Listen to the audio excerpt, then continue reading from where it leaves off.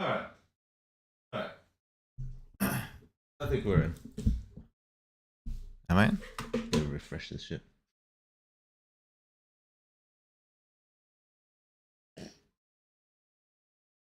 Yeah, we're in. How's it been going? Let me fix this fucking.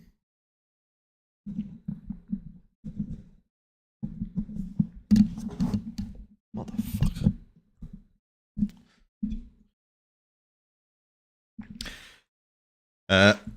Hey, so I thought, hey, Weird Coon, reporting for duty. You remember when I told you about that villain Solarian last stream?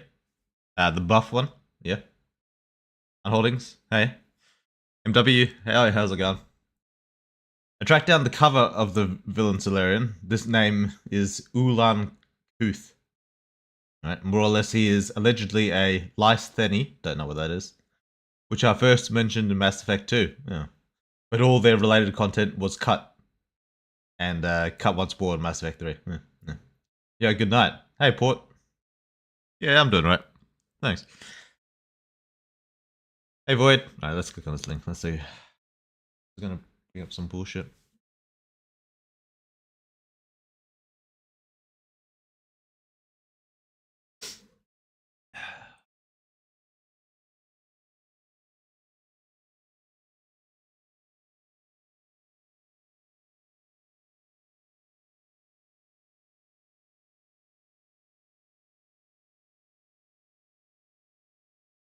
Alright, he doesn't look that buff for a Solarian.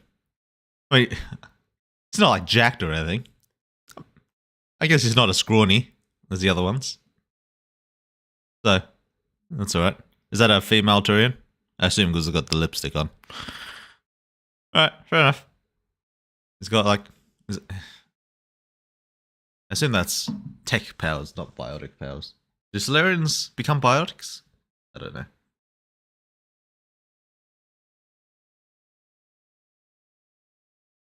Hey Jared, how's it going? Today's subject is learning to write. We're gonna go over some videos, some where they give some tips. We're gonna see if I do this, if I do it well, if I do it poorly, and see if we can't improve our writing a little bit.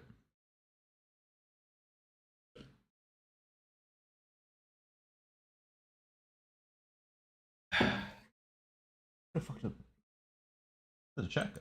Did I close that shit? No, there we go. Hello, Mr. Weird. Hey, dude. How's it been? Best viewers on Cut.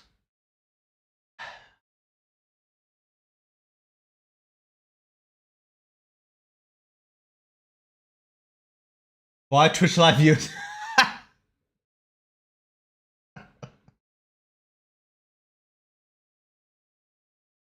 You can just buy like viewers.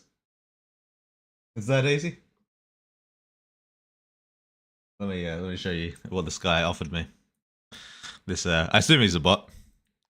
Look at this. Only $2 for 50 viewers. Isn't that nice? $3. It's not even double the price. It's a bargain, man. This is shit. Yeah. So, how do you ban people again?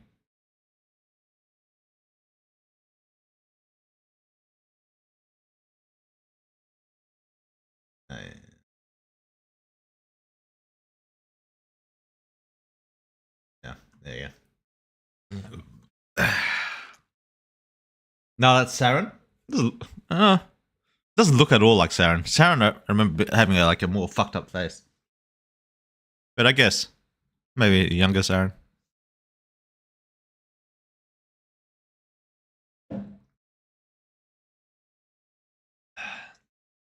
Alright.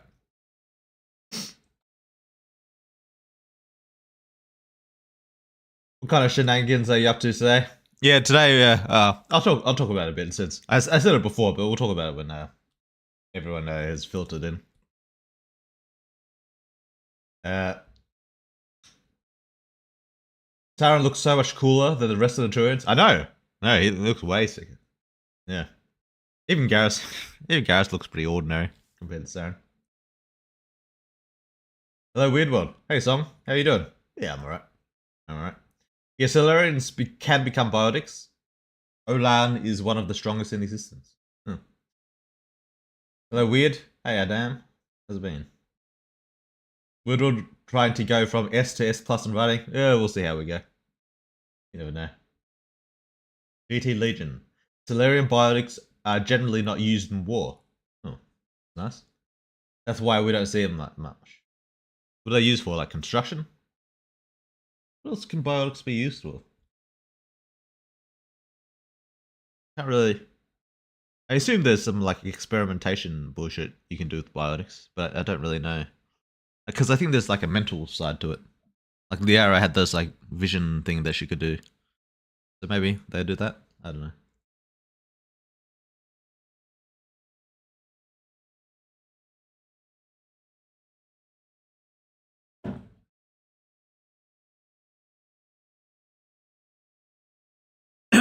Yeah.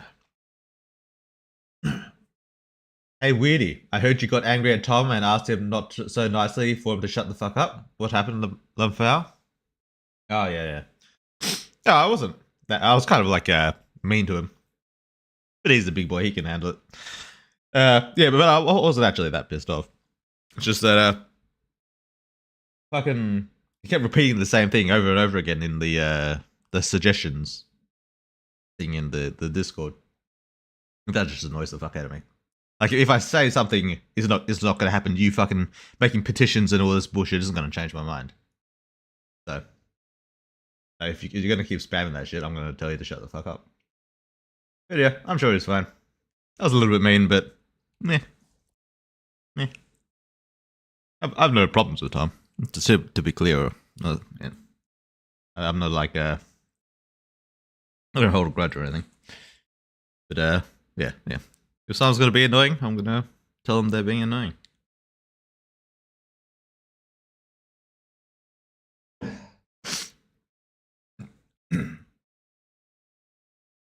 That's good, yeah. Mass Effect off the bat. Isn't this something you usually save to like 1-2 hour marks when you go off topic? Yeah, true. Good point. Let's close this shit. Lol, bots going crazy. Yeah. The website has gamer colors, so you know it's legit. Yeah, sure. They're definitely not going to steal my credit card or anything. Yeah. Did you alret the server, boss man? What is alret? I assume that's a typo, but I don't know what the right word that's meant to go in there is. I always buy stuff from a website that says 100% legit. Yeah. But for some weird reason, most of the time I never get what's bought. Yeah. Strange. Love the hard work, man. Soon you will be the first millionaire in the industry. I'm pretty sure Dr. Pink Cake is probably a millionaire, right? And the person who makes Summertime Saga, he must be a millionaire by now. I think he makes the most out of any adult game dev, as far as I know. I looked this up a while ago, but that might have changed. But he's definitely a millionaire.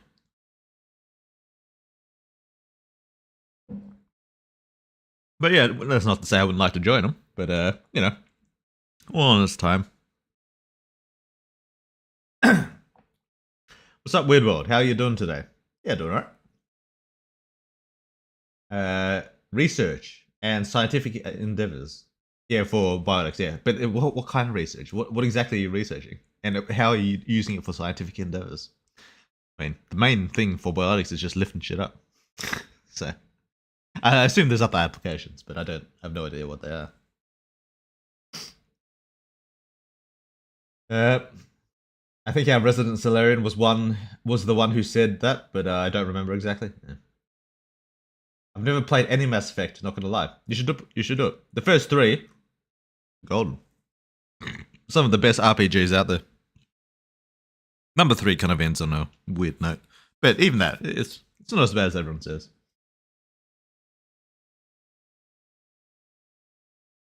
Fuck right at the fucking speech or a fucking propaganda from fucking Twitch. Propaganda? Why? What? How are they propagandizing something happening? I'm not looking at Twitch right now.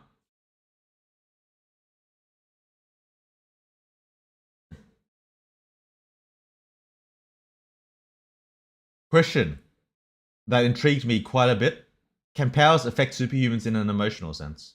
Like increasing them for more than they usually would be? It could explain why Cole is such a hothead and irrational as fuck. Although that could just be who he is by default. It depends what you mean by emotions affecting powers affecting emotions. Give me a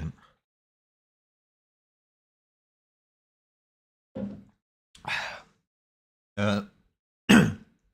You mean different types of powers affect emotions differently? Not especially, not right now. I mean, I could add something like that if I felt it was needed. But as of right now, not really. But would having powers in the first place impact emotions? Yeah, it can change who you are on a pretty fundamental level. It's not just genetics, and genetics are part of who you are. So it can alter you slightly. As for if that's what I'm to Cole, yeah, not really. Cole's just an asshole. That's basically it.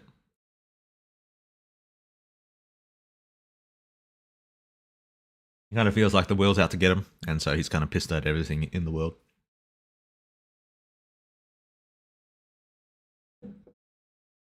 Oh, by the way, do I sound alright? I got this new thing I chucked over the mic. They call it a pop filter. It's like this fuzzy cushion thing. Apparently, it helps cut out like the excess bullshit. So, if I sound weird, that's why. I don't know if you can hear it or not. So let me know. Let me know. 1 extra minute of propaganda. I don't know what propaganda you're talking about, mate. Add right before he talks, though. right. Yeah, I made it. I have been wanting to make it to one of these. Anyway, I love your game. Thanks, Frisky. Appreciate that. Glad you're enjoying it. And, welcome in. I love it when right before he gets to a thing I asked, I'm hit with an ad. I guess I won't see what he has to say and I'll instead go fuck myself. What did you ask? Immediate pain. Mass Effect 2 right off the bat. Yeah. Yeah. Well, you know. What was I up to?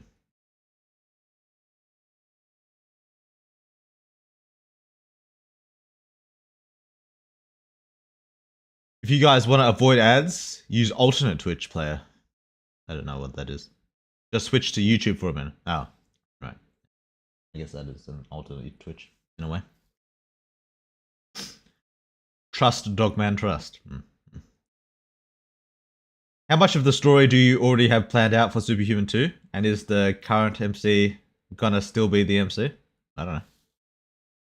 I mean, I've got the entire story for Superhuman as a whole. Like this whole world is basically finished.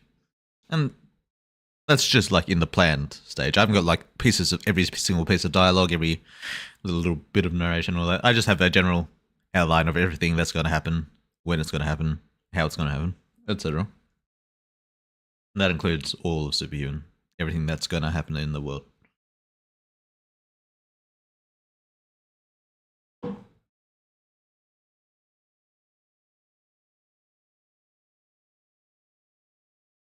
I think Weird World don't answer these type of questions, not gonna lie, but it would be very cool if it did. No, it wouldn't. Please, Weird World, answer it. I'm curious, I will explode. Nah. BioWare fumbled by not doing antibiotics. It's right there. And they didn't even do it. True. Weird World, quick question.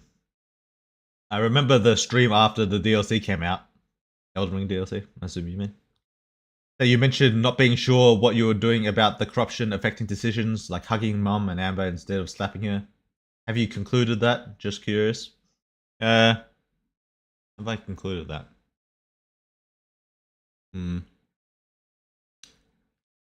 I've had a few ideas. I don't know. I'm probably not going to be limiting choices in the way that I did with Mum and Amber. Like, I'm not gonna have it like actually, maybe I will. I might do actually, but it won't be one. It won't be tied to emotions as much. Well, it will be. Yeah, it's hard to explain.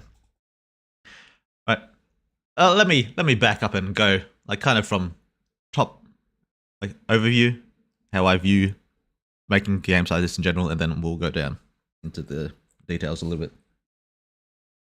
One of the things I value about visual novels, and this includes my own, especially my own, is not having the author's opinion inserted into the character too much. Opinion, emotions, anything like that. Because I feel like it breaks immersion. Like if the character feels something that I don't feel, I feel weird about it. I don't necessarily dislike it. And it depends like if it's a character that's meant to be you or not. But since Superhuman is a character that is meant to be you, in a way, he has his own character, but he's basically a self-insert. I don't like to insert too much emotion one way or another into the character. That's why typically, if the character makes a decision, it's usually he makes it without emotion, usually. And in the cases here where he does make a decision with emotion, I'd like to give that as a choice. I can't do it all the time because sometimes the story needs to go where the story needs to go. That's just a basic truth of the how much work I'm willing to put in. Because making like too many different branching choices takes a lot of time, and I don't have time to do it all. But generally speaking, I try to make any choice with emotion that has the character engaging in some sort of emotion. I like to make that. Well, I like to make it a choice. I don't like to just have the character do that. And using the corruption to like limit choices in that way kind of goes against that a little bit. Even though it's a product of your earlier choices, so I think it's a little bit different. Because if you've been choosing a lot of corrupt choices, that affecting the choices you get later on is still kind of in line with that. But I don't know. Yeah, so I don't like limiting emotional choice in that kind of way. But with that said, I am more okay with eliminating emotion from the character. Having a character feel more emotionless, even when the player is more emotional, is something more acceptable to me than having a player who's emotionless, but playing as the character who is emotional. For me, it's more acceptable that way. That said, in how I want to implement corruption, I'm probably going to write it as, well, design it as in a way that you're probably going to be, rather than choices, events are just going to change based on your corruption. Like, you're not going to get a choice. It's not going to be a choice that's like cut off from you. It's just that leading up to certain choices, the MC is going to act slightly different and do things a little bit more differently based on the corruption score. That's probably what I'm going to do. Like, he'll be slightly colder. He'll be less capable of expressing some of the more positive emotions to a degree. And also, he might start killing more brazenly. Like in where normally as a non-corrupt player you get a choice, I want to kill this character, I don't want to kill this character. Corruption, you might kill them anyway. I don't know, I'm still undecided. It's still... yeah, I don't know. I'm still undecided. I'm probably not going to decide till 1.0. Because that's when all the major shit is going to change. But yeah, I still need to do more thinking about it. But yeah, that's a long answer. Not a very coherent one either. I'm still thinking about it. That's the basic answer. So close, Scyther, so close. Calls a bitch. Yeah. Yo, I left the Discord. Can I get a link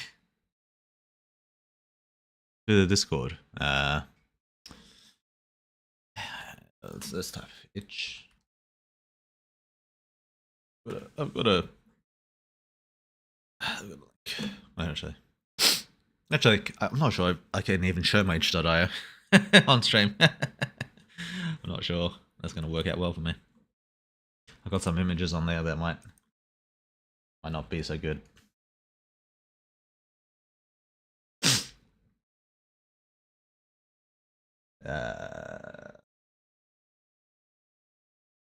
Copy link address. I'm posting the Discord in the chat. That's a Discord link. Join if you want to join, or if you're not joined already.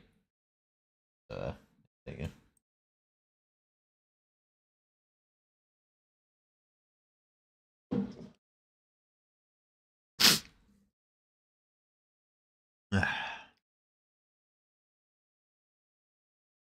Scyther sending you the fake one. Well, what?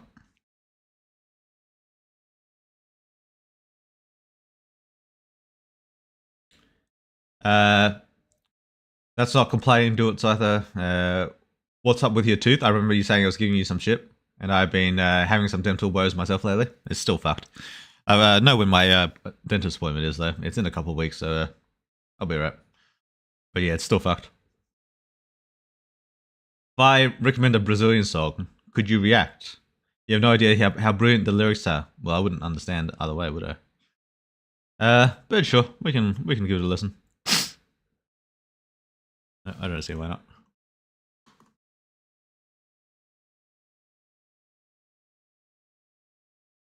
I don't know if copyright or any of that bullshit, but I'm sure. Wait, are you allowed to listen to songs on fucking Twitch? I don't even know. I don't know the answer to that. It's his game. What he chooses to disclose about it is up to him, and you get what you get. True. And don't throw a fit. Sorry if you're just now learning it, but should been taught that growing up. I don't know about that, but yeah, I'll tell you what I tell you. I think everyone pretty much knows that about at this point. I might try to replay the game. I'd recommend waiting and go for a good boy playthrough because I'm going for a natural right now. Just playing the game. Oh yeah, just without worrying about one way or the other. Yeah, I'd wait till 1.0 if you're going to replay the game because that's when I'm going to be doing all the refurbishing. So, I mean, yeah, you can do it now if you want, but I'd recommend if you're going to do it, wait till the end of the year or start of next year. Yeah, if Twitch wants to be an arsehole, I'll just brute force it. I have YouTube open and using that to listen. Have Twitch muted and just using this to type. Twitch wants to be a bitch, I'll just third party it. Yeah, fair enough.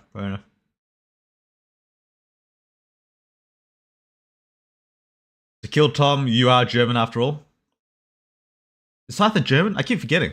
I thought it was the Swede. No, German. Could be German. I keep forgetting. I ask every time, but then I always forget afterwards. Could MC shapeshift himself into radioactive elements? It depends if they're found in the body already.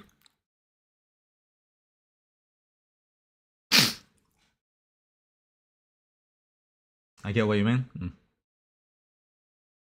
There are two Discords. The main one ran by Weirdworld himself, and one ran by F95 crowd. Oh, right. Scyther made his own Discord, motherfucker. Oh, and he fucking slandered me in the fucking itch.io. Did I delete that message yet? Where did I put that itch.io thing? Did I delete that motherfucking message?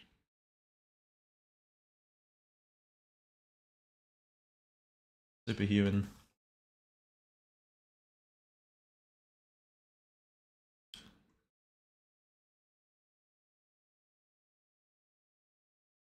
Did I? I think I deleted it.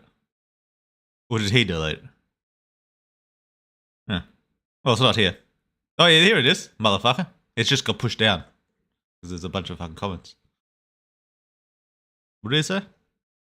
The official Discord is a den of racism and homophobia. The clear bias amongst the moderators and Weir's lack of fairly enforced rules has led the Discord to darker paths. Along with some of the brothers here on F95, have forged an unofficial Discord server which, unlike the official one, has proper rules in place to ensure what goes on in the official Discord will not occur in the unofficial one. This way no one has to deal with assholes spamming hate speech and derogatory terms against groups of people based on sex and race. Eliasm will no longer have a death grip. See, this is the real reason right here. This is the fucking real reason. Eliasm will no longer have a death grip on how people do things. Glory to United Cults, glory to Shadow, glory to Mummy Fourth. Mummy Fourth, is that a cult as well? I've never seen this cult. So yeah, I'm not going to log into my account fucking here. So I guess this is not going to get deleted. Not right now anyway. But yeah, fucking... I saw this a while ago. Sometime this week. Because of this, I have to fucking go through all my goddamn fucking Discord messages and delete all the fucking bullshit. God, it took me hours. Oh my god. What a pain in the fucking ass that was. Wasting my goddamn time worrying about this bullshit. And to delete all the fucking hate speech and all that bullshit. Ugh. Just remembering it pisses me the fuck off.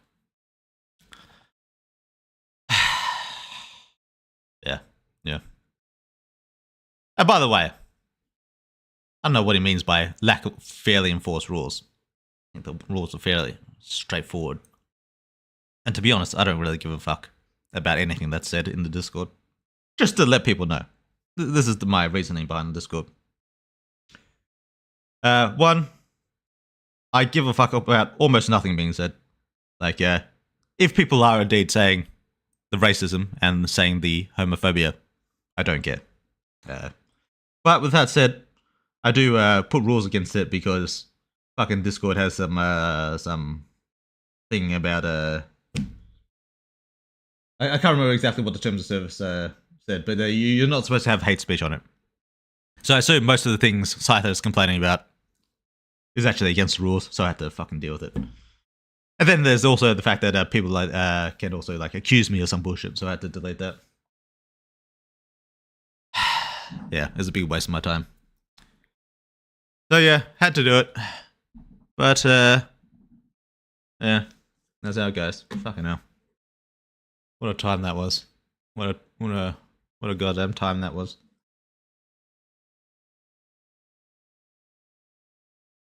Yeah. Where the fuck was that?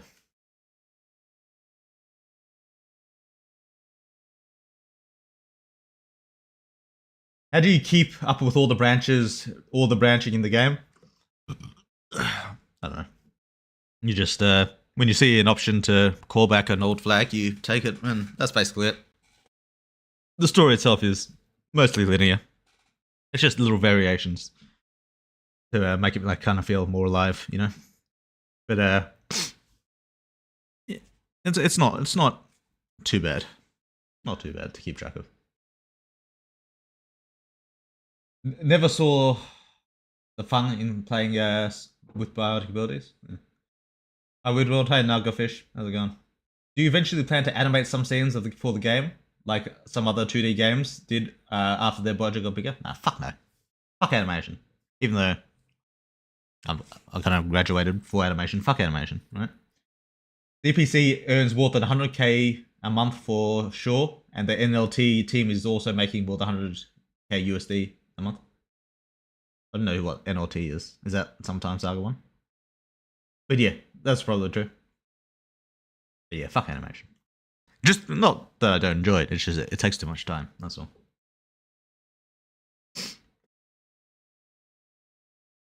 How do you keep up with all the branching of the game? No, I already read that one. Yeah, I agree with your point. I feel like if me as a player chooses to love that character and hates the other character by player choice, I feel like it would be kind of off being all lovey with a character and then slapping them or hating them and then all of a sudden loving them. Yeah, it's a little bit weird. It needs some more thought put into it. One of you can be racist, one of you can be acoustic. Choose both for max power. Weird World, would we get to see Jake again before the story ends in our head or in Hero? Who knows? Weird World. I feel like if you I assume you mean made all the choices to be corrupt, it makes sense in a way to be limited. I like the idea of a character being emotionless as time progresses on, as they make such choices. Yeah, it needs some thought. Weird, I had an idea for a couple of organisms that have abilities that would be useful to TMC. Do you want to? Yeah, post them, why not? I'll tell you right now, I'm probably not going to use them because a lot of things, abilities that people think are really useful, the MC can just already do by virtue of being a shapeshifter, and that's. I'm almost certain that what you're going to name is probably going to be that. But post them. Maybe we've got some super unique ones that I've never even heard of. It's possible. Made, not mad. Yeah, I figured. The event's idea is an amazing for incorporating corruption. I like it. Yeah. We'll see. Okay, that makes sense. I kind of felt that, but I don't know if that's the case. If that's the case, I'm gonna be the best good boy. I'm not sure what you're referring to exactly. I can't remember. Can't remember what I said. Yeah. Hello, Weirdworld. Hey, Ramnal. How's it been? How have you been going? You're the one who streams a bit, right? How's that been going? Evil MC be like, I support Drake. Oh yeah, I remember that whole. Is that still going on? Drake versus Kendrick? Is that still happening, or did Kendrick already win that? Hey, calm down, Weedy. You're gonna get banned. I'm not gonna lie. I know what gave you there. You're banned for what?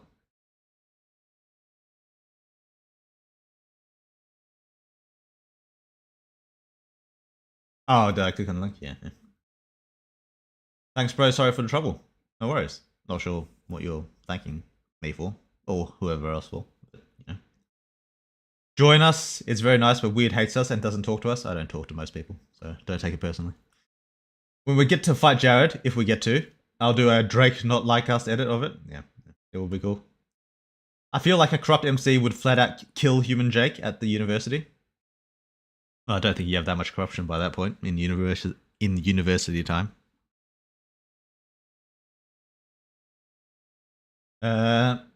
Wait, you making edits? Show me. Oh, it's to some max. Yeah.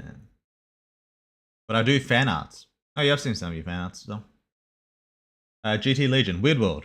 Can you comment on the importance of the corruption stat for the endings? Should we pay the same attention to this stat like we do to power and skill, which gives us win points, for example? Yeah, this is a good question. Because you probably want to know how you should be playing. There will be at least 2 major endings. And one of the factors that go into deciding which ending you get will be corruption. That said, you won't need max corruption for it. You just need a good amount of corruption. But a lot of the choices associated with corruption, for example, eating Kenny, etc., eating Danica, those choices are important that you do make if you want the perfect version of the corruption ending. Like, there'll be the corruption ending, then there'll be one version, the normal corruption ending, then there'll be the perfect corruption ending. For the perfect corruption ending, you won't need max corruption, but you'll need some of the choices that are corruption choices. For example, like I said, eating Kenny, eating Danica, etc. So, yeah, don't focus on corruption skills in terms of corruption points in terms of just getting as many as you possibly can, but focus on it in terms of eating people. That's basically what you want to do if you want to get the true corruption ending. So yeah, there you go. No need to min-max, but when it comes to killing people, kill everyone and eat everyone. I guess you don't need to kill everyone, but anyone that you get the option to eat them. So yeah.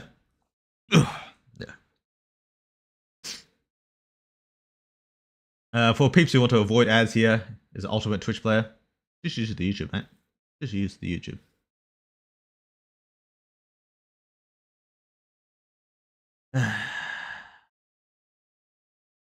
So will 1.0 be the final content version, excluding any big fixes? Yeah, before I release it on Steam? Yeah.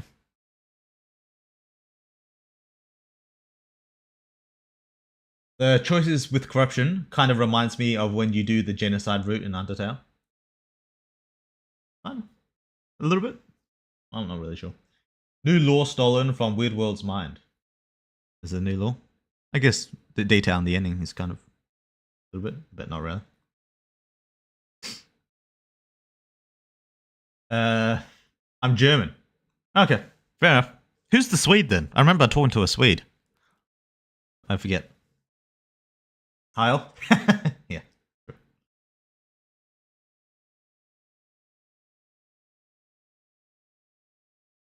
Stop repeating that same fucking shit. For peeps trying to avoid ads or whatever. Just want them to use it. It's easier.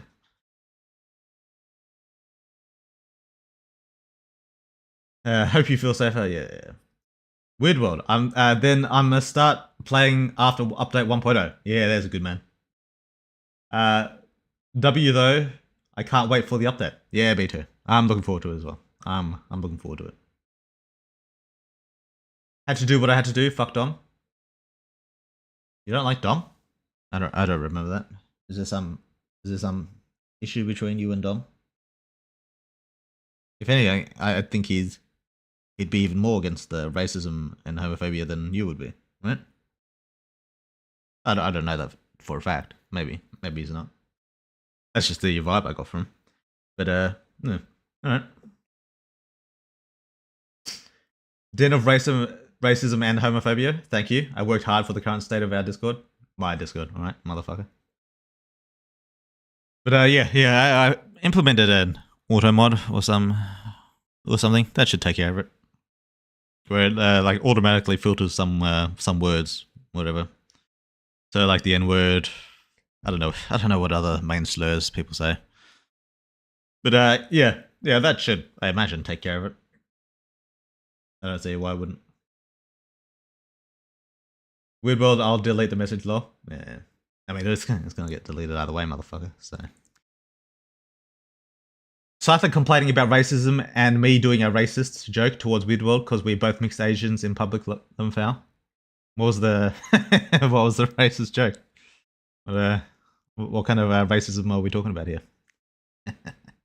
Enemy of good sense, not gonna lie. Who? Are you and Scyther like pals? I assume that's a joke.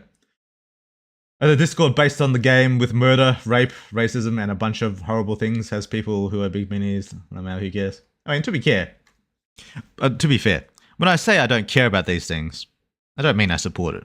It just means, like, in the very literal sense, I don't care. And by the extension of that, I also don't care about the people who do care about it. Don't care if people do care about it. So if someone has a big problem with racism, homophobia, blah, blah, blah, blah, blah, wants to make a Discord free of that, well within his rights to do so. I have no problem with people who take big issue with that. It's all the same to me. Everything's the same to me. If you're looking to me for any kind of like morality, like anything like that, you come to the wrong place. I have no morality. I don't care about basically anything that doesn't directly affect me. I have like various principles that I try to uphold, but even I don't really fuck.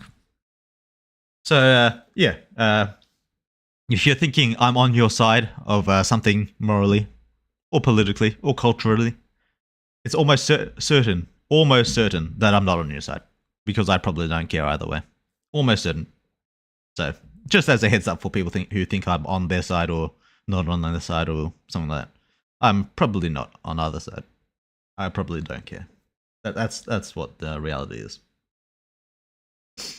So yeah, don't take anything I'm saying here as like an endorsement or a condemnation or anything like that.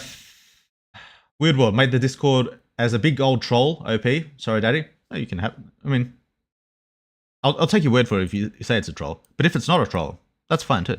I mean, there's nothing wrong with having your own place with that you feel more comfortable in, and that has stuff that will remove stuff that you're not comfortable with. I think that's totally fine. To be clear. But yeah, I'll take your word for it either way. Fuck, forgot today was Saturday. Hello, everyone. Hey, Eldritch, how's it been? And yeah, you haven't missed much. We're still talking about reading the comments. I'm always early on. I'm always just fucking reading the comments. It takes me like an hour to get into the fucking shit that I intended to get into. I'm sure we will eventually, but you know, if people got something to say, I like to hear it.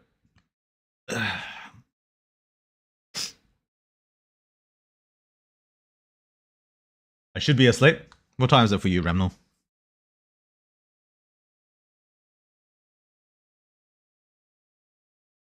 Alright. You should be if you want to watch Weird World instead of asleep. Do what you want. Yeah, I've still got to figure out the times. I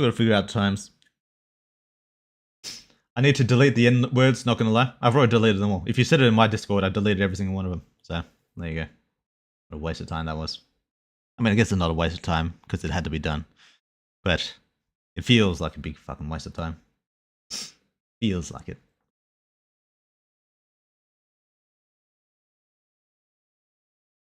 In my defense, I'm not racist, just a son of a bitch. Can't care less about what race you are. I want to hate everyone. I'm all for equality, just not the good love one. Yeah, no, I don't care. As long as you're following Discord's terms of service, I don't care. That's basically how it is. And if you're not following Discord's terms of service, I'll ban you. I don't care. I'll just get rid of you. It'll be that simple. Hello, Weird World. Hey, Jellyfield Panda, how's it been? Can something be done about the bullying problem? I'm constantly being told I'm not racist enough. I am. Yeah, true. When I first started this game, I thought the MC was Kevin Levin, and I sort of do still see him in the design. I mean, kind of. Yeah, it's going great actually. Yeah, good to hear, man. Good to hear. Weird World. On God, is that what ONG means? I don't know.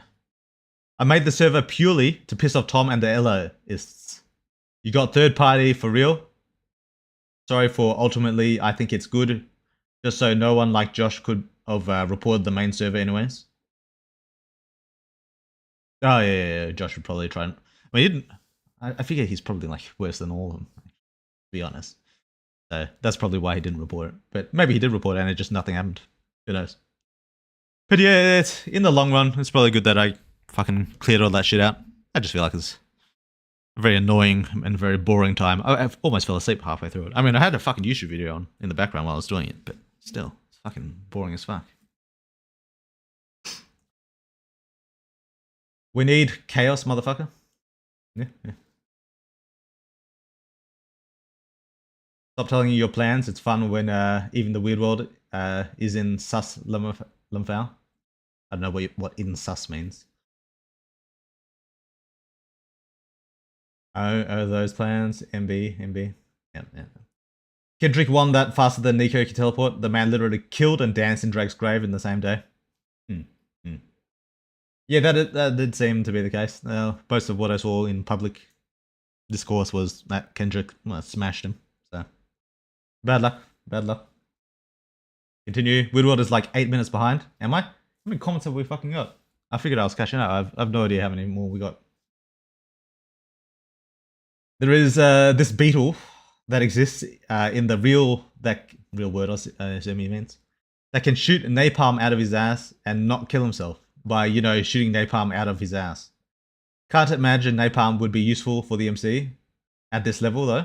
Why burn somebody when you could crack the skull? Yeah, exactly. Yeah. I might look into it. I did research some beetles back in the day that had various abilities. Like there was the bombardier beetle and stuff. I was thinking about implementing some of it in some of weirder ways, but I don't know if that's going to happen. I just don't know if it's useful enough. Alright, yo Weird World. When is the next update? I just tuned into the stream. I don't know, man. A couple months around. Maybe 1.5 months. Next year, dude. Yeah, who knows.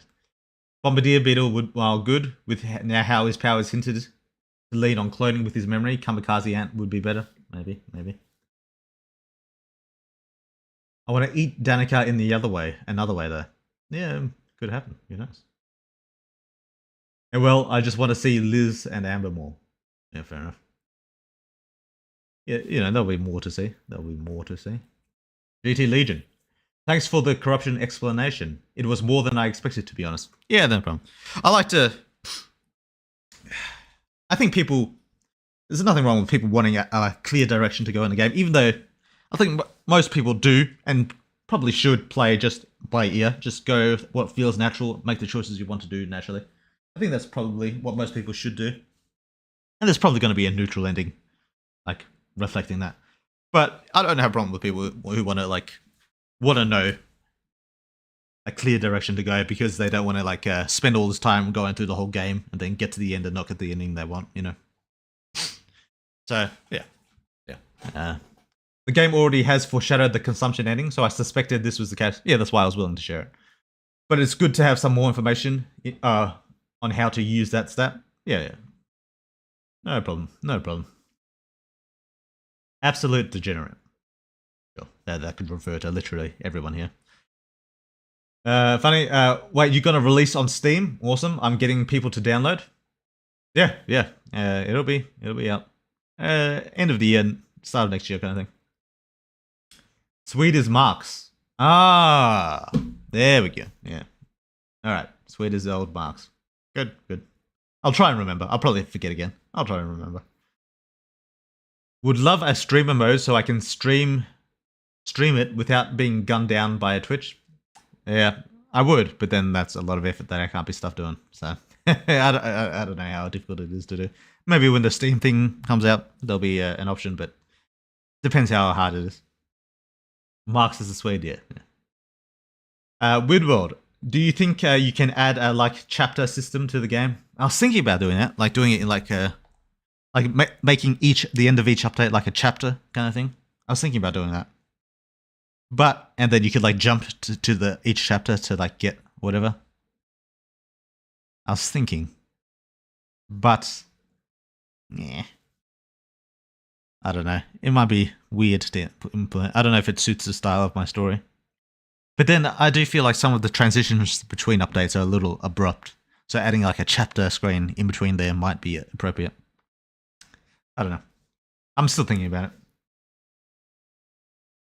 Died of skin cancer due to pale nature of him. Don't know who you're talking about. School, diamond battle stuff. I mean, technically you can break in arcs in your mind. Yeah, you can. Yeah. Actually, on Twitter, I got some people to get the game, so I hope they love the game. Oh, that's good to hear. Always like to hear more people getting into it. Weird World. Nah, Dom dislikes my beloved. I had to go hard against him. Oh, right. Dom's against Shadow. Yeah, I figured. Yeah. If you're going to release it on Steam, I probably won't be able to buy it since I live in Germany. Will the update also be available on itch? Yeah, it's going to be available. It's still the same ways it's always been available. It's just that it's also going to be for sale on Steam. So, does Germany restrict the adult section of Steam? Is that what's happening? Yeah, fair enough. If you want an expanded auto mod word list, I can send them to you if you want. Covers a crap ton of words. I mean, the only words I care about is the words that Discord wants fucking remove. That's all I care about.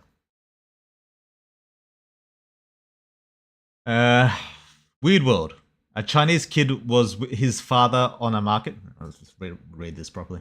Weird World. A Chinese kid was with his father on a market buying stuff. He looked towards the owner and saw that he looked pretty similar to them. So the Chinese kid asked, Daddy, why they look the same as us? The father answered, I'm not your father. Who the hell are you? Yeah. Good old Asian jokes. Fair enough. Let me. Do Asians look the same to other Asians? Is that a thing? I'm pretty sure it's just to white people. I'm pretty sure that's what it is. Weird World is too corrupt for morality. He's almost max corruption. I mean, kind of. Yeah, I'm not sure exactly how to respond to that. Because it's not exactly true. Because I feel like... Alright, yeah. Alright, here we go. When it comes to... I don't know if this is... I assume this is most people, actually. I was going to say, I don't know if it's just me, but I think it's most people. Unless something happens to me or someone I know about, the level of care I can give to that is basically 0. I think that's the best way to put it. when it comes to, my family, my friends, even just my neighbors, people I know, I can be like a very nice guy. And I generally usually am a pretty nice guy. And I try to do things right by them. I try to be a relatively good person to them. But when it comes to like people outside that circle of people I know personally, I mean, what's the point in me pretending I give a fuck about any of them?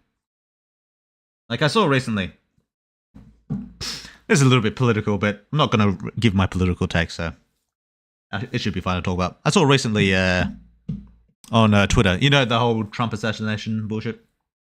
A lot of people are really crying about the innocent firefighter or whoever who died, and how people aren't being sympathetic enough to him, and like people saying I don't care that he died, and saying that's inhuman and all that. For me personally, I don't give a fuck either. Like I'm not a lefty. I'm not necessarily a right-leaning person either. But the firefighter who got shot, if someone wants to make a joke about that, no, that's perfectly fine with me. I care absolutely zero. There's people dying around the world all the time, literally everywhere. The fact that the media is focusing on this guy doesn't change anything for me. Like, why would the fact that the media is like looking at this person and saying that you should feel bad about this person make me feel more bad about this guy than literally any other person dying in the world right now? It means absolutely nothing to me. So if someone wants to make jokes about it and laugh at it or say like some really unhinged shit about it, I don't care at all, because I don't know him. To me, he's literally the exact same as any other person in the world. Like someone is probably getting shot right now in China. Do I care about the person? I mean, it's bad that he's getting shot, obviously, but do I care? No. Why would I? I don't know this person. So that's generally how my morality works.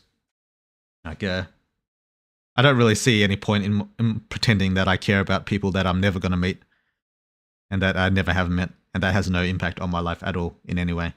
I don't see what the point of that is. I can be like nice and sympathetic to people I know personally, like or not even like super person, like people that I meet in the street. I can be nice to people like that, but I'm not going to be nice to some motherfucker a million miles away that I don't give a fuck about. There's just no value in that to me. So yeah, that's my philosophy when it comes to my personal morality. Yeah, so Wheel World has been min-maxing corruption. So, I mean, in a way, that could be viewed as a corruption kind of view, I guess. But it's mainly corruption towards, the internet, basically. Basically to the internet. Yeah. Weird World started out as a troll, but now using it as a little spot and for wiki work. Yeah, I don't care.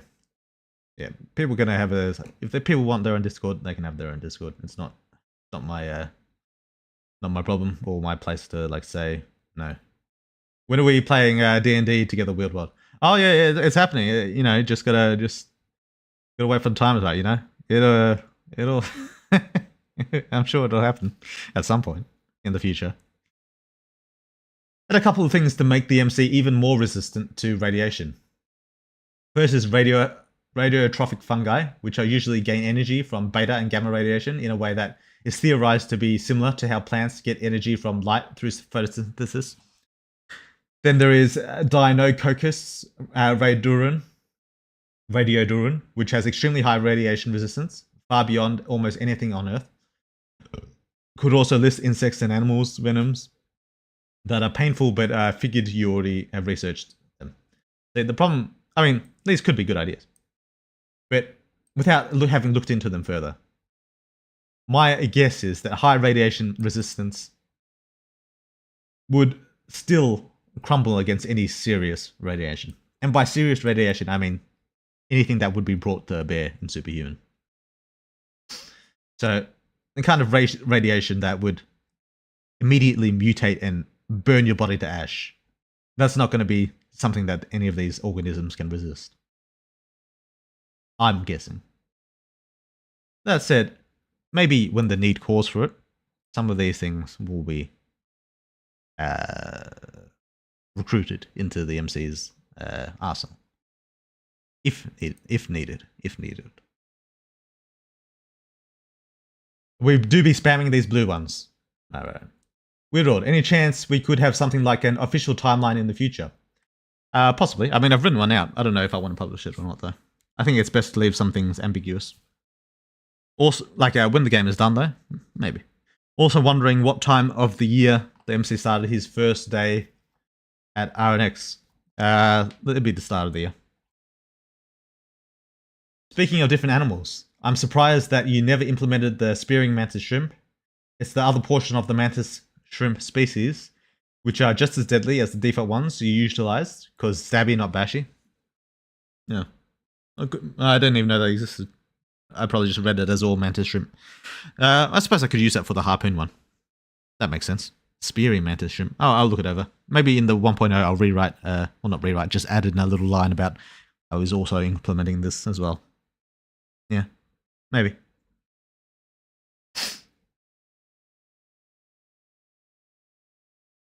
MC should go green just so he can smoke some fat blunt, you know? What I'm saying, the man needs the Zaza to chill those homicidal tendencies. Yeah. And it would be funny if Weirdlord did that and you actually lose 1 point of corruption. What, from smoking? Yeah. Alex, Merso, or MC, who's eating whom? It depends on what level the MC's at. I got a guy to play and his first comment was about the massive tits. Yeah, that's not a shock. That's pretty expected. I mean, white people look like white people. Yeah, I thought so. Japanese, Korean, Chinese, and Mongolians look pretty different if you look closely. True. But you put Korean and Chinese in the same thing. So there's that. Do Japanese look very different from Chinese?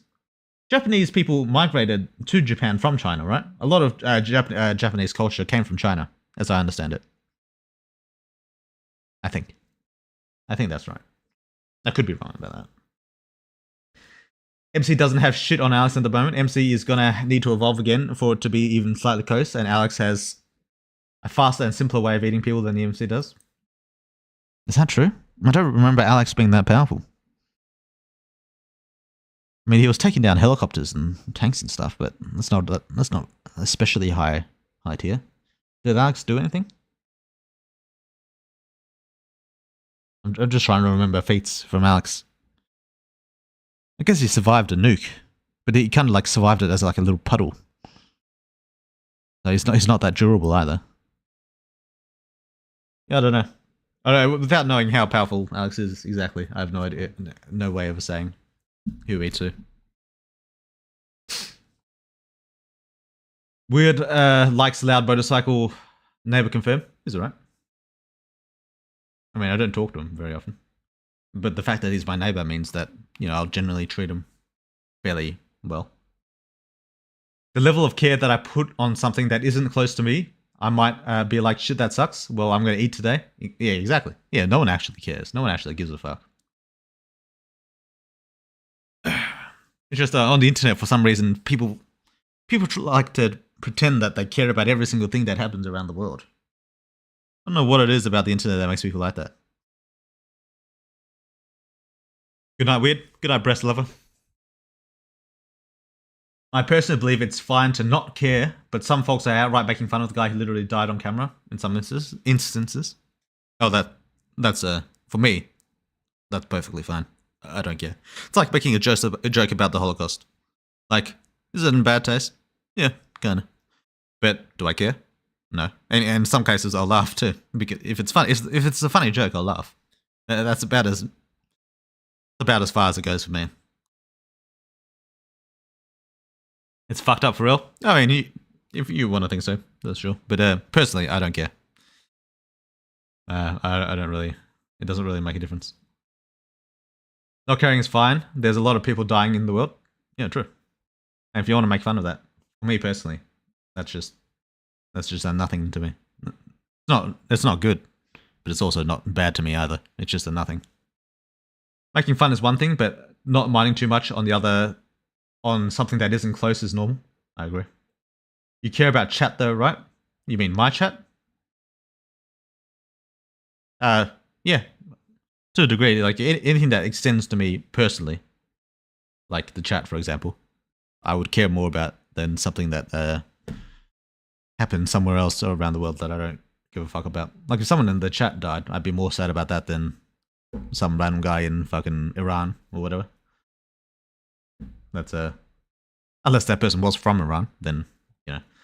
But yeah, anything that extends from me personally has more of an impact on me, and therefore deserves more emotional consideration. But attacking a guy or getting shot for no reason is just outright stupid.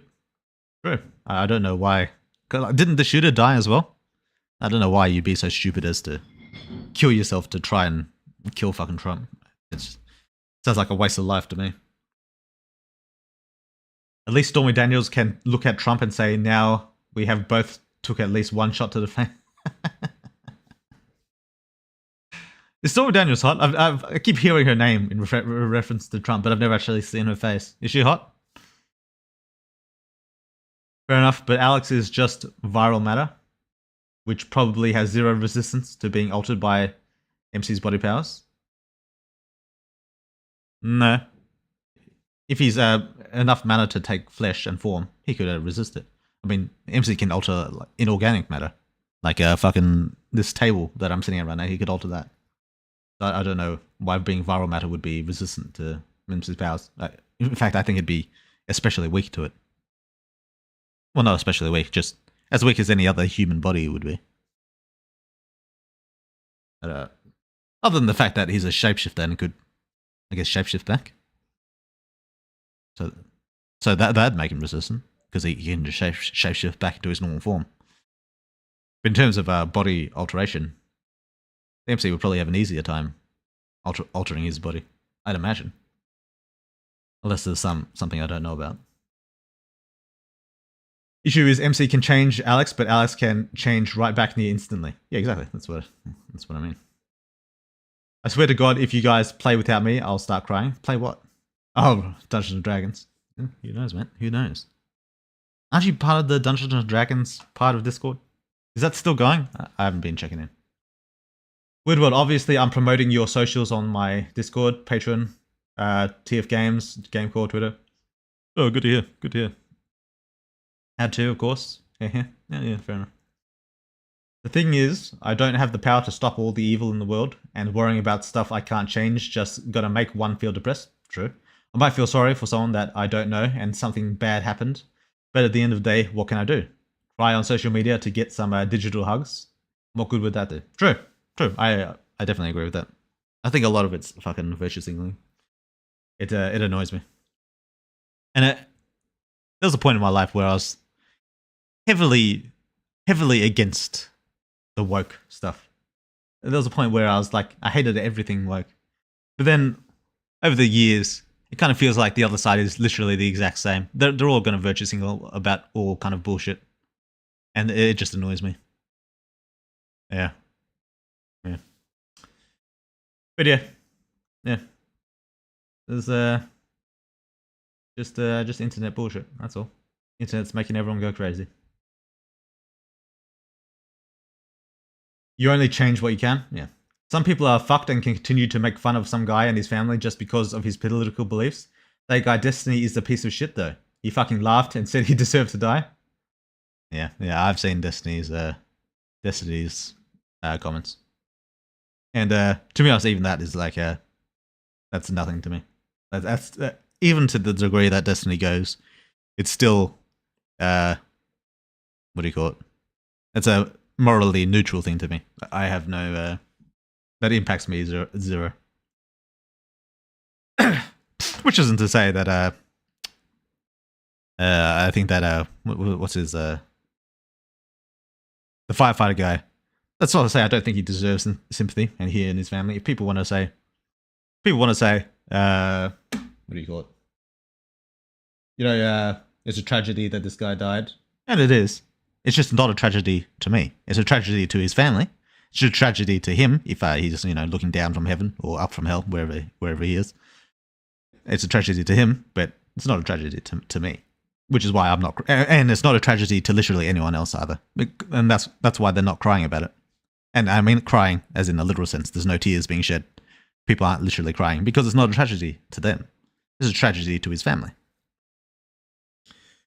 So yeah, but if people want to say, maybe help the family out, like if Trump decides to go to this guy's family and says, we'll take care of you, we'll financially take care of your family for what the crazy murderer did to them. I think that'd be a very good action to do, and I think Trump especially should do that. Is Trump doing that? Is Trump gone to their family and like give them like, what do you call it, like financial aid or whatever? Now that I assume he's the moneymaker. Maybe the wife is the moneymaker, but I assume the firefighter dude was the moneymaker. Has Trump given them some money? Does that happen? And if other people want to give him some money as well, the people who really feel emotionally impacted by this want to do like the fundraiser or whatever to take care of the family, I think that's perfectly fine. But to me, what else is also perfectly fine is making fun of the motherfucker or whatever, because who the fuck cares? No one. That's why we stalk people and get his family on the line. Joke, quite. Damn, we fucked. I mean, Koreans were called Little Korea for one reason, right? I don't know. I don't know what Little Korea means. Little China? Ah. Okay. Is that true? Did Koreans... China migrated a lot back in the day. So were Koreans like originally from China? And they migrated over to Korea? Is that how it worked? Or were they just always there? Defeats from the sequel count. Yeah. For Prototype 2? Yeah. I mean, it depends who you're asking. If you're asking me, I don't know why you'd be asking me, because I don't really care. You'd have to ask the guy who's arguing one way or another. But I assume everything that within the canon would count, right? Everything that Alex Mercer can do. So that'd be the first and second games, for sure. I don't know if Alex is faster than the MC. Based on gameplay, he wouldn't be. But, gameplay's not everything. So, I don't know. Level 3 MC was blistering around right after he evolved. Yeah, that's what I mean. I mean, Japanese have a rounder face and they have more beard in the Ainu Ryukyuan side due to the first people that got there. Oh. While Chinese and Koreans share way more genes and they have no beards and stuff. Is that why I can't grow a beard? Yeah, damn. Fucking Chinese. While Mongolians are square-faced, they have cool beards. Yeah, damn. If only I was part Mongolian, I could grow a beard. Anyway. Since the MC is in the monster world, it's the perfect time for him to step up from the animals and insects and focus on monsters when changing his body. Maybe. VC face shite-like version and Link is visible. What? What do you mean? I'm looking at my fucking OBS right now. Nothing is visible, is it? Is it? Is the VC... It's not visible. Nah, it's fine. I don't know what you're talking about, mate. Also, more future MC Wenbro, come on. He hates us. Yeah. Alex Mercer wasn't that powerful. He is weak compared to level 3 MC, as MC moves crazy fast compared to Alex. He also has far better armor than Alex did. Then there is the Mantis Punch, which is far beyond anything Alex did. I don't know. I don't know what Alex's feats are. I can't remember what he can do. I haven't played Prototype in years. Plot twist. Netanyahu pays Weird World's Patreon. Oh, I wish. Yeah, but then I'd have to fucking, talk about Israel all the time. And what a miserable time that'd be. Talking about Israel and fucking Palestine and all that. That sounds like a miserable time.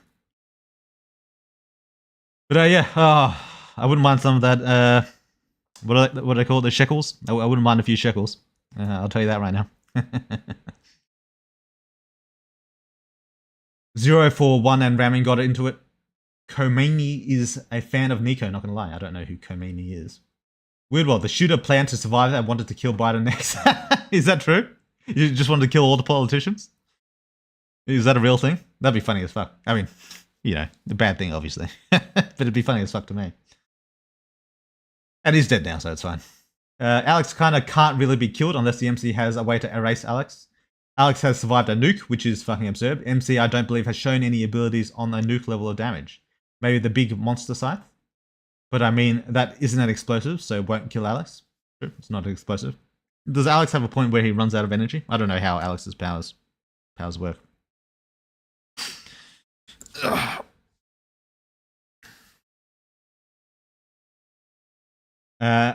Ramnal the Wanderer, no, he just hates you.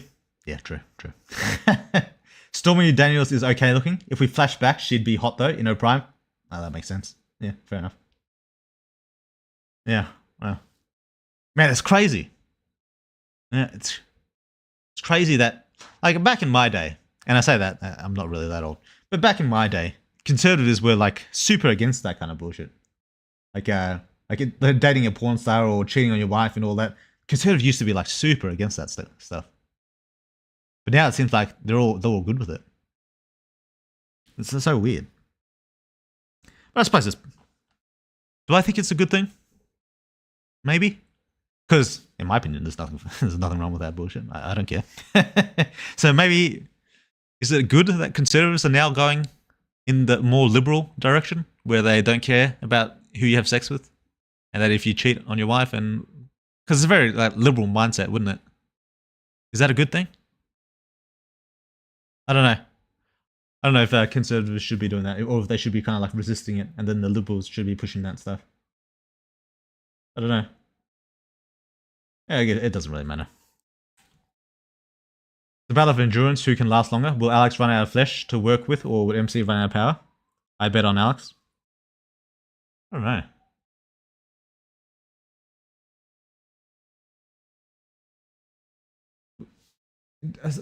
It depends on how often MC gets injured, I suppose.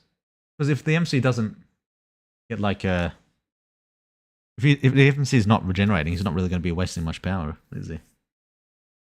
So I guess it would depend on how easily Alex can injure the MC. How powerful is his attack power? Can he break through the heavy armor, or could the MC just tank everything he does and just keep going for literally forever?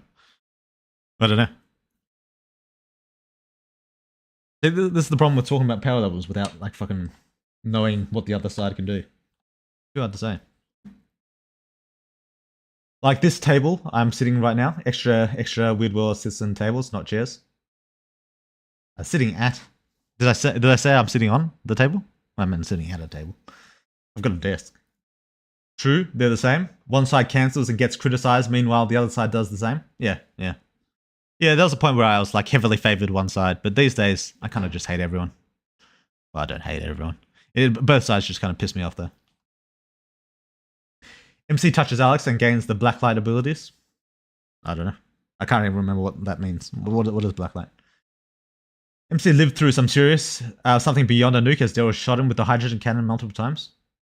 Yeah, but he wasn't like totally engulfed. And also, Alex can be killed with enough damage as he gets weaker as he's shot, burnt, or whatever.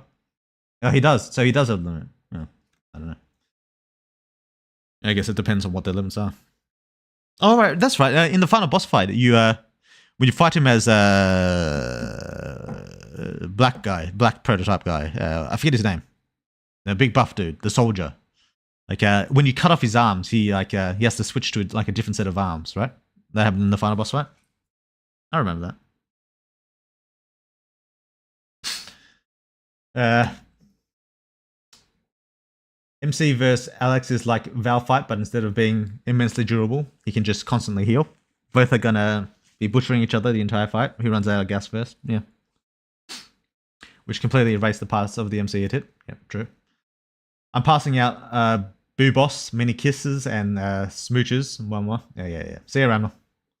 We'll play a D&D at some point. I'm sure. Maybe. At some point. In the future. Yeah, Trump has visited the family and gave them a crap ton of money. Yeah, good. That's good for them. That they get a bit of cash now that they're the breadwinner or whoever the financial supporter. At least one of the pillars, I'd assume, is out. They need a bit of money to to go on. So yeah, good for them. Ramnal, Why do you think he avoids streaming with you? Being completely erased by an attack is not a durability feat. Surviving the attack is just because he avoided it mostly. True.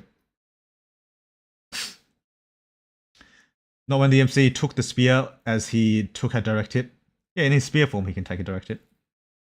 And went through it and defeated Daryl. True. More of an anti-feat for Daryl's cannon if it can break the diamond. It's more than diamond though, it's like superhuman reinforced. A bit of a off topic, but the Hercules beetle is pretty cool as it can carry up to 100 times its body mass. Yeah, that doesn't work. Don't know how you would scale it up to MC's transformations, but it could be cool. Yeah, I'll think about it. Is James Heller stronger than Alex though? He kills him. That's the guy from the sequel. So James Heller is definitely stronger than Alex because he wins. Would Lod be involved in the ending? Who knows? Good night, Zhao. Yeah. Tenos did nothing wrong. I don't know about that. The biggest mistake of the 21st century is to shave your beard, I swear. Well, I never had a beard, so. Before shaving, Viking on the mirror. After shaving, femboy in the mirror. Yeah, that's tough. It's tough having the baby face, yeah. I have a relatively normal face, I think. But yeah, some people, when you shave the beard, yeah, it looks weird as fuck. Not gonna lie, we really need Weird World face cam, I think, to... I like to think Weird World looks like a cool... Unli? What the fuck is an Unli? Yunul? I don't know what he's talking about. That I could like to drink beer with, even though he has only a little tad below 30. Oh, you mean uncle? Yeah, I don't know about uncle. How old are you? You were like in your early 20s, weren't you? No, Weird World was bought by the Zionists. Yeah, true. Old fucking... What was his name again? Netanyahu. Paid me off. Yeah. Weird World. So the shooter wanted to kill whomever was the nearest. Trump was nearest. The FBI found evidence he wanted to go after Biden and a few other folks as well. Damn. Man, he really was a nut job then. Was he like a BPD or some like crazy bullshit like that? Because that sounds like fully crazy. He sounds like totally insane. Goddamn. Ugh, that's tough. Do you use no copyright music or royalty-free music where you have to buy a license? I use that copyright-free. No, sorry, royalty-free. Wait, is it copyright-free? It's one of the, free for commercial use music. That's what I use. So, yeah. In the game. I assume you're talking about the game. Yeah.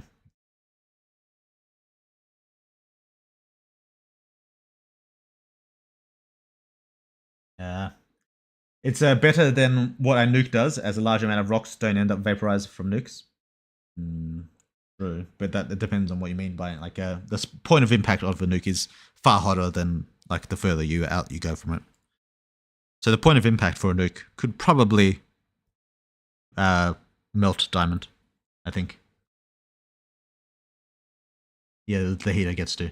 But then again, I don't know if Alex was like right at ground zero of the nuke. Like, did Alex get actually like hit by the shell and the nuke exploded, or did he just happen to be in the city that the nuke hit? Because if he was just in the city that the nuke hit, there's a very easy chance that he survived that, even if he was in the fireball radius. Like, if he's not like the point of impact, then Alex survived that. It's easy. Oh, not easy for a human, obviously, but for like a supernatural creature, there's probably a lot of supernatural things in a lot of media that could survive, like the outskirts.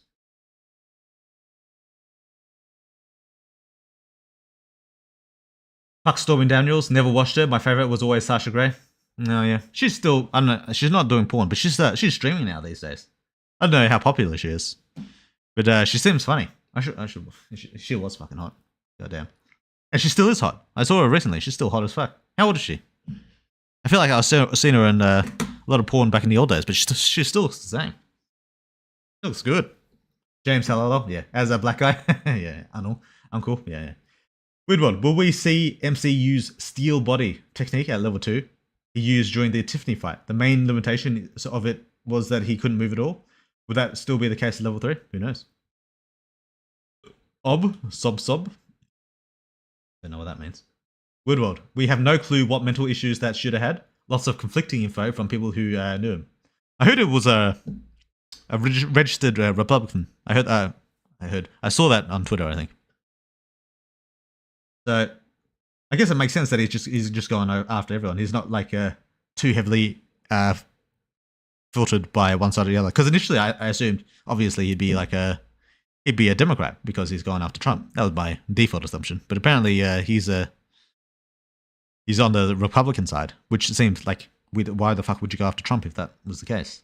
But I guess if he's actually just hates everyone, like both sides, then that makes perfect sense why he'd do that. So yeah, I guess he's just a nutjob. He just hates everyone. It's kind of tough. But I mean, he's dead now, so I guess it doesn't really matter too much. But fun fact: the last thing the shooter searched for in his historic was porn. I guess the post nut clarity hit that motherfucker hard. Yeah, true. Goddamn. Forget all the power scaling. Which female cast can outlast MC during sex? Well, it's all about willpower. All right. But I suppose the MC can, even if he lacks the will to stop himself from coming, because he's the way his body is, he could just get hard straight away. So I mean, there's that aspect. But if we're talking about who can make the other come first, well, for one, Liz easily, because well, she's the kind of person who has to try to force herself to enjoy it.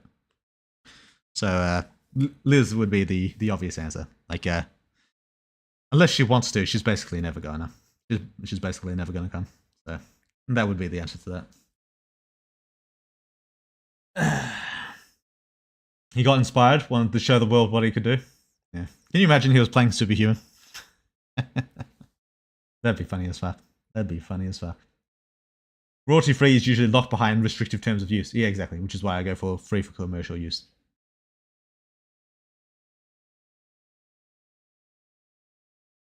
Ella definitely. Maybe Alice. Oh yeah, Ella for sure. Yeah, Ella's an obvious answer. Huge W for public domain Creative Commons. Yeah, Creative Commons. That's what we want to see. Public domain. That's what we like. That's why I like TechnoAxe so much. I'm not completely sure if Alex can smash through MC's heavy armor in one strike. Well, it doesn't. Well, I suppose it would have to be one strike. Otherwise, the MC would just keep it forever durable. I don't know.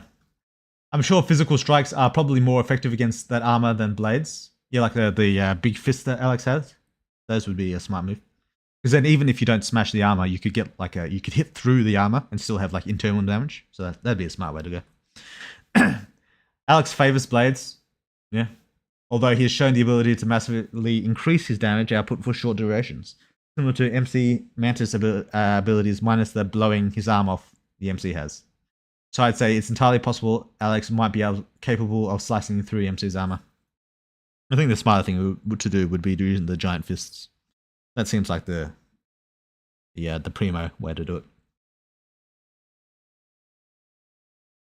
Realistically, none of them, unless one can drain the energy. I doubt anybody other than Ella is even trying. I'm more of an Annabelle Flowers man myself. I don't know what Annabelle Flowers are.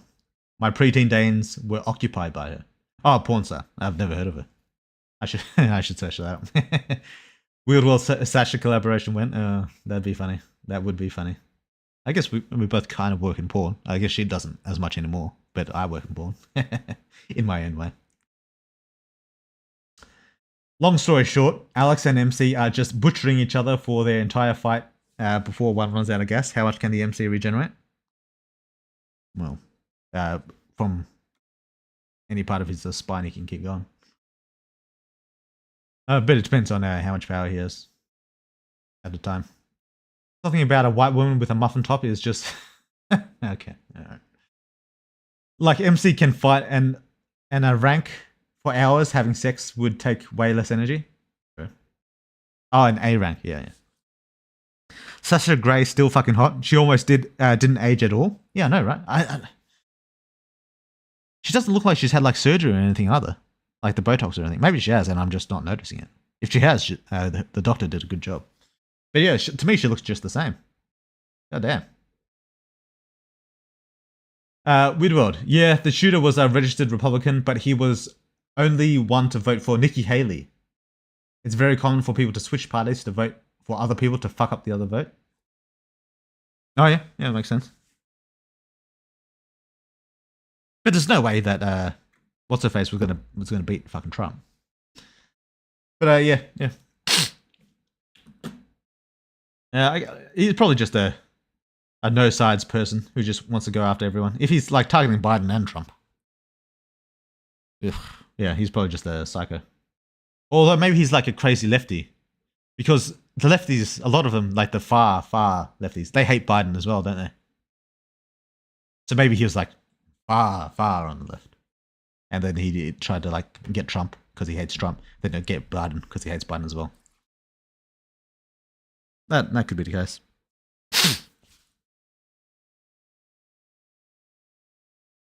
How do non-physical superhumans gain power aside from the stuff like eating stuff and taking serums? Like the MC has a whole physical training for the body and trait and skill, and meditation plus path/links for the memory trait.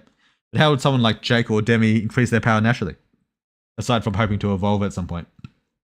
Is using your powers actively, thus depleting your energy pool, viable for increasing that very power pool? Yeah, exactly. It's just using your powers. Like the more you deplete your pool, the larger it's going to grow. Like a muscle, sort of. Yeah. Damn, bro, I missed half the stream. Yeah. I mean, we still haven't got started at the thing I want to get fucking started on. We're still just fucking reading the goddamn comments. But yeah, that's fine. We're slowly getting our way up to it. Sasha Grey is 36. I guess that's not very old. I mean, is that middle age? Is 36 middle aged at that point? I think 40 is when you get to middle age, right? And she still looks like she's in her 20s to me. She still looks hot as fuck. What would you have done if the shooter was carrying that Valve flashlight you planned with? I didn't plan something like that. I don't know what kind of rumors you're trying to spread. I'm doing this fucking cheap viewers bullshit again. I have to ban this motherfucker.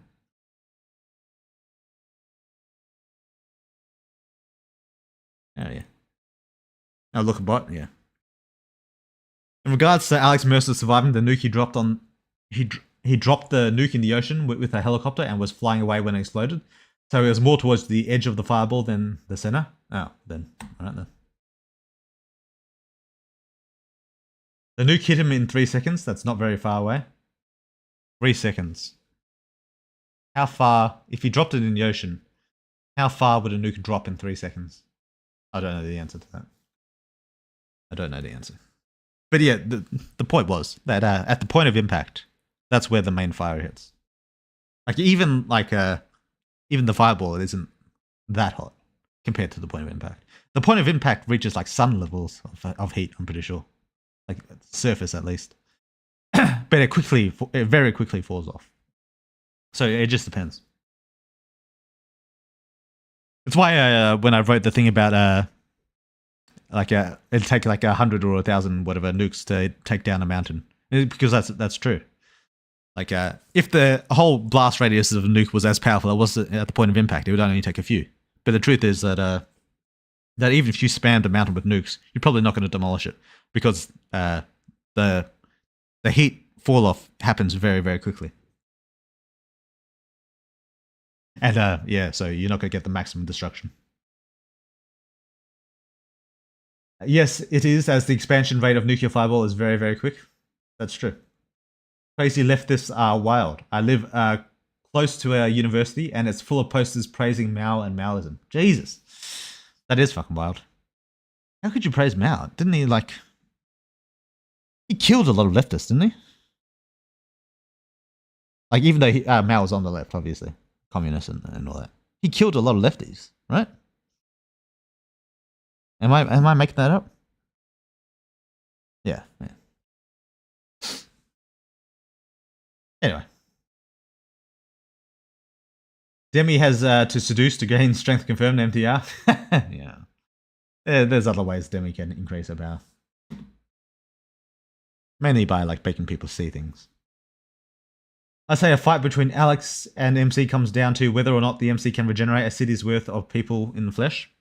If that is going to take all his power, then he's fucked. If he can, then he probably wins. A city's worth of people. You mean Alex would cut through the MC as like a city's worth of people amount of time, and MC would have to regenerate that many people?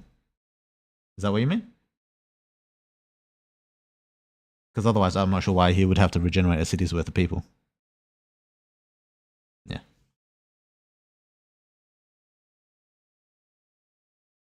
Nico gains power from just exploring and shit with her teleportation. Her PP must be massive. A good observation.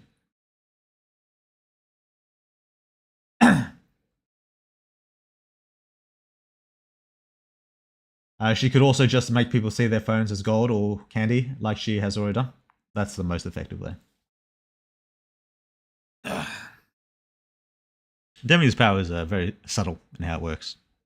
Like because it can work on people much more powerful than she is, so long as they don't actively resist the power. And most won't. Some will naturally actively resist because they have a power for actively resisting. Like trying it on Valravn would be a bad time for Demi. But for most people, they won't bother to resist it because it's so it's not very harmful in the way it works.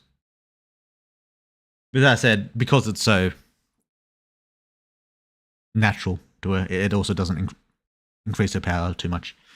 So if Demi wanted to grow in strength, she should be doing a lot of that illusion bullshit to make people see things like they want, like bars of gold and etc.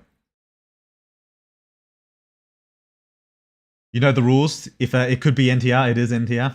Yeah. Weird World, I'm not capping you, said on the 13th stream you were making a Val fleshlight. Of course you were joking, but still, oh, okay. No. Depend on how high you are. Yeah. Weird World, can we have an Ella plushie? No sexual stuff. I just want a goth girl to be with me, and a corpse doesn't count as a living people for some reason. Ella plushie. See, I did intend to do like merch and stuff for Superhuman. It's just a matter of when it reaches a point of popularity where, if it reaches a point of popularity where it'd be worth my time to do so, you know. Queen Danica. Need a shadow plushie too? I don't know about that, Sava. I'll put her in a jar. Yeah, I don't know about that. I don't know about that. If you do Liz NTR route, what does that mean for Limbo? Long? Don't know. Always have people, then lose them. Mao killed more people than Hitler and Stalin combined. More than Stalin and Hitler combined, jeez. I knew he killed more than Hitler. I didn't know it's more than both combined. But yeah, Mao's a fucking crazy motherfucker. Bloody commies. Yeah, I feel like people aren't scared enough about the commies these days. Like everyone's like fine with Russia these days. Like I think both sides are fine with Russia. Aren't they? Like the left and right, they're all like, no, Russia's not a problem. Russia's all fine. I feel like people are like super lax on the communists these days, to the point where people can actively just say, yeah, I'm a communist. Which I think you should be able to say, by the way. I just feel like there normally would have been so much more backlash to that back in the day. But now it feels like both the left and right are like, oh, yeah. Communists, that's fine. Russia, yeah. Russia, who cares about Russia, right? They're not going to do anything bad, right? Even though they're invading another country right now. Feels like everyone's just fine with the communists these days. So weird. Yeah, it kind of makes me feel a little old seeing how the world changed so much. Because like back in 2010, I feel like the commies were like the biggest thing. Like even like these days people throw fascism around like every 5 seconds. But I feel like back in 2010 it was the communist that was being thrown around every 5 seconds. But now it feels like people just openly say, yeah, go communists. So weird. GT Legion. Weird World. Does the combination of body and memory mean that the MC is using the evolution power? Or are they completely different things? That's something that will be talked about in the future. Mao, depending on how you grade it, is in the top 5 largest kill lists in history. Oh yeah, without doubt. Without a doubt. Well, I say without doubt. I suppose it would depend on how you grade it, yeah. But no, even if... I can't think of a metric where Mao wouldn't be in the top 5. I can't. Can't say that. I mean, unless the way you're grading it is by the people you kill by your own fucking hand, like you grab a knife, then I guess it's probably not. But yeah, Mao's killed a fuckload.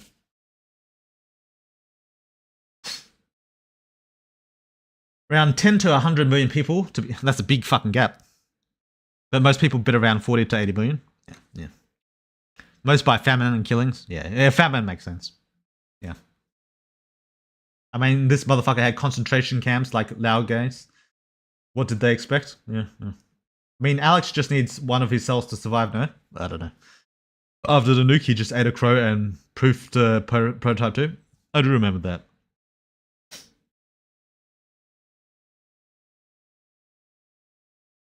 Yeah, like after the nuke, he was like a part of goo that grabbed a bird, right? I'm saying the MC would need to keep regenerating at a similar rate to Alex. And that would be true if Alex was injuring the MC at a similar rate to the MC was injuring Alex. If we assume that was true, then yeah. Alex has a city worth of flesh to work with without feeding. Is that true? I feel like when you kill him with a fucking Hela, he didn't have that much flesh. You cut off his arms like, was it 5 or 6 times? Then you slash him a bit. And then he was basically dead. If I'm remembering that boss fight right. Maybe I'm misremembering. I imagine a fight they aren't allowed to leave midway and feed. No, I don't know. It depends on who's constructing the scenario. All the people in a city, can the MC make that if he's continually butchered and needed to heal? If yes, he won. If not, he's going to lose. The answer, do I want to answer if the MC can produce a city's worth of flesh? Do I want to answer that?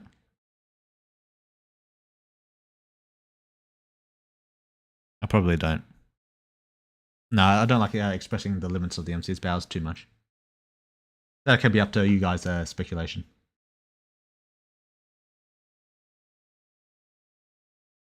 Then we can look back even further for other Fox. Kekel Ella variant push. Cheap viewers. Why do they keep fucking spamming me for cheap viewers? I don't care about you. I don't care about viewers. I've already got fucking a billion fucking comments I need to read. I don't need more. I mean, don't get me wrong. I accept more real viewers, but I don't need the fucking bot bullshit. But that's the 3rd bot so far. God damn. Woodwell is popular with bots. Yeah, I don't know why. I guess they go after the smaller streamers because they expect the smaller streamers to like really want like the huge viewer base. That makes sense to me. I assume that's what's going on. I see how that is. SMH betrayal. Don't forget, Mao Zedong estimated deaths 40 to 70 million. Hitler and Stalin combined estimated 37 to 50 million. Yikes. I think the thing that makes everyone hate Hitler more is that he specifically went after Jews. Who did Mao specifically go after anyone in particular? He probably just went on after everyone who was, well, it'd just be people in this country, right? I don't know. I don't know Mao's history that very well. If you don't count somebody starting a war that didn't need to happen, then why would you count shitty management as well? Hitler got people killed from famine, genocide, and war due to his decisions. So did Mao. Yeah, probably true. Did Mao not start? Yeah. You got to count, but even counting the people Hitler killed from war, I don't think is as high as Mao, right? Commies aren't bothering me personally, so I don't care. Yeah, true. The commies aren't really doing anything. I guess, well, unless you're from Ukraine, yeah, then you're not too happy. But Ukraine are Ukraine communist? Or they're democratic? I don't know. I can't remember.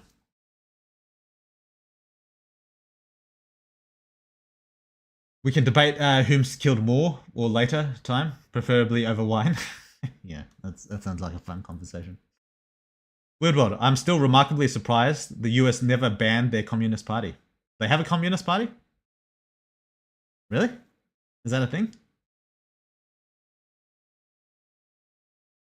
There is an American football team called the Washington Commanders, and their outfit colors are red and gold, so I just call them the Washington Commies. Yeah. How do I miss the prototype stream? How did we even get onto the topic of prototype? Someone was asking if the MC could beat Alex, and the answer is I don't know. So yeah, Jared's got it. Nobody's beating my boy Genghis Khan. Yeah. And then we have Genghis Khan, who estimated deaths of 40 million before mass destruction weapons were invented. That's pretty crazy to get 40 million before we got those fucking bombs and stuff. Damn. Dude was a real savage. Imagine if he had access to weapons we have today. Yeah, true. Legit tossing shit at people. Big memes. Weird World might be a descendant of Genghis Khan. Well, I guess he probably had children in China. Yeah. I mean, I'm sure monkeys didn't start throwing shit at zoos. They've probably been doing it for a minute or two. Yeah. None did it with more style than the South American dictators, though, throwing people off helicopters. Damn. About Mao, top 5. It's kind of like intentional versus unintentional. Mao wanted to raise agricultural output, which killed tons of people, but he was trying to do a good deed. It was just incompetence. Then there's the people he got killed because he wanted them dead. Oh yeah, so you're kind of like splitting the people that he wanted to murder versus people that he just incompetently got them killed. I don't know if it really matters. Does it really matter? Because he did want a lot of people killed, but then I don't know. I suppose you could blame his philosophy more than you'd. No, you'd probably blame the person and the philosophy. I don't know. I don't know enough about Mao to like fully give my thoughts. Motherfucker killed 10% of the world's pop, then caused half of Europe to die due to massive plague. That was basically only quelled in the Victorian era or late 1700s. Damn. Good times? Yeah, good times. So close to getting info on the MC's limits. A shame. Yeah. You'll find out eventually. Well, in the context of the game, you'll see some. My ancestors were based as fuck. Slaughtered the Romans, burnt down their shitty capital. They call us Germans as an insult, and we wore it like a badge. Yeah. Then there's a whole thing with the Jews as well. Yeah, the good old days. History is beautiful. Yeah. No lie, we got off topic so hard, I don't even remember what we were supposed to talk about here. Oh yeah, true. We were supposed to talk about the fucking becoming a better writer. I don't even know if we have enough time. We've already been talking about random bullshit for 2 hours. Answer MC slaps Alex because this is Weird Wars chat and the people decided. Yeah. I speak for the people now and decide to call me Escanor. Yeah. People decide what they want to decide. Weird World. Ukraine is democratic but corrupt as fuck. I'd argue that they are more fascist than democratic. What makes them fascist? Is the leader like authoritarian or something? Or the big boss? They got a big boss out over there. But some parts are commies controlled by Russian people. Makes sense. Now, Ukraine is democratic, technically. Okay. But some parts are controlled by Russia. Yeah. When Genghis first arrived in China, he just murdered farmers to create more pastures, land, and was convinced not to buy a Chinese statesman. Central Asia was a society dependent on irrigation, so destroyed the irrigation. Yeah. So destroying the irrigation, I mean, you'd have to be stupid not to see where that would go. Right. I'm not sure there's any real communist nations in existence right now, just dictatorships.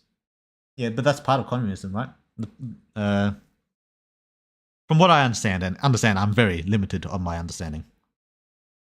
But from what I know of communism is that you have a normal liberal kind of society, well, just any kind of society really. Then that society transitions into a dictatorship / authoritarian thing. That's the communist initial goal. They transition that into like a kind of dictatorship kind of thing. And then once that dictatorship has taken over entirely, then they split it up into like a government-free kind of zone. But no one ever wants to let go of the dictatorship. So they just keep that going. That's my understanding of communism. The end goal of communism is like almost no government. And that the people decide for themselves. That's my understanding of communism. But no one gets past the dictatorship phase. So, Yeah. That's how I understand it. And they want to unite into Russia. But some parts are commies / controlled by Russian people. So I want to tell you guys, and nah. Yeah. That's going to be my answer to a lot of stuff. Yeah, the CPUSA, Communist Party of America, is indeed a thing. Oh, USA banned the fascists, but not the fucking commies? Very wild. Yeah, that is wild. Why would they ban the fascists, but not the commies? Huh. Are they still going? I've never even heard of them. So I assume they're not very popular. But, yeah. Okay, I confirmed, and Europe actually used the first biological weapons. That's not particularly surprising. So not the white guys from Europe, the white guys from Europe, you know what I'm saying? The Turks? The Turks used the first biological weapons. Okay. I mean, do you count patient zero of a disease for deaths it causes? I don't know, do you? Do you blame that person? I suppose. Some people might. I don't know the answer to that. Main reason I'm mentioning intentional versus unintentional is because a lot of people paint Mao as worse than Hitler, but Hitler was actively trying to exterminate entire groups of people. Yeah, that's what I said earlier. I think the main reason people hate Hitler and talk about Hitler more than anyone else is because he was specifically going after the Jews. Well, and, you know, his war caused a lot of other deaths as well. But I think the main reason everyone talks about Hitler is because he was specifically going after the Jews. I think that's the main reason. Weird word. I generally hate the fact that hate the fact Turks do not get more hate. Their ancestors single-handedly ensured humanity is 300 to 400 years behind in progress. And don't get me started on Mongols, fuckers, caused it too. What did the Turks do? I mean, I know they did a lot of wars and stuff, but what specifically are you talking about? Like, I assume you're talking about like the Ottoman Empire, which is not just the Turks, so you can't like fully blame the Turks. But I assume you're talking about something the Ottoman Empire did. My fault for bringing up Alex Lamau. Yeah. In defense of Mongols brought a lot of cool shit to Europe, like death and some stuff relatively related to bureaucracy and citizenship. Yeah. The leader of Ukraine actively goes after anyone speaking against the government and his policies. Off to the front lines for them or disappeared. Isn't there a draft though? So isn't everyone getting sent to like the front lines? I guess maybe not to the front lines. But there's a draft in Ukraine right now, right? And there kind of has to be, otherwise the country falls. So yeah, that's a tough spot. But yeah, I don't know what the leader of Ukraine, what his policies are or anything like that. But yeah, if he's like trying to silence people, that could be fascist or communist. It could be either of those things. The idea of two regenerative fighters like Alex and the MC fighting is kind of fun to think about, because like, what the fuck would they even do? Just stand there and both slice each other to ribbons with their claws? Would be badass and funny to see. No in between. Yeah, sure. I would live in a weird world dictatorship. Yeah, wouldn't that be a fun time? Humans will always be greedy. Yeah. And a fundamental flaw with communism, it's a pipe dream. Yeah, because once you get the dictatorship, no one's ever letting it go. And I think that's how all communists are going right now, right? Ultimately, my people own Europe, so who got the last laugh anyway? We own you, your fucking money, euros. Is that true? Is Germans the biggest holder of the euros? The biggest controller of the euros? I don't actually know. Considering that every power holds potential, are there also powers that are simply not worth it? Like, are there powers that center around only hurting, disturbing its user? Not like Henry or Deus, who benefit from their mighty powers, doing literally nothing? Yeah, there are powers that do literally no benefit to you at all and only have a downside.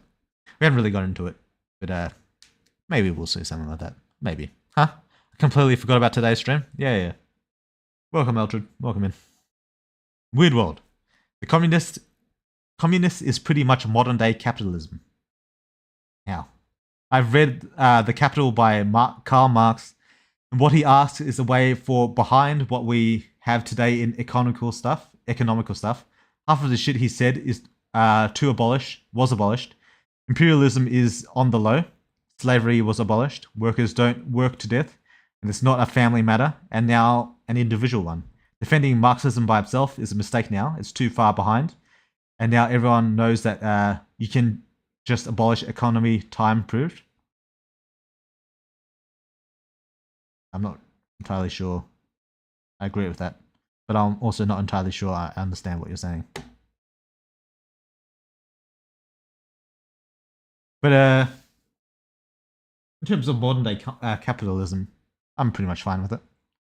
So if that's what the original communist desire was, then that's fine. But as I understand it, communism isn't just an economical philosophy. It's how government should be run, and the way the communists want the government to be run is with basically an informal type of government. Like there's no president, there's no like a judiciary, there's none of that bullshit. It's just the people decide and make the laws for themselves. They just naturally do the right thing because they'll be socialized into doing the right thing. That's how I understand communism. It's like breaking apart the law. It's sort of like similar to anarchism, I think. I'm pretty sure communism is like kind of adjacent to that. It's just that the part of the process of communism is getting to the dictatorship first and then breaking into that. But no one ever breaks away from the dictatorship. That's what I think it is. I mean, I guess I could look it up, but I'm already far enough behind in the goddamn fucking comments. Who do you think runs the largest banks in Europe and has the highest GDP than the top 4 Euro countries combined outside of Germany? Oh, really? Oh, there's a reason it's called Germany for a reason. Yeah, nice. Good old Germany. All right, fair enough. Marx was in a world that was still in the process of turning into capitalism. Now that we know that half of what he said was wrong. Oh, okay. If that's a simplified version of what you're going to say. Yeah, okay. But was Marx the originator of communism? Marx was the originator of Marxism. I don't know if he's the originator of communism. So right now, Widwell is talking about communism and dictatorship, and a chat is in civil war trying to put Sartre down in his place. Yeah, true. Now we're going to some weird fucking off-topic kind of bullshit, don't we? Goddamn. The Turks burnt down multiple areas of knowledge. Oh, the Library of Alexandria, for example, and the Mongols did similar. Ah, that's what you mean. Okay. Fair enough. Armenian genocide happened among other things. Was that the Ottoman Empire? Weird world. There is a draft, but many governments employees aren't sent, usually. Oh, draft for Ukraine. Yeah, okay. I guess the government employees need to be doing other things, would be my assumption. The largest library at the time. Do not downplay its importance. Yeah. Most historians agree that the library being burnt sent us back. I'm minor in history. Oh, yeah. Fair enough. Alright, you did archivist stuff, right, Sartre? Wait, no. Your job was... You started as archivist and then you did, like, quantum mechanics or something like that. If I'm remembering right. Yeah, but the thing you have to remember is that only reason it was burnt down is because society was collapsing around it. A bunch of nomads aren't able to destroy society. They take advantage and of the already collapsing society. False, the Ottomans invaded and burnt it down, along with multiple other libraries. What is a level 5 Angelina going to look like? Noah's flood, levels of milk, and asteroid-sized tits? Who knows, man? Who knows? She might be crushing cities with that kind of shit. Rome fell because Rome was divided. Where is Pope Biscuit when you need him? This conversation sounds like something he would be perfect for. Dang Song Map dropping the New Age manifesto. Yeah, goddamn. A portion of the library was burned by Julius. The rest by the Ottomans later. Okay. By the way, fun fact. Italians exploded some Greek monuments in the war against the Ottoman Empire. When they actually treated the historical sites pretty well and actually held civilians inside of it. Interesting. Most of what Julius destroyed was restored. The rest was ruined by Ottomans. That does suck. That's a shame. So let's piss on the Italians here. I'm going for the commie ending in Superhuman. Commie ending. Would there be such a thing? Maybe. Who knows? Are you going to redo this stream topic at a later date? The getting better writing seems like an interesting stream idea. And it's been kind of hijacked. It has been kind of hijacked. Yeah, it has been. I don't know how much longer we're going to stream for. We've already been gone for 2 hours. It's the same as asking me to talk about Brazil. Lol. No. Can't stop a German when he's gone. Yeah. The winter can, yeah. I'm curious, for the Mantis Punch, Axe, Harpoon, whichever version of the Mantis attack, how fast is it? Is that relative to MC's regular speed? Imagine it's insanely fast, but is it like twice as fast or more? Who knows, man? Who knows? Not asking for MC speed feats. Yeah. It's faster. It's meaningfully faster. Rip King, 40C is wild. I wonder how people in the Middle East survive around 50. Communism is based on Marxism. Communism is basically incomplete Marxism. Really? Oh. I thought communism was first, but if Marxism is first... Oh, alright, fair enough. Oh yeah, Weird World. Can you release the MC's physical stats? Like how fast he can fly, how much he can bench, etc.? No. He's not going to go into depth about his stats. True. Weird World. I majored in IT, but minor in history. I took quantum mechanics because I was bored and sounded fun. Doing like 500 questions was not fun. Yeah. Okay. The minor in history. All right. Oh, we've almost caught up. My family keeps asking me fucking questions. To like, I'm smart. To them, I'm like smart. But these fuckers want answers to the universe. Well, that's what you get for doing fucking quantum mechanics. All right. Just remember, Weird World. A German made communism. Did he actually? Oh. Okay. Is Marx German? Or are you talking about someone else? But like, how meaningfully faster? I don't know. A regular mantis shrimp is making plasma underwater due to frictional speed. Is it similar to that speed? Could be. Oh fuck, Weird World. Question: do you have an archive of all the prior versions of Superhuman? I asked because I want to make notes from all the older versions. No, I have some of the older versions, but I don't like have every single other version. It's too much memory. I can't be fucked. Even though there's nothing scientific in it, I'm a foul. Marx is German. All right. Weird World. Marx was German. Yeah. Could be. Fuck. Come on. Yeah. That's right. It could be. It could be. I don't know. All right. All right, we're caught up. We've had a chat with everyone. We're all pals now. My topic for the stream, my original intention at least, was to talk about writing and try and improve it. Try and improve my writing as we kind of go through some videos and things. So I had this video here pulled up. It kind of just showed up in my recommended, so I didn't actually research this or anything. But this guy talks about 9 plot mistakes every new fantasy writer makes. And we're going to see how many of these I fall into. That's basically the idea of it. Okay, I've seen this guy's videos before. I can't remember which videos exactly. I kind of watch videos randomly, so I'm not sure. But yeah, this guy's talking about some plot mistakes that apparently every new fantasy writer makes. And I'm not really new now, but when I first started Superhuman, I was a new fantasy writer. So this might apply to me quite well. Yeah. So that's the plan. We're gonna watch a bit of that, and we're gonna also listen to this guy. I don't know if this is gonna what do you call it? Get part of my stream VOD. Oh fuck. Yeah, there's it. Yeah, there he goes. Yeah. So yeah, I don't know if this is gonna mute part of my stream VOD on Twitch. I don't really give a fuck. I imagine it won't impact me at all. There goes Ghost Rider. Yeah, true. I was saying about communism being inspired by Marxism, even though communism technically existed before Marxism. Yeah, fucking, I thought so. People trying to mindfuck me. Yeah, okay, fair enough. Yep. Alright. That's enough about fucking communism. Alright, we've talked about it enough. Enough. Maybe one day I'll actually Wikipedia communism, but That day is not today. So yeah, we'll listen to this guy's song. 6 minutes. Jesus, how do I want to listen to all this? I don't even know if the guy's still here. Is he still here? Does he still want me to listen to this? Construction.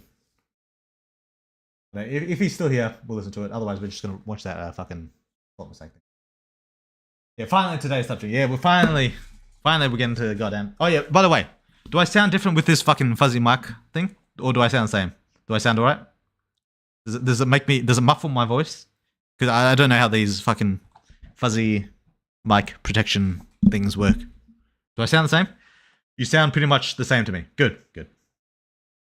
Sound the same? Nice. Alright. So it's not really impacting. Yep, good. Alright. It's if it's Brazilian, it's probably that song he asks. So yes. Stream's suggestion, react to history videos like Oversimplified or something similar. Like learn the history of communism. Word world, you sound sexier. Oh, thank you. Goon stream, yeah. You sound as good as always. Alright, good. Goon stream, yeah. That'd be funny as well. If only Twitch allowed that kind of stuff. If only there was an R18 section of Twitch, that'd be funny. But yeah. Alright. We're going to see how many fucking mistakes I've made in my early fantasy writing career, which would be... I mean, I could still be making these mistakes, I guess. But we'll see if in the earlier versions of Superhuman, did I make any of these mistakes? Alright. Let me turn my headphones on.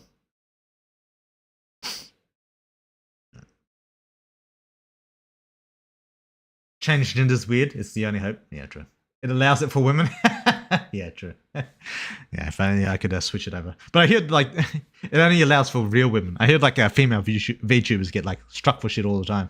I still got to draw that fucking VTuber. I'm still. I want to buy a new fucking tablet so I can actually use one on both accounts. Because I don't like fucking around with the tablet because it messes it up on my main account where I have to actually work on the fucking game. I've kind of been like adverse to using my tablet over here. But when I get a new tablet, I also one thing I want to do when I get the new tablet is I want to draw like a proper VTuber avatar. I'll get someone else to rig it because I can't be fucked doing that. But I want to at least draw the new VTuber avatar. Then I want to draw a female version of that VTuber avatar to have like the gender bender gimmick because, you know, that's kind of my thing. So we want that. And then I also want to be doing this kind of thing where instead of learning to write, we're also going to learn to draw, where we watch like a fucking YouTube video on teaching you how to draw, and we'll learn how to draw together. Because, you know, what I said earlier about how using 3D models and the various like cheats and strategies I use to draw fast kind of like ruins your skills in a lot of ways. So I figured a good use of the stream would be like dedicated to learning more drawing, and then I like build up my skills over time, you know? So that's my plans when we get the new goddamn tablet. But I don't know when that's happening. I might get it after next update. Because I don't want to like fuck around with my tablet right now because I've got the update like ongoing. But I reckon towards the end of this update, I might buy a new one, and then by the time it gets delivered, I might be good to go and drawing on it. That's what I'm hoping for. That's my plan. My little plan. So yeah. Speaking of gender bender gimmick, it seems to not be winning the poll. It depends. Like some people have like the higher ranks in the poll. So even though that MILF is kind of like winning a little bit right now, it could end up like getting flipped around by the ranked of the patron who's voting. So we'll see. Then again, the voters are weighted. Yeah, exactly. Learn to write? No, Weedward telling us the ABC because we suck. Oh well, one. Yeah, I mean. You guys can learn to write as well. But mainly it's just to see if I can improve anything. That's the weird thing.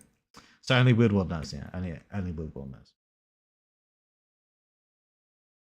Barely knows.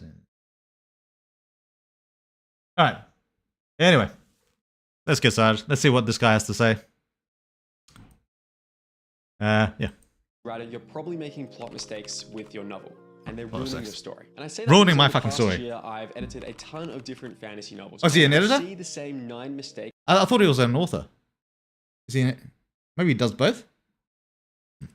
Come up again and again. And in most cases, the writers have no idea they're making these mistakes, but they lead to really big structural issues that turn the editing process into. Why is he like lagging? Now, I've been writing fantasy stories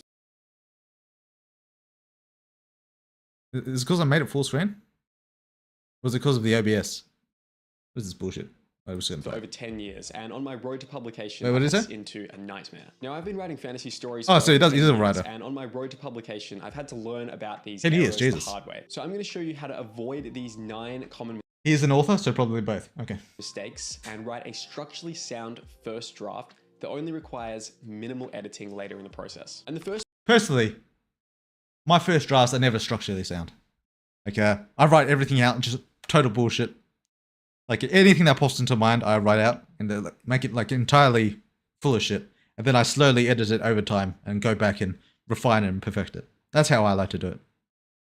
And because personally, I find like usually if I get like a couple of months to ruminate on an idea, it'll always turn out better, always. So I just write down everything. That's personally how I do it.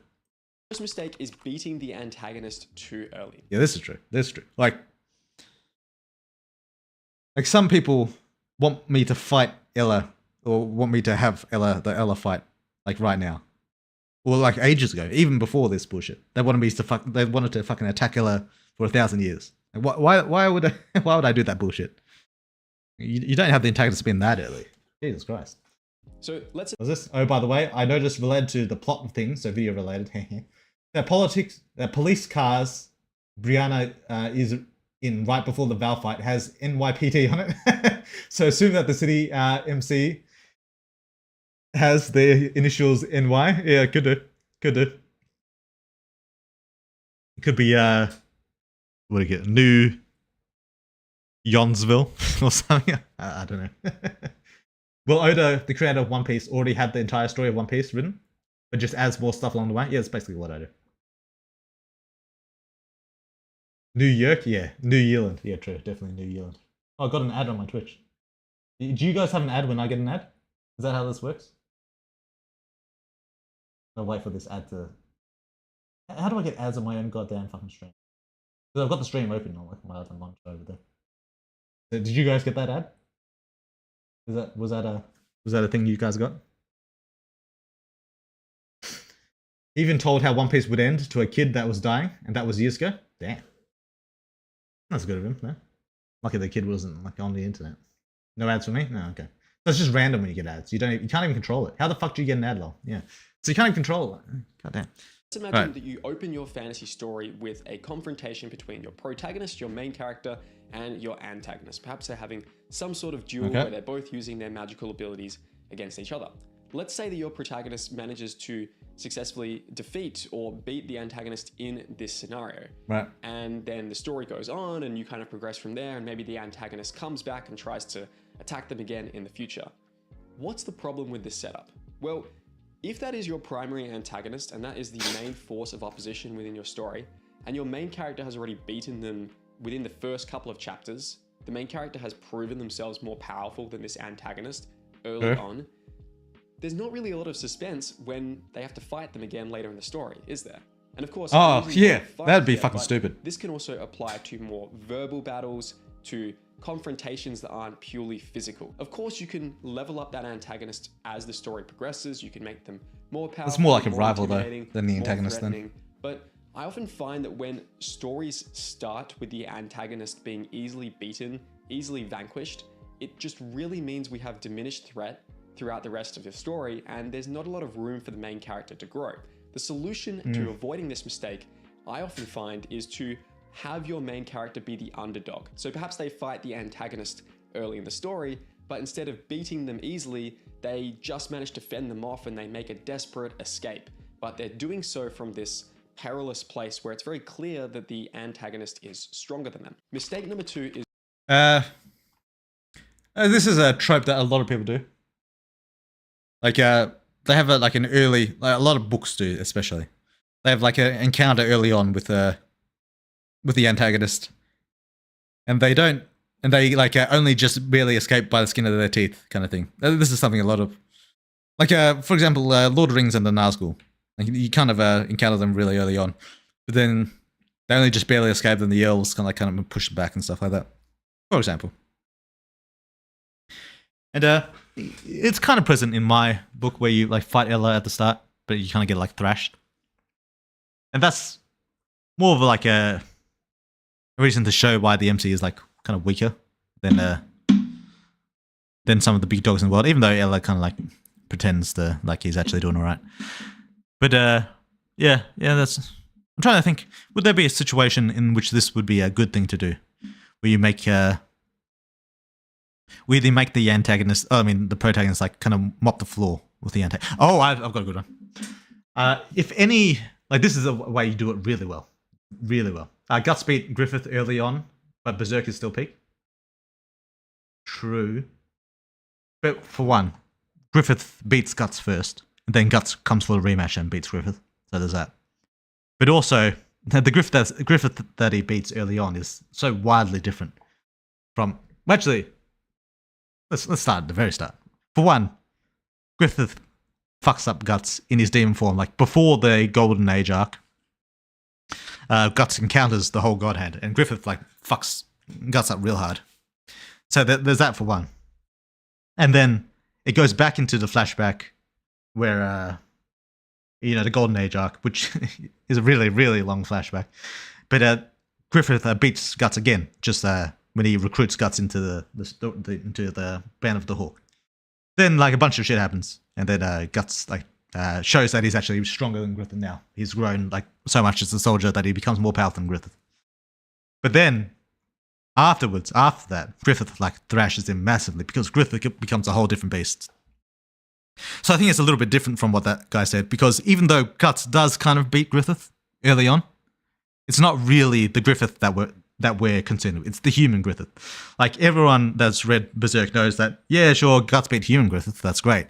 But we've seen in, like, chapter, like, 5 or something, that that's not the real Griffith. The fucking superpowered monster god, that Guts ain't beating that. Like, he couldn't even beat fucking Zod. So, not by himself, anyway. So, yeah, that's a little bit different. But it would be a good way to implement it, of having an antagonist being early. So that would be one exception to this guy's first rule. That's one. Berserk. So, fair enough. Another one is the one I was actually thinking of. I don't know if any of you have seen it. I don't think it's a super popular anime. But, well, actually, I'm getting the fucking name wrong. Is it called, like, I was going to say Ikitosen, and it might be Ikitosen. I'm going to do it. Is it Ikitosen? No, this is the fucking big titty fighting one. Damn. Gods are peaceful. Anime. This one does it really well. Idaten, yeah. Idaten is only no peace. This, actually, should I have? I'm not going to show anything too bad, is it? Yeah, this shit. If anyone hasn't watched this anime, watch it, because it does exactly what this guy says not to do, but in a really interesting way. And I'm trying to think, do I actually want to talk about it? Because if I talk about it, I'll spoil it. Oh, yeah. Yeah. I don't know.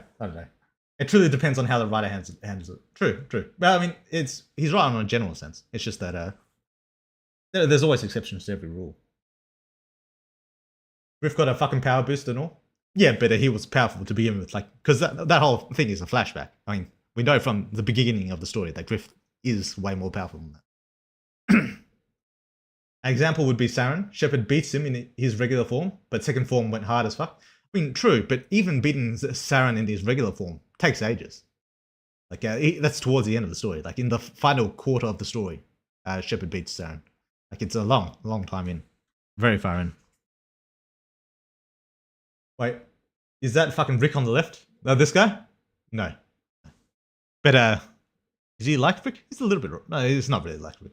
He's a scientist. You got that part right. Have you ever watched One Punch Man? I have. And yeah, that'd be another exception, but that's a very different kind of breed. Because the whole gimmick of One Punch Man is that he's so powerful that he beats everyone. But yeah, I assume most people haven't seen Idaten, but they should. You should watch it. Because am I going to talk about? Do I want to talk about it?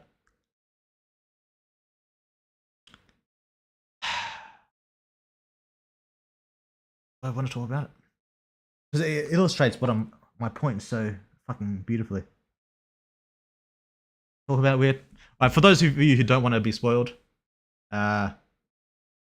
mute the stream for a bit. We'll give it 2 minutes. I'll have 2 minutes to talk about it. When the clock hits 1:26, I'll stop talking about it. So mute your stream for 2 minutes if you don't want to be spoiled. I'll be loose in my summary. But basically, so yeah, starting now. We've got 2 minutes.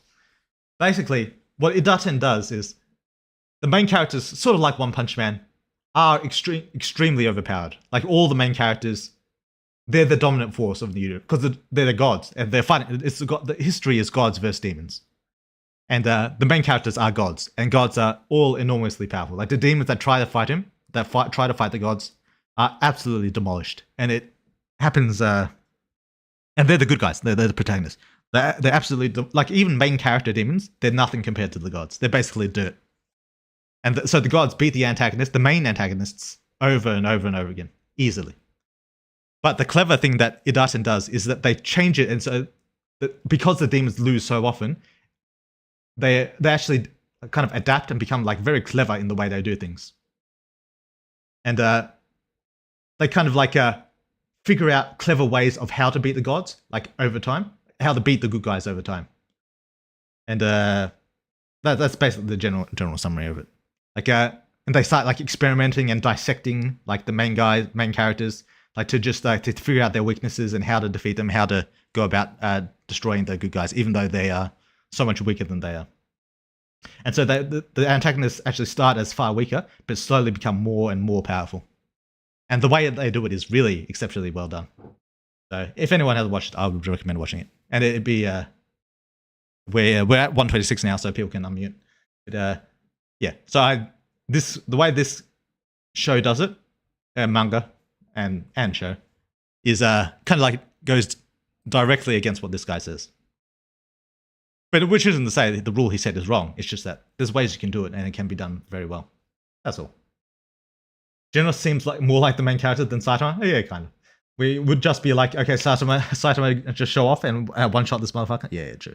Genos just kind of gets fucked up a lot. But yeah, he's like the typical main character protagonist. Yeah, that's true. Even though he's not. I mean, he's kind of like main character, but he's not the protagonist. Anyway.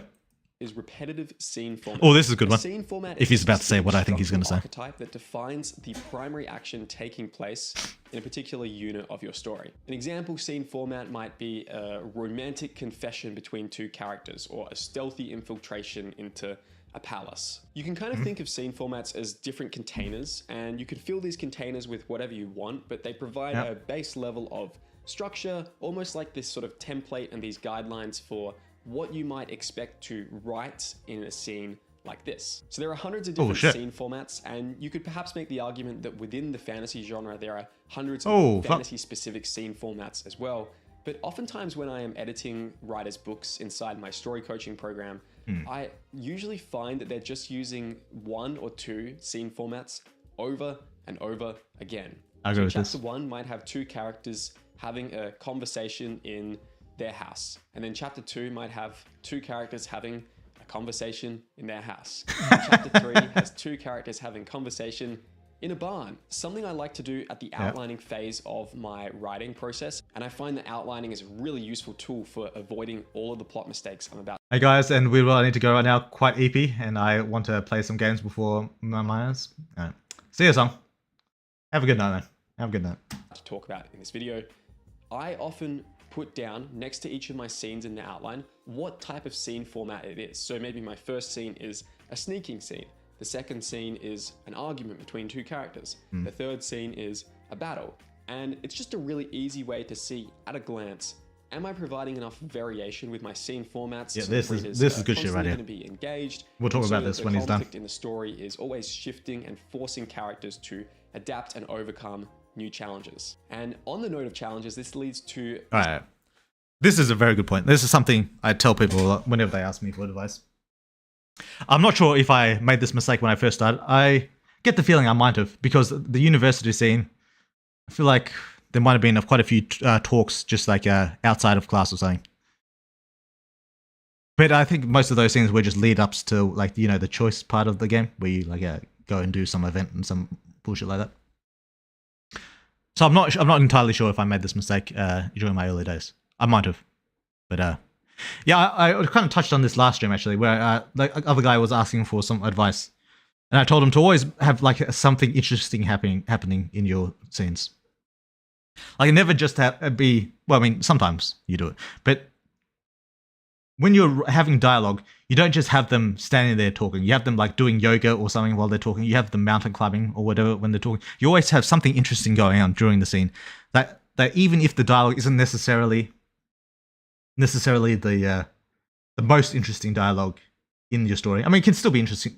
Ideally you want all the dialogue to be interesting, but if it's not like some plot demanding like ultimate information shit that everyone needs to hear, like the coolest fucking lore dump or whatever. Even if it's not that, if you just have a casual conversation, you want something happening in the background. Something like, you know, like I said, like maybe it's happening while you're fighting or while you're sneaking or while something is happening. You always want something to make the scene interesting. That's one thing.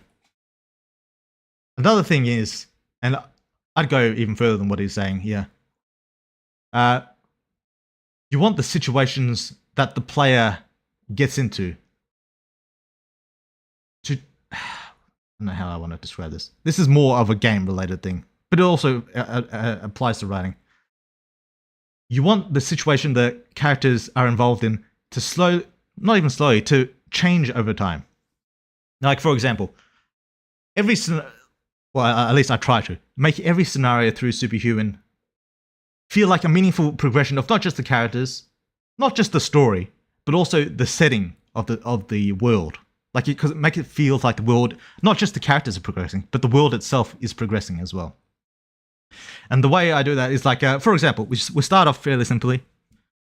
We're having a party for the MC's birthday. Yeah, simple enough. It's a party, we're at a club, we're having a fun time. Easy. We transition into the forest, blah, blah, blah. Monsters attack. Easy and simple. But then we get into, like, that's all the introduction. Introduction can be a bit like a wilder, and that's fine. Then we get into the meat of the story. Well, not the meat, like the bread of the story. Yeah, the bread. That's a good way to put it. The bread of the story. Where a lot of the time is spent at college. Okay, you're doing university classes, a lot of events going on in university. But throughout the game, it doesn't stay at university. Things happen that disrupt both the atmosphere and the world and change it forevermore afterwards. Like, yeah, evolution. Yeah, you get it. Yeah. So, for example, the Kenny event. That happens fairly early into the story, and it basically fundamentally changes how the world is looking right now. Because the world went from not knowing about monsters at all to now all of a sudden everyone knows that monsters exist now. Things are going crazy. People are like on TV wondering about who's the hero is, and that thrusts the MC into a whole different dynamic where people now, at first, he could keep his secret identity quite easily because no one even knew about fucking monsters to begin with. But now he exists in a whole different world of where now people actually know that supernatural shit does exist, and he has to be even more careful. He has to do I want to go on this TV? Is it worth the risk to go on TV? Do I want to like represent myself in this interview? And it just changes the whole dynamic of the world. Like, it's not just him in college anymore. And then that thing changes even more, where now he's in the mafia is getting involved, and now he has to deal with that bullshit. And then it changes once again, where the fucking Jake shit happens, and he has to get involved with the fucking government. He has to invade the fucking. Oh, wait, even before that, he goes to fucking prison. That changes the whole setting entirely. Now he's not in school anymore; he's in prison. So that changes the dynamic entirely. Then from prison, we go to the fucking government building where he's like infiltrating and trying to get Jake. Completely different scenario that we've never seen before. After that, we work with Tiffany, and we're doing her fucking spy bullshit where we're hunting monsters, which is not something we never did before. Like, we never really hunted monsters intentionally. I don't think we ever even fought monsters before that point, other than Kenny, I guess, who just kind of appeared. But now we're actively hunting the Miniacs with Tiffany, so that changes that dynamic. And then we actually fight out in the open around in the streets, so that's entirely different as well. And what happens after Tiffany? Is it straight to Valravn after Tiffany? Yeah, then we go to Valravn. And we go. Our identity gets exposed, which changes the whole world even further because now everyone knows who you are.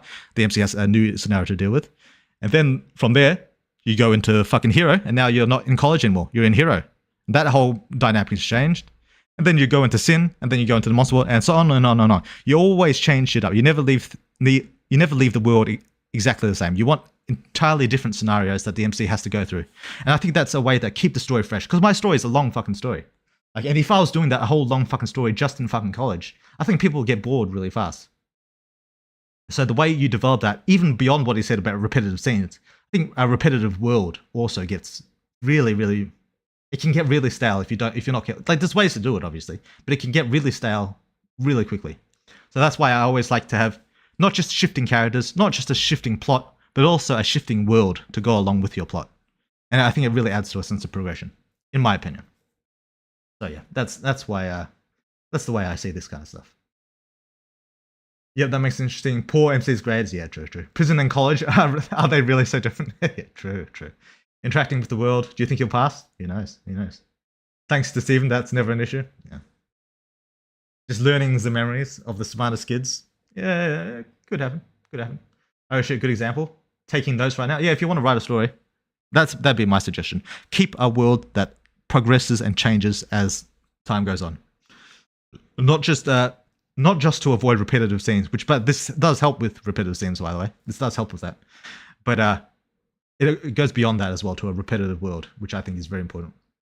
After years of doing TRPGs, I kind of knew this. Yeah, I basically got this from games as well. But yeah, that's true. Staying in the tavern all the time would suck. True. And staying in this is one of the reasons Dragon Age 2 sucks. Because you stay in the same fucking city the whole fucking time. Like in Dragon Age 1, you're going to all kinds. You're going towards the dwarves, you're going to the elves, you're going to the mages, you're going to all different areas that keep the world really interesting. But in fucking Dragon Age 2, they just keep you in the same goddamn city. It's fucking boring. Get the fuck out of here. Sorry to bring this back to Dragon Age. I always have to bring it to fucking Dragon Age. But yeah. This his point here was very good. I'm a big fan about that. Anyway, moving on. Mistake number 3, passive protagonist. Oh, this is a good one. So a passive protagonist is a character where the story happens to them rather than the story happening because of them. The rule of thumb I like to follow is that if you can easily take your main character out of the story and nothing changes, your character is probably overly passive, and it probably means the story isn't as interesting as it could be. Often it feels like a novel doesn't really begin until your main character makes their first truly active choice. And if you never have your characters make an active choice, it can constantly feel like you're waiting for the novel to begin all the way to the end. And this is something that I notice and often note down for my story coaching clients. I often tell them, this point at 35% of the way through the novel or 65% of the way through the novel, this actually feels like it's where your story begins because it's the first active choice that your character made. Wait, let me listen to that again. The way through the novel, or and tell them this point at 35% of the way through the novel or 65% of the way through the novel, this actually feels like it's where your story begins because it's the first active choice that your character made. Up until that point, I felt like I was just waiting for something to happen. Now, of course, your character can start out as being passive, and a character's passiveness can be an interesting aspect of their design. Yeah, this is true. Generally speaking, the more active choices your character makes, the more interesting the plot is going to feel. And as the plot progresses, you usually want your character to make more and more active choices, becoming increasingly active as the story progresses towards the climax. Yep, this is all very true. This is a mistake I'm very confident I didn't make. Like the other ones I could have made, like this repetitive scene. I think I had a few scenes where you're just like talking in college, so I could have made this mistake. I didn't make this mistake for sure, but I didn't make this mistake. I don't think. Like quite early on in Superhuman, the MC's choices start affecting a lot of things. Like an obvious one is the Kenny fight, but even though I didn't make a choice, it's a choice that the protagonist has made to fight Kenny.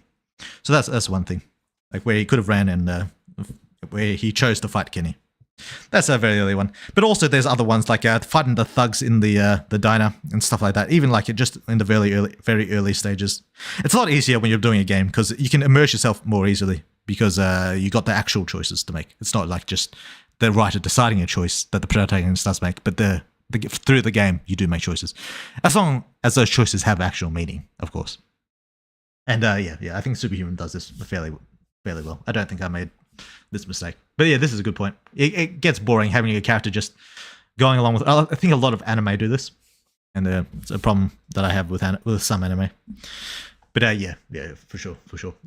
You always want to feel like the protagonist is affecting the world, and having a protagonist who's too passive and just waiting for things to happen to him, it doesn't feel good. It doesn't feel good. Which that doesn't. That's not to say that the world should revolve around the protagonist. Like the world only changes because of the things the protagonist does. No, the world should feel alive and should be changing on its own, aside from the protagonist. It should be like moving in its own direction. But yeah, you want a protagonist who does shit. Yeah, 2 is protect your cave simulation. True. Every case is the exact same in design. Lol. Yeah. Fun fact: Weird made Superhuman just to shit on Dragon Age games. True. Every game except Origins. Yeah. Fucking Dragon Age. Goddamn. I like the familiarity, and yet the city and your status changing and how that affects the interactions to the city at large. Yeah, I don't. When I say Dragon Age 2 is shit, it's better than the other one. It's better than Inquisition, in my opinion. Well, no, Inquisition has good parts and bad parts. I won't say that as a whole. There's good parts to Dragon Age 2. And the city changing, like, between, like, there's 3 chapters, right? There's the intro chapter, the mid chapter, where intro chapter, you're like a poor beggar, pretty much looking for any work you can get. Middle chapter is where you're rich. You're not particularly influential, but you're rich because you got money from the Deep Roads. Then the 3rd chapter is when you're, like, a political, important person, where people respect you because you're, the champion. And that progression is good. But the city itself is just exactly the same. It's so fucking boring. The tensions rising with the Templars and the Mages is good, but I feel like that should have been a side plot, to be honest. Like, I might do an actual in-depth explanation of my thoughts on Dragon Age, because I have a lot of thoughts on Dragon Age. But the general gist of it is, it never should have been Dragon Age 2. It should have been Dragon Age Origins 2. They should have continued the Warden with the Warden main character, like they did with Commander Shepard from Mass Effect 1. They should have continued the Warden, and it should have been about the Blight every single time. Like, and I don't mean like there's a new Blight every single time, but it should have been about Darkspawn every single time. They can still keep like the Mages and the Templars and all that plot line still going, but make it like not like necessarily a side quest, something they interweave into the story rather than the main point of the story. Like, it should have been about like instead of Dragon Age Awakening, it should have been Dragon Age. That should have been Dragon Age 2. Where you're going after like the Architect and Corypheus and the Talking Darkspawn. The next game should have been about Talking Darkspawn. That's what the next game should have been about. No, it shouldn't have been. They shouldn't have gone in this whole different direction with the Mages and Templars, because that's boring shit. Like, Darkspawn is the one thing about Dragon Age that makes Dragon Age actually unique. Well, it's not the one thing, but it's a crucial thing, and they kind of fucked it up by abandoning the Warden and just going off into fucking Hawk's story about mages and bullshit. Yeah, fucking, I'm shitting on Dragon Age again, getting distracted from my goddamn point.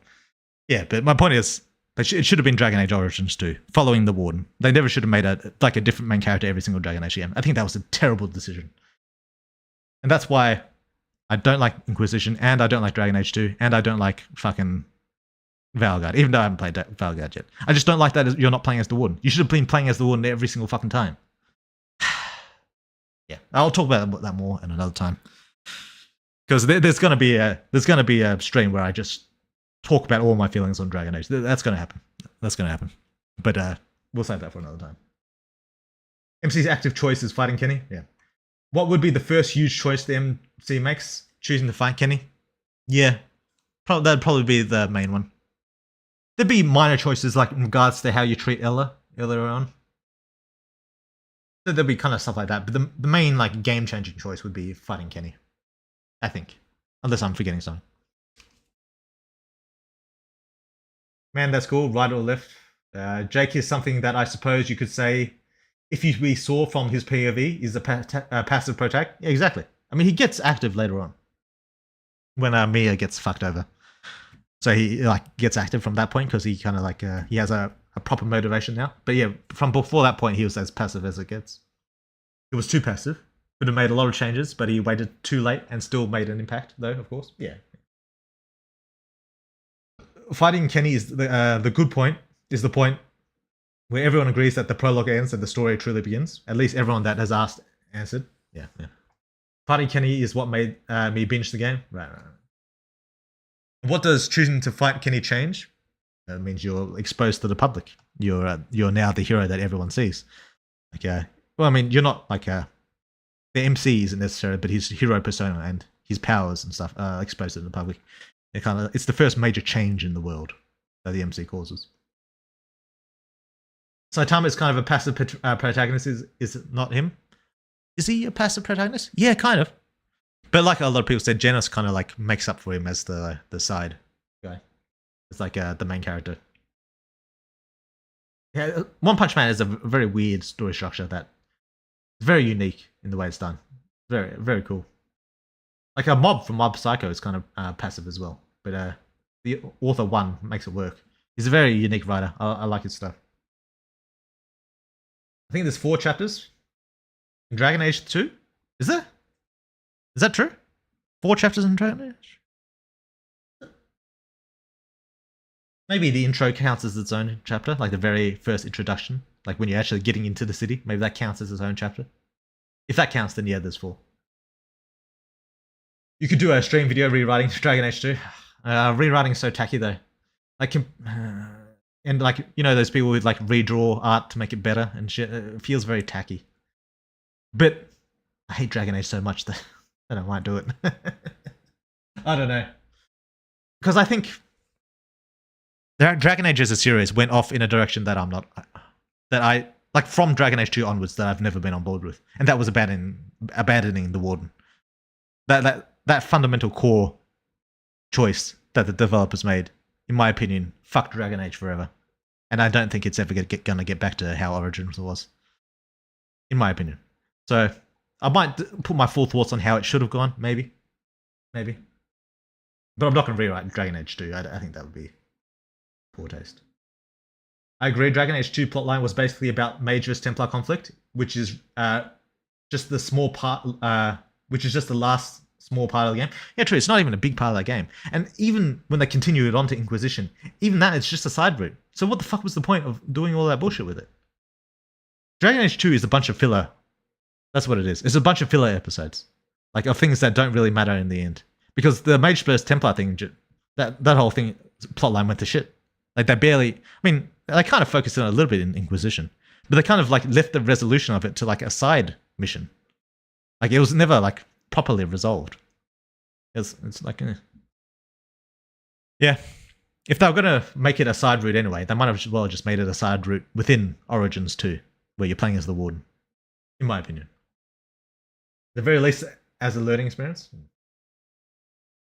Everyone else is disconnected from the story. Hawk is irrelevant. Yeah, true. Hawk is fucking irrelevant. No one gives a fuck about Hawk anymore. No one gives a fuck about the Warden either, by the way. But the players care about the Warden. The players still want to know what the fuck the Warden is doing. They should have just done Origins 2. They should have. If you took MC out of Dragon Age Origins, world ends. True. Yeah, the Blight takes over. I mean, to be fair, other Wardens could have came in and stopped the Blight eventually. But Ferelden would have been fucked. Ferelden would have been wiped off the map, and probably most of the other countries surrounding it. It would have been like the old-time Blights, where like most of the world almost gets destroyed. Then the Wardens, with like a last-ditch effort, manage to slay the Archdemon, like fight their way to the Archdemon, slay it. That might have happened. But then they didn't have Griffins in the modern day, so would they even be able to approach the Archdemon without the Griffins? No. Yeah, maybe the world would have ended. Who knows? Weird world, damn weird. You're making me wonder how things would have went if the MC dipped from the Kenny fight. Yeah, it could have happened. I disagree. Hawk is imperative to the story. Deep Roads, Elves, Flemeth, Mage Templars, nothing would be the same. Let me think about this. Deep Roads, we didn't really affect the Deep Roads at all. I mean, he kind of tangled with Corypheus a little bit, but that's about it. The Wardens were already going to do that. So, to the Deep Roads, he's irrelevant. Elves, does he do anything with the Elves? What the fuck does he do to the Elves? He doesn't interact with the Dalish a whole lot. There's Merrill, but he doesn't really do anything with Merrill particularly interesting. Flemeth, I mean, he does get Flemeth out of the little locket thing after Flemeth dies. So there's that. Yeah, I mean, kind of. Flemeth, kind of. Mage slash Templar, yeah, that's fair. But Mage slash Templar is now irrelevant as well. So I kind of disagree with that, Eltrid. I still fiend for the Ultra Reality. Yeah. They could have pulled a GTA and just have all of the other games be a side piece to the Warden. That's what they should have done. Liberty City Stories, for example. Yeah, exactly. That's what they should have done. They should have made like multiple like spin-off Dragon Ages, which would be Dragon Age 2, which would be Dragon Age Inquisition. But the main Dragon Age should have followed the Warden, in my opinion. Deep Rose is Varric, Mage Templars is Anders. What does Varric do for the Deep Roads? He explores the Deep Roads, gets that red lyrium, sure. But what does that change about the Deep Roads? The Deep Roads are the same. The only thing they changed about the Deep Roads is Corypheus. But the Wardens were going to pursue him anyway. So Ella deletes Kenny for killing people close, as in location, to one of her friends. Could do. Walker's basically well, it depends. Walker's basically a mercenary, true. With limited agency. He has agency over his own cities, but limited agency over the world, true. That's kind of how I feel about Bloodlines 2. It's such a bad choice to make us players of Yes! Fuck Bloodlines 2. Why did they make the decision? Like, as shit as the original direction for Bloodlines 2 was going, like back when they had their development problems, it was better than this. Why would they make it so you play as a fucking elder with her own fucking personality and all this bullshit? Can you even choose her bloodline? Can you even choose if she's a fucking Malkavian? I don't like it. I've seen the trailers for Bloodlines 2. I don't like it at all. When's it coming out? Is it coming out soon? But I'm not happy. Can you choose to be a male? Even if you could choose to be a male. For one, I don't like that it's voiced. I don't like that's another problem with Dragon Age as well. They shouldn't have gone for the voice protagonist. It worked for Mass Effect, but it hasn't worked since. Right? There should be a silent protagonist like in Bloodlines 1 and like for the Warden. That's one. But also just having you play as an elder instead of like starting as like a fledgling, like growing your power over time. I mean, I guess it makes more sense in the world of Bloodlines of Vampire the Masquerade, because Vampire the Masquerade, you're not technically supposed to be getting stronger than your own generation. Like if you're at a low generation, but then you could just be bitten by a high generation vampire, not by like a fourth generation vampire, or fifth generation vampire. Then you'd be naturally powerful if you did that. Because that's how the Vampire Masquerade power system works. Is like the more diluted the vampire bloodlines get, as in if you were turned by someone who was turned by someone who was turned by someone who was turned by someone who was turned by someone who was turned, you're gonna have weaker powers than if you were turned by someone who was turned by someone who was turned. Like if you're a fourth generation vampire, you're more powerful than a 10th generation vampire, even if you've been a 10th generation vampire for a long time. Well, I think age has an impact. But I think generation is the most important part of your bloodline. So if the main character was turned by like a 5th generation vampire, you'd be enormously powerful. 6th generation vampires are hugely powerful. I think Dracula is 6th generation vampire. So they could have just did that, and then your character would be powerful and just be getting stronger over time due to how powerful his generation is. It could have been simple as that. So yeah, I don't know why they felt the need to make us an elder. Yeah, it's just weird. And then you could Diablerize other vampires. That'd be cool as fuck. Yeah, like you find a good boss and you Diablerize and like level up. That'd be as cool as fuck. The way they need to make us a fucking random ass fucking vampire elder. Jesus. I honestly don't think Kenny changes anything. MC was being pretty loosey-goosey with him, with his secret from day one, stretching his arms the length of the street. Oh yeah, at the very start. And he could still want to be strong since Ella is telling him that every damn time they talk. Oh, well, it depends what you mean. If you're saying that the MC could have still progressed in the way he progressed without Kenny, I mean, it's possible. Like, anything's possible. Like, there's lots of things that are possible. It's just that Kenny was the main... What do the writers call it? Call to action? Is that what they call it? Like, in the writing technical term? I'm not sure what they technically call it. Kenny was the call to action. and the MC responds to that call to action. If you know what I mean. And that's what this guy is talking about. Like the choices that the main character make. Because he's talking about from the perspective of like a novel, which is a little bit different to how I write my game, because obviously it's a game. But in respect to the call for action and the MC making the choice to either go with it or deny it, yeah, that's what Kenny was, I think. I mean, there's other things that you could hold responsible, but there's other options, other choices to make. But yeah, I think most people who play my game would generally consider that the MC as the point of the story where you get that first major call to action. I suppose you could say Ella as well. So yeah, there's differing opinions. I'm not going to say which opinion is right, but yeah. But also, Flemeth doesn't do anything after that point, so it doesn't seem important to the other game. Oh, she gives fucking Solus his extra power boost so you can become like godlike or whatever. So yeah, I mean, she was kind of fucking useless, wasn't she, in the end? But I guess Solus wouldn't have gotten his power boost, maybe. I mean, but maybe he could have just like sucked it out of the other way. I don't know. Yeah, I don't know. Flemeth was a disappointment to me. It's one of the reasons I don't like Inquisition. Flemeth was extremely disappointing. I feel like all the companions in Dragon Age 2 are more interesting than Hawke. Yeah, kind of. I mean, his siblings are kind of boring as well. But yeah, I think that's shown. I think most of the main characters are more interesting than the player character in most RPGs, because the RPG is usually like meant to be like a self-insert of yourself. So you don't want to give too much of a background.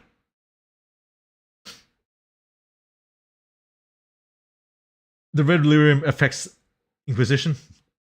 And Corypheus maybe would not have been stopped by the Wardens. I do agree that Inquisition dropped the ball with the Mage Templar plotline. I agree. And yeah, to be fair, Red Lyrium does... It affects, for one, it powers up that Templar dude. That's kind of a minor thing, that doesn't really matter. But it allowing him to control the Wardens, that is an effective... That is an interesting effect. But it's also an effect I don't like. I feel like Inquisition kind of shat on the Wardens. They kind of made the Wardens look like a joke compared to how cool they were in Origins. So I kind of dislike that. Even though you're right, it does affect the world. I kind of dislike how it affects the world. So supposedly you can, but you can also steal other lines' powers as well. Yeah, by Diablerization, right? Also, I doubt Ella would have killed Kenny, considering she is far too busy with Lexi and Clark at the time. In Bloodlines, too. That's true, but if you just remove Kenny and keep everything else, I'd wager you're still way above Jake in terms of failure. I don't know what you mean by in terms of failure. What did the MC fail? In Bloodlines 1, you're like an 8th gen or something. Pretty high tier. Yeah, that's decent. Yeah.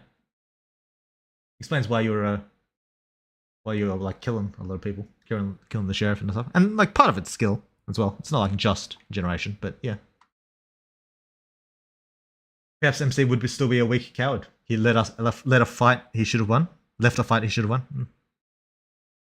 Especially since Kenny himself failed. Oh, his evolution. Oh, right.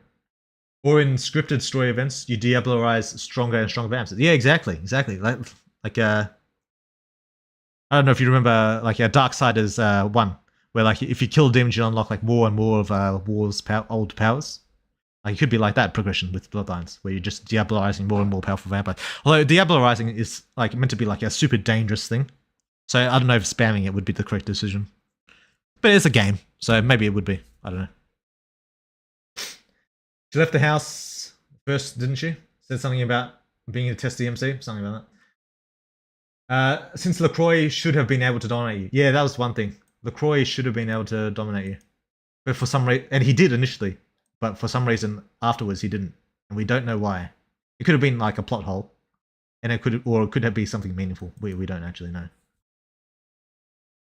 MC passed, I presume, due to him finding Kenny. But if he didn't, well, that's a whole different story. But she could have saved Emily's ass if she saw the MC literally fly out the window. Could have. It depends. It depends how much you attribute to Ella's watchful eye. She was too busy with Lex and Clark at the end, while the MC was in the main fighting of Kenny and yeah, that's true. Earlier on, Emily would have survived, obviously. A few characters even confirmed how they would have lived. True. But we see her pov outside of the house. We do. She's watching. At the very least, by the time you've reached the end of Vampire the Masquerade Bloodlines, you are actually an elder tier vampire anyway. Just makes it a bit lamer narratively. To already be established guy. Yeah, I don't like that. I like growing your power over time. I don't like starting as an elder. I don't like that.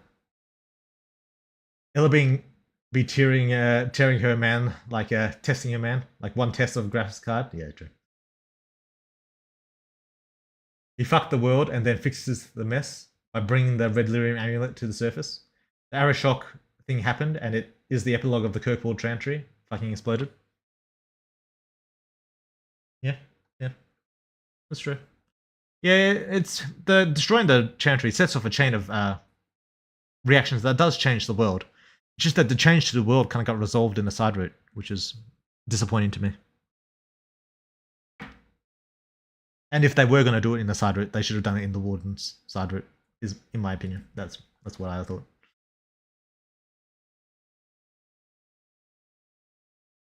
Emily dying is necessary. I made a mistake once to kill Christy. Yeah. I wonder what significant player you can remove in Superhuman and still overall have a very similar story. I suppose Dell might be a solid candidate. Well, no, because Dell exposes you to the world and makes you join Hero. For ruining my pure Virgin run. Yeah. But there are probably characters that you could just remove and the story would largely be unchanged. That's possible. I'm not sure off the top of my head though.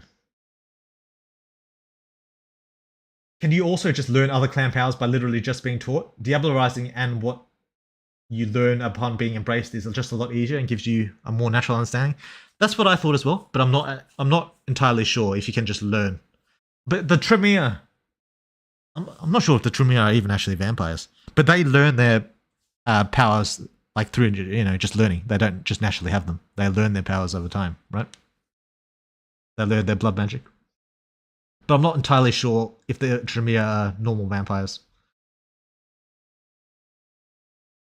Pretty sure it's that Kane gave MC power since Kane was the taxi driver. Oh, yeah, it could have been Kane. Yeah, true. That would make sense. But it's not confirmed or anything like that. But yeah, that would make sense. Like, I'm not doubting. I'm literally asking, holy fuck. I'm not mad at you. Yeah, I know who you're talking to, Panda. But yeah, fair enough. At least that's the running theory. Oh, yeah, makes sense.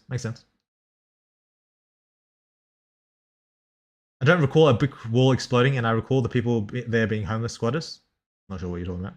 Only Steve? Yeah. We get it that you have a hard-on for the Warden, Widward? True. That is true. The Warden was my favorite protagonist. That's definitely true. Widward on God, you could remove Alistair and not much would change at all. Oh yeah, true. If you're talking about like really, really low side characters, yeah, that only appear for a little bit, then yeah, there's a fuckload of characters that you could remove that wouldn't really matter. Yeah, that's definitely true. But since there's an option for the Warden to die, it wasn't going to happen. Yeah, it still won't. Yeah, in my opinion, if the Warden died, they should have done what Awakening did, where you're just a random Warden commander from Orlais. That's what they should have done. Like the main issue I have, it's not necessarily about the Warden, although I do love the Warden, by the way. Yeah. But it's not just about the Warden. It's that they deviated so far from the Blight. The Blight was the most interesting part of Dragon Age for me. Like there's demons, there's mages and Templars, and they have an interesting political climate for sure. Dragon Age does all that world building very well. But for me, the one thing that stands out and is super unique about Dragon Age was the Blight, the Golden City, the Darkspawn, and like that kind of stuff. Those were the main things. And I don't like that they deviated so far from it. Like, when was the last time anyone gave a fuck about Darkspawn or the Blight? No one. Like, Corypheus is a Darkspawn, but no one gives a fuck that he's a Darkspawn. They just care that he's doing all this weird shit with that Elven Relic and summoning demons and all that. Like, my main issue with Dragon Age, as it stands right now, is that they've deviated so far from the Blight. So if they did the thing where they did in Dragon Age Awakening, where if the Warden dies, you just play as a random Warden from Orlais, I'd be fine with that. As long as he's voice, and as long as he's not voiced, because I don't want to hear that fucking French accent. As long as he's not voiced, but yeah, in my opinion, and still won't. Yeah, that's definitely true. They're never getting back to the Warden. That's like anyone who is hoping they go back to the Warden. You're dreaming. You're in fucking dream world. The Warden ain't coming back. Like you're probably not even going to see him, let alone play as him. That's definitely true.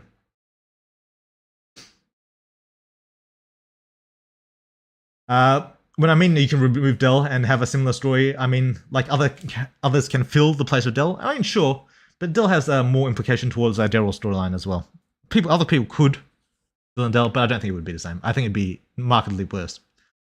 Weird World. The Tremere are regular vampires, at least last I checked. Are you sure? I'm pretty sure they're like, aren't they like wizards or something that like gained immortality or some bullshit like that? They're not naturally. I'm not sure that they stem from Cain, is what I'm saying.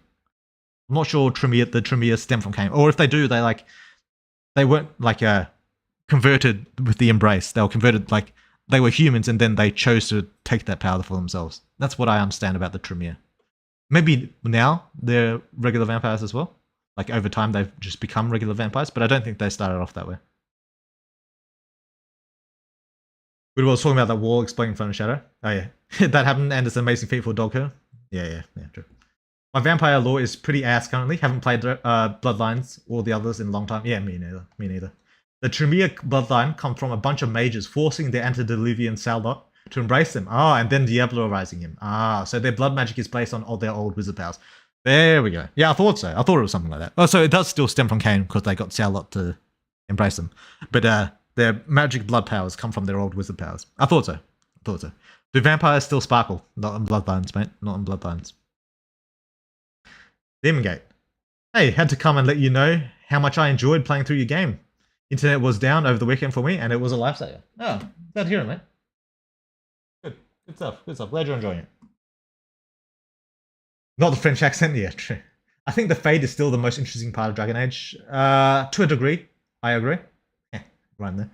I agree with that to a degree, but the most interesting part of the Fade, in my opinion, is the venture into the Golden City. The Tevinter mages like try to break into the Golden City and reach the palace of the Maker. In my opinion, that's by far the most interesting part of the Fade, and it's the most obscure and like kind of eldritch and mysterious part of it as well.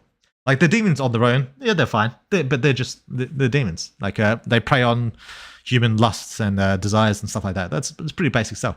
But the stuff with the Golden City, now that's really interesting to me, and which of course relates to the Darkspawn as well, which is why I'm still pissed that they're not following the Darkspawn, because the Golden City and the Darkspawn are like one-to-one related, and that's what I mean, Eldred.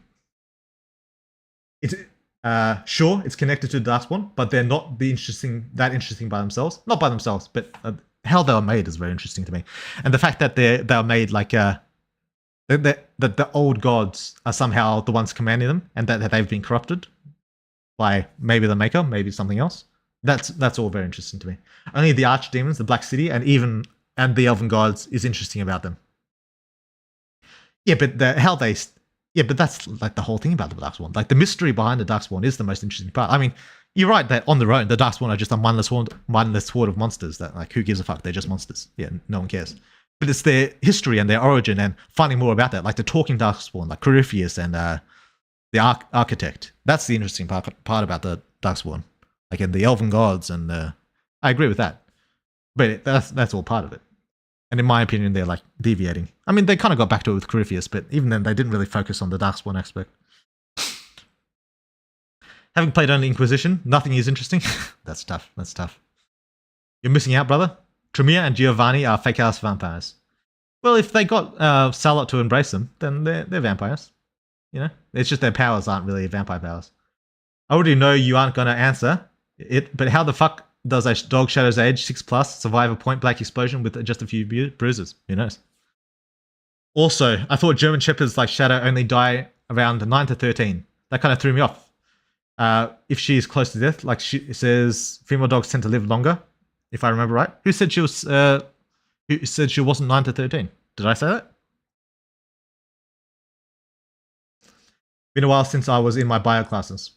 There's the old gods, the rituals that allowed the mages to reach the Golden City, and what they found there, the reason for the Golden City turning into the Black City. Yeah, exactly.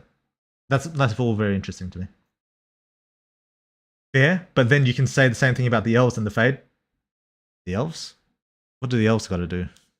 I mean, they had their whole... the elves had their whole history as like a great empire that was like kind of in communion with the Fade. But I feel like the whole thing about the Fade being the Fade used to be like just a natural part of the world and was never separated with the veil. Was that always the thing? Or was that something they added later in Dragon Age Inquisition? As for the elves, I don't find them particularly interesting. I don't know what the elves have to do with the Golden City.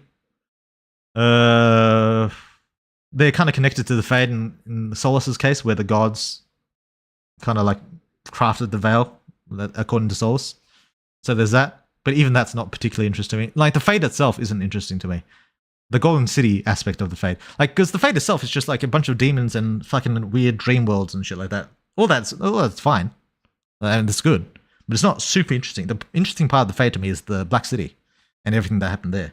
And that the possibility of a god lying beyond there. That's what interests me about the Fade. Not the Fade itself. And also dwarves and lyrium. Don't care about dwarves or lyrium. Like, I say I don't care. But I mean, it just doesn't like substantially take my interest compared to something like the Black City. I agree the game focuses too much on human-related drama, but the greatest events are supernatural, and it feels like no one cares. Yeah. Did Woodwall mention what his favourite vampire clan was? Oh, the Tremere. The Tremere. Or the Malkavians. Like, I played through Vampire the Masquerade Bloodlines twice, I think. Maybe 3 times, but twice mainly. And the first one was the Tremere I played as, and the second time was the Malkavian. So. Shopkeep is a god. Changed my mind. Yeah, who knows? That was a long writing session for her page there. Yeah. They added that in Dragon Age Inquisition. The Veil? Yeah. No wonder I didn't like it.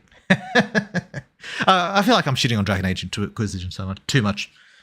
Dragon Age Inquisition had good points. Like, when I was playing, I didn't hate the game. Like, I had a good enough time. Just that it's not as good enough of a time as I would have wanted, right?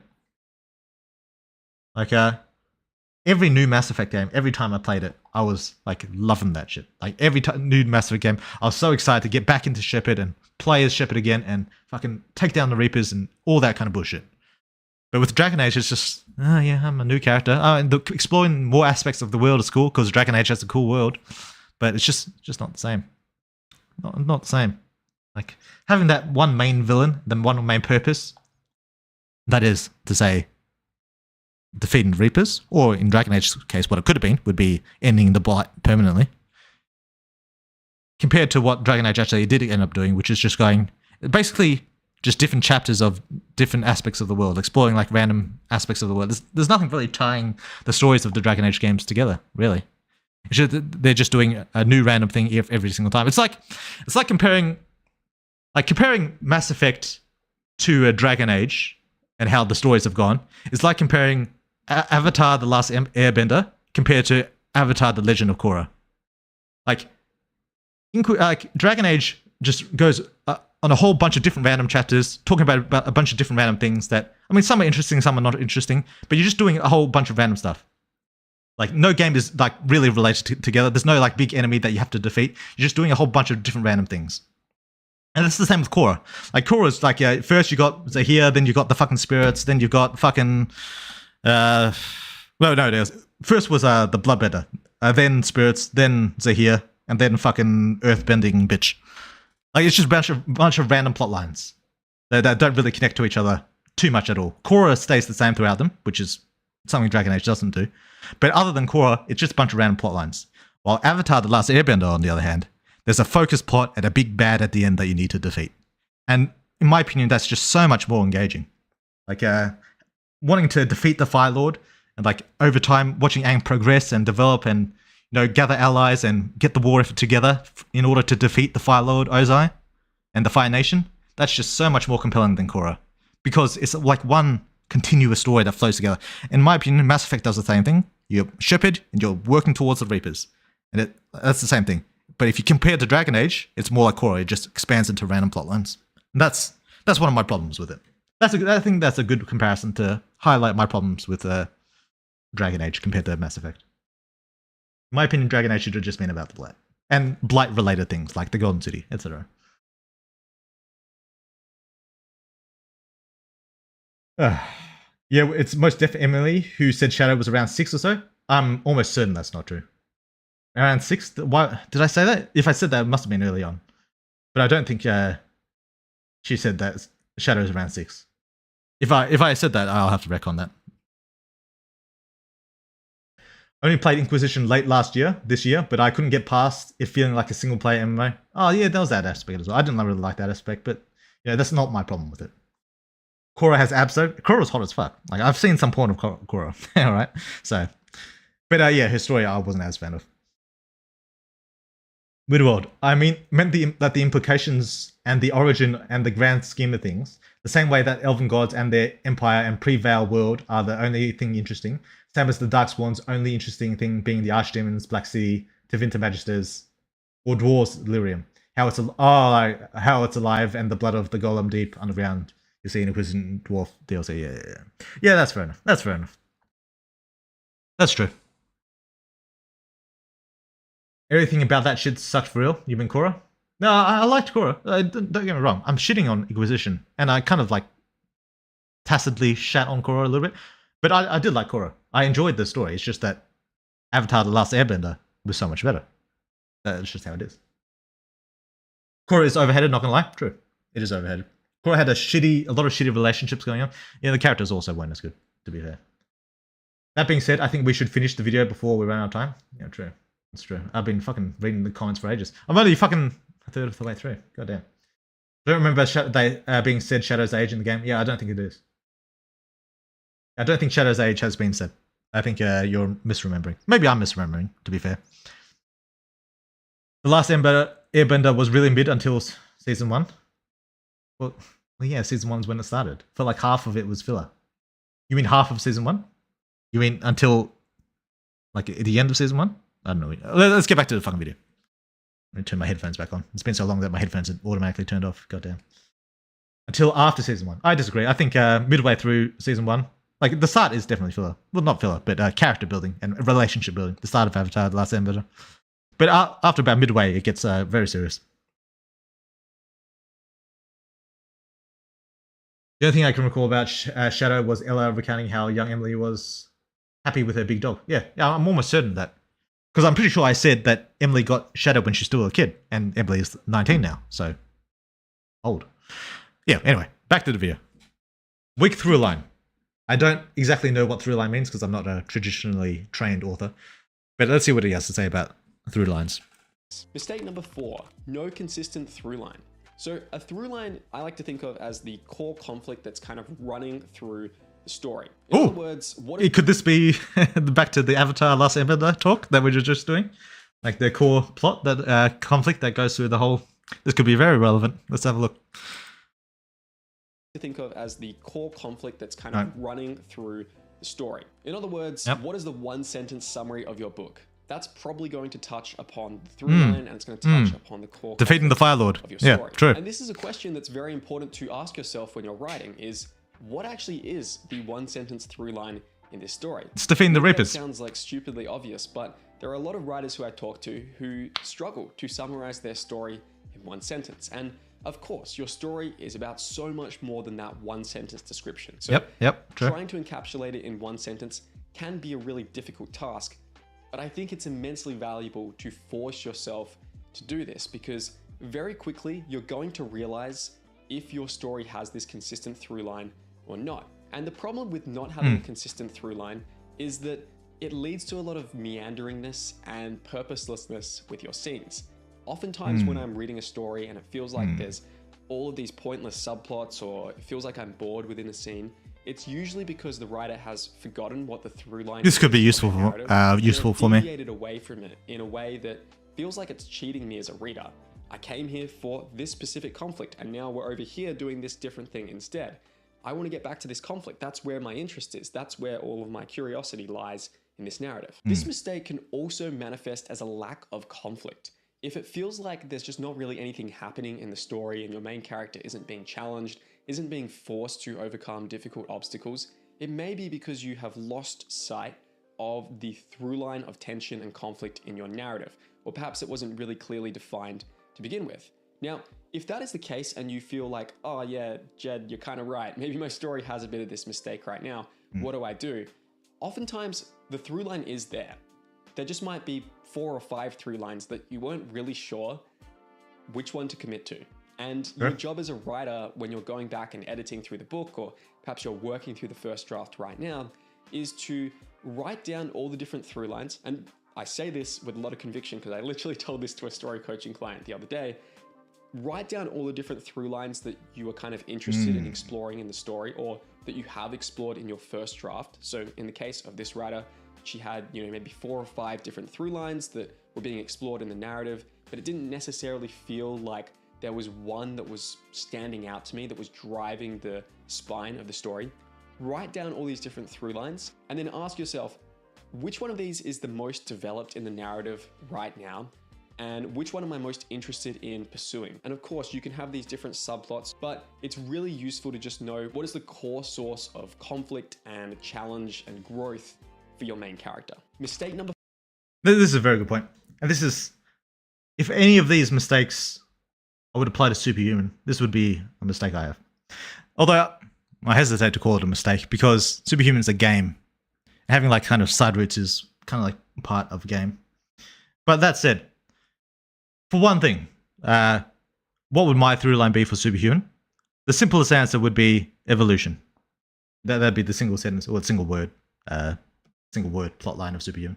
But the through line for Superhuman, the single sentence would be to evolve. Evolution is the through line of Superhuman. It's the main theme of the game. It's basically everything the game's about.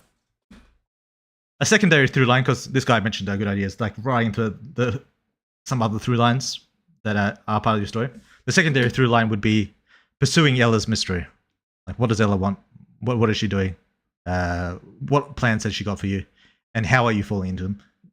The secondary through line would be pursuing Ella's mystery. So those are the main ones I got. Now I have a lot of side routes in the game. Especially in the college era, where it's basically you're just learning about the characters. So for Emily, Emily's through line would be become stronger. Help Emily become stronger. That would be the through line for Emily's progression. For Liz, it depends if you chose NTR or not.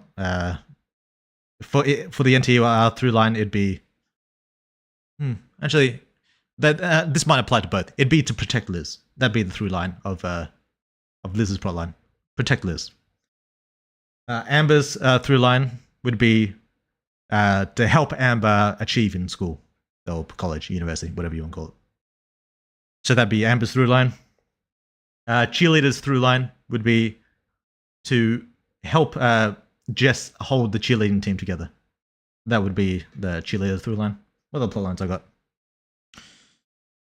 Demi's through line would be to resolve Demi and Clover's relationship. That'd be Demi's through line. Any other side routes that I'm forgetting? Angelina's through line would be the, get Angelina's powers under control.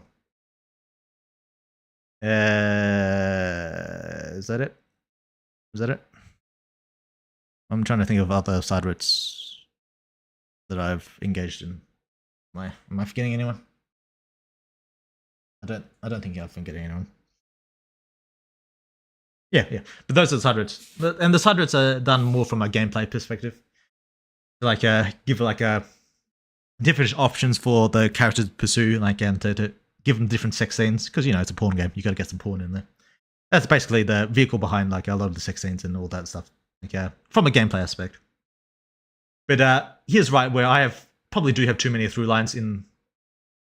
If I wanted to make this a story, because I've got like I listed all those different through lines for all those different characters for the gameplay and all the choices and stuff like that.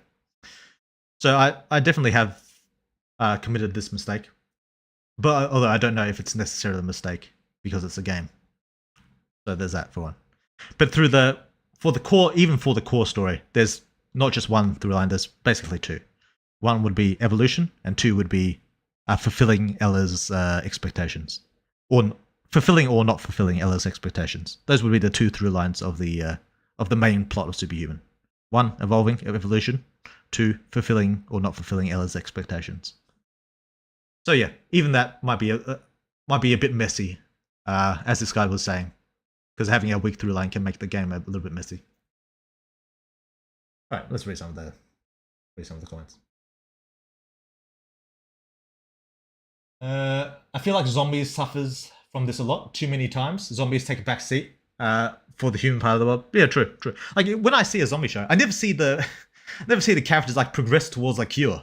Like everyone talks about, oh yeah, we've got to make a vaccine, or we've got to figure out a way to survive the zombies, or like no one actually progresses towards one, wiping out the zombies, or two, curing the zombies. I feel like that never happens. I feel like if I were to make a zombie show or a game or a novel or whatever, like the main plot of the game would be to either eradicate zombies from the world entirely, or to be cured to cure the zombie sickness. Like that would be the main plot of that. But I feel like no one ever does it. It's all just about like you can have the dynamics, like the human dynamics, like the political shit, like the pushing people around, the trying to survive and all that. You can and should have that. But I feel like no one ever progresses to the killing of all zombies or the wiping out of the disease. I feel like that doesn't happen.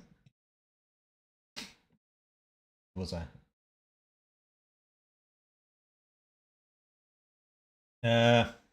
Woodwalds, do you have a through line in your plot? No, well, I just answered.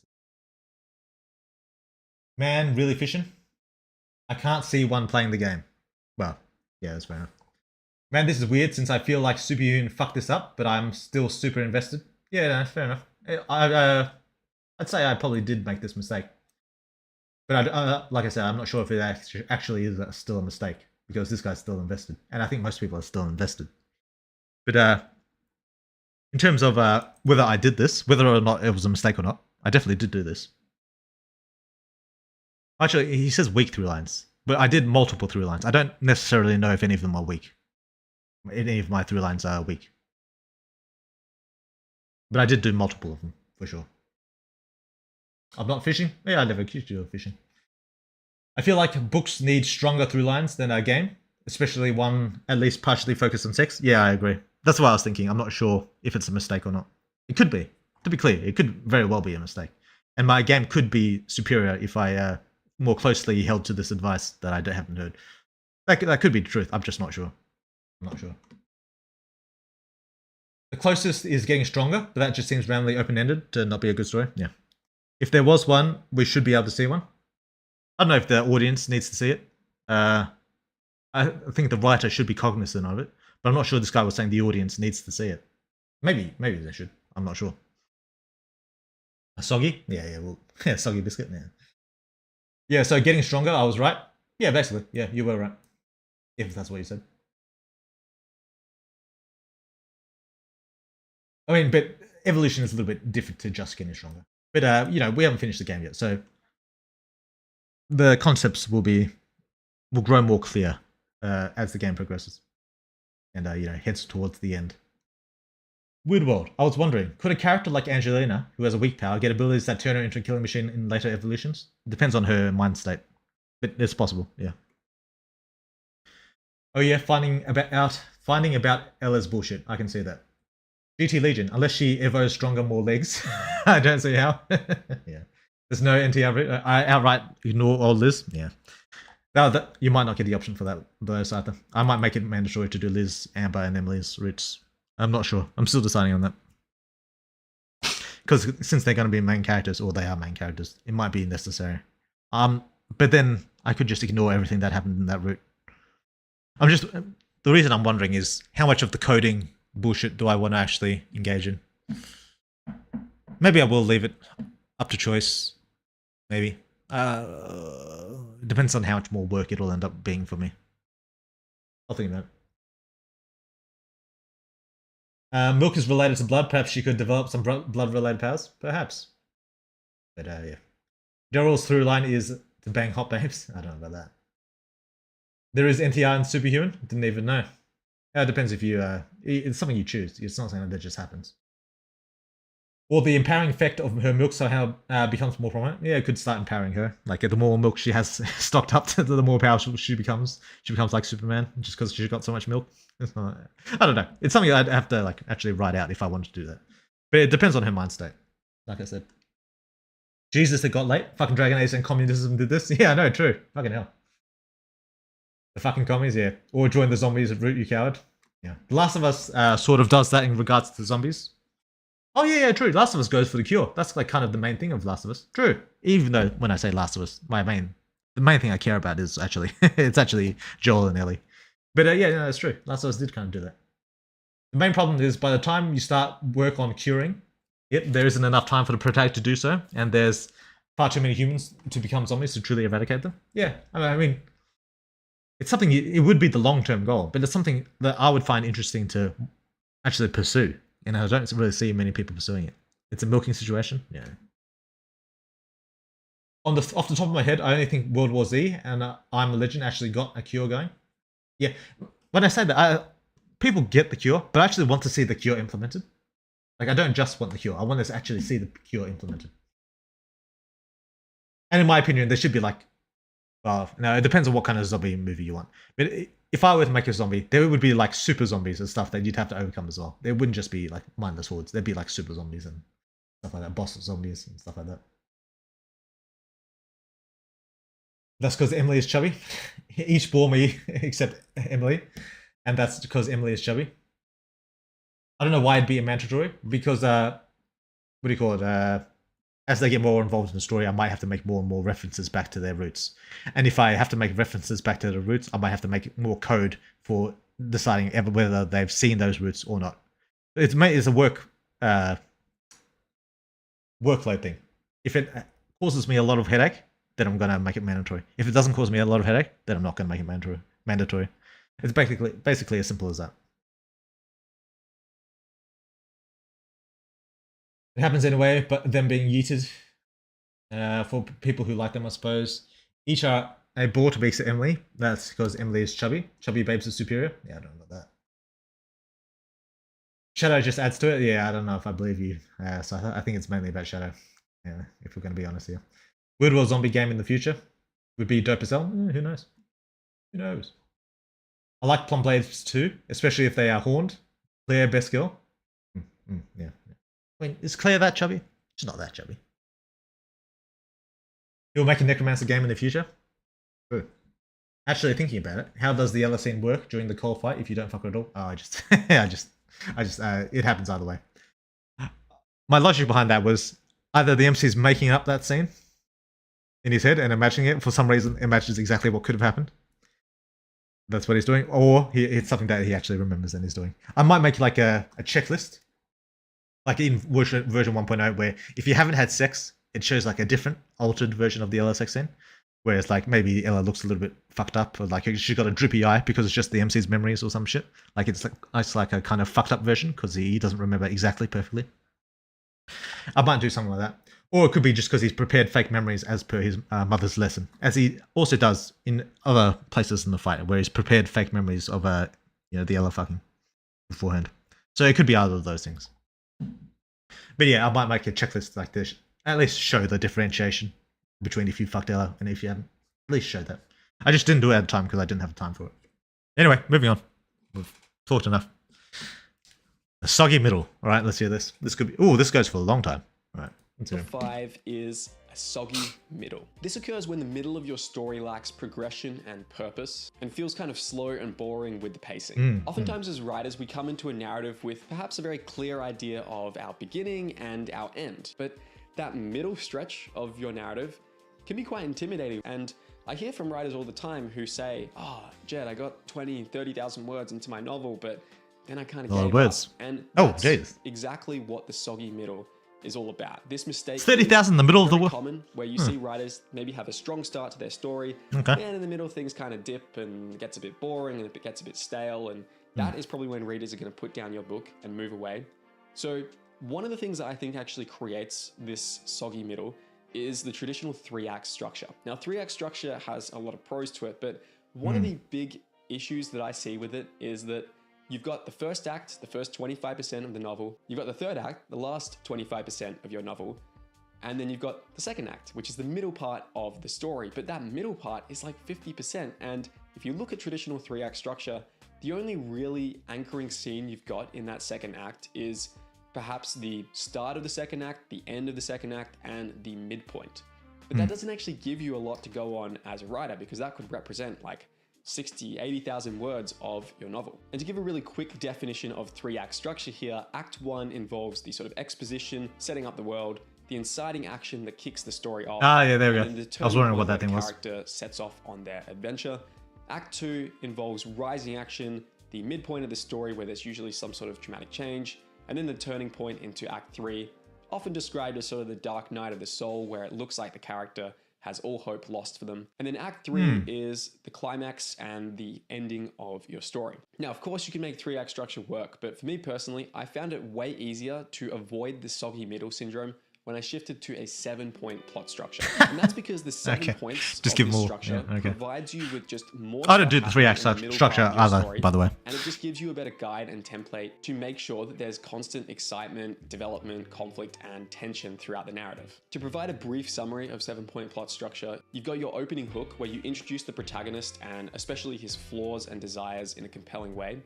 Then you have plot turn 1, which is where the protagonist is taken from the ordinary world and thrust into the extraordinary world of your story. This happens very early on Reach point in Super 1, U. where pressure is applied to the main character, usually through the introduction or some sort of action from the main antagonist. Then you This will be reach Kenny. midpoint, and this is typically where the protagonist fully moves from passive reaction to active action and resolves to stop or fight the antagonist. Next, you have pinch point 2, where more pressure is applied to the protagonist, really forcing them into their darkest and lowest moments. This part could be anything. And that I'm not leads going to talk too point much about 2, that. where the protagonist discovers or sometimes realizes a key piece of information. that Maybe helps Superhuman them is just defeat too the fucking long. antagonist. Lastly, we have the resolution, where the protagonist achieves or fails to achieve his Okay. object of desire. Now, if you want to go deeper with structuring your novel, and not only just structuring it by looking at plot points, but also looking at the character arcs, also looking at how you weave world building and themes and suspense and pacing all throughout an outline in a way that is really comprehensive and sets you up to write a really successful book, then you might want to apply it for my 6-week fantasy outlining bootcamp. This is a group coaching program where I'll be taking 8 Maybe I writers should on, sign up. and I'll be showing you everything I know about outlining, which is the most important part of my writing process. It's the thing in my experience that will most help you avoid these 9 plot mistakes and the myriad of other plot mistakes that you can make as a fantasy writer. And in the program, we'll go through a series of live calls where I basically show you my complete you get to talk to outlining him. process and how that's evolved over my 10 years of writing and over my 3 published novels and my video game. But then not only will we have these live Alright. training sessions, Oh, he's got a we'll video also game. have these Cool. live group coaching sessions. He's, where I'll he's firstly the one help with you me. develop a comprehensive He's a game outline dev of like your me. own fantasy novel. How about that? That not only allows you to master story structure, character arcs, theme design, world building, suspense, pacing, and all these other elements of story, but makes you excited to write a story and allows you to get over the hump if you have perhaps struggled with finishing novels, or perhaps you have finished novels but they're in a really messy place. For me, outlining See ya, is a Swigger. tool that helped me get Swiggy. over that hump. I'm just gonna go and to actually Swiggy. helped See ya, me mate. Produce really great stories. Oh, wait, no. And Oh, it's GT also Legion is something that going. I have shown Oh, a yeah. lot Gotta of go. See you, writers in GT my Legion. one-on-one story coaching Thanks for program coming. as well, with really great results. My outline was pretty sparse. I knew what I wanted to do at the beginning, and Okay. it would be generous to say I had a loose idea of what I wanted to do in the end. I gave it to That's Jed. tough. You gotta write it out first. Once he kind of saw where everything was going, he then was able to point out parts of the story, elements of the story that I had been trying to work in and maybe wasn't doing so successfully. But he also was able to point out things that I hadn't even realized I'd been doing, either wrong or correct, and been setting up for the future. And so from there, we worked together to create a very robust outline. Wait, so this guy That published a novel? outline, And this guy helped him do it? get over the hump and finish my story was crucial. I would not have been able to finish without it, and I definitely would not have been able to make it as good as it is without Jed's help. I'm getting ready to self-publish soon, and I Oh, self-publish, okay. how it's going. You can apply for my outlining bootcamp by going to jedhearn.com/outline. Applications close on October the 2nd, and we're kicking off the cohort on October the 16th. Mistake number Yeah, based on what I heard, his bootcamp seems like more for people who are having trouble starting out. Let's see how much he charges. I'm probably not going to do it because I don't have time to learn and fucking write. I'm a busy fucking mother, you know, got stuff to do. But let's just have a look. 7-week bootcamp is your ultimate guide. He's got a lot of good reviews, so good on him. But why doesn't he say the price? I never trust anything that doesn't say the goddamn price. The fuck. But I am always curious about how much people charge for these bootcamp type stuff. Oh, here we go. Premium program, basic program. It says valued at 1,500, but how much is that actually? Jesus, 2,700. Fucking hell. 5,000 for premium. Jesus. I assume that's American dollars as well? Fuck me. God damn. I mean, I assume he's got a lot of clients if he's able to charge that much. Jesus. Oh, fair enough. Anyway, that last half of this thing was kind of like his ad for other things. But as for the soggy middle, I don't think I have a problem with this. I'm not going to say where the middle is, if we're even at the middle, or if we're not. Who knows? But I don't think I have this problem. I also, like him, I don't follow the 3-act structure because it's just too limiting. I don't like it. Like this section here happens in like the first 10% of Superhumans. So right here, that happens like maybe even sooner than that. Like Jesus, this whole midpoint, who knows where that can be. But yeah, I don't necessarily follow his 7-act thing. What's all his names for it? Opening hook, plot turn 1. Yeah, Superhumans are really fucking long. I think compared to most books, it's more like a series, like the Harry Potter kind of things, rather than like just a single standalone book. So there's a lot of going on. Like, you know, Harry Potter has a bunch of, even though it's all working towards stopping Voldemort, it's got like several different like plot lines each book. Like Philosopher's Stone is the Philosopher's Stone, you know, Chamber of Secrets, that's the Chamber of Secrets and all that. My game's a lot more like that, where it functions in different arcs. And a lot of anime does this as well. It functions in different arcs, where like, you know, they start with the Kenny, then there's the Mafia arc, then there's the Jake arc and all that. So it functions more like that than his kind of structure here. So the way I do it is not really like his structure, and it's not really like the 3-part structure either. So this one is a little bit different to me, which doesn't necessarily mean I can't have a soggy middle. I could have a soggy middle. I don't currently think I have one, but it could be. But I could also be at 98% of the game, where I'm basically about to end in like a couple of updates. So there's also that as well. So, but yeah. I have to float over text for the VC face. Oh. Yeah. All right. Yeah. Where were we in there? Come on.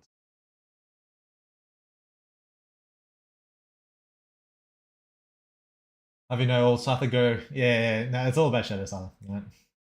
Because of helping her with confidence, and she reminds me of a girl I was sweet on in my youth, except that girl had anorexia. Oh, yeah. Oh, fair enough. Maybe that Emily story does appeal to you then. That's fair enough. Superhuman does not have a soggy middle, though. I'm glad you think so. I don't know what the middle is. True. I mean, even if we are just now in the middle, it's still not soggy. If anything, we're in the soggy middle because Evo 3 out of 5. Assuming we get the 5, but fair enough. The through line is evolution. Plus evolution serum, I'd say that it's guaranteed. I just do whatever for my stories, for whatever reason it works. 40% through the game then? Who knows? I'd say it's not long enough. People want more. It's already fucking long as fuck. We're already catching up to goddamn Harry Potter. What more do you want from me? Alright? Wait, this video just had an ad? Well, it's an ad for himself. Bro got doing an ad mid-video? Yeah. If it's an ad for yourself, I mean, yeah, for sure. I need at least double, triple the content. No, I don't know about that. Oh yes, GT Legion said enough. I'm hooked on Superhuman story, I just don't want it to end. I have a better tip, just write a good story, mate. Yeah. It's just that simple, just write a better fucking story, alright? Just write a goddamn story. I don't think MC's Evo good percentage benchmarks. Yes. $2,000, goddamn. Lamau, no thanks. Yeah, holy shit. I guess it's for rich people. Yeah. That's in dollars, right? I assume so. He sounds American. That's rent. Yeah, true. It is rent. More, depending on where you are.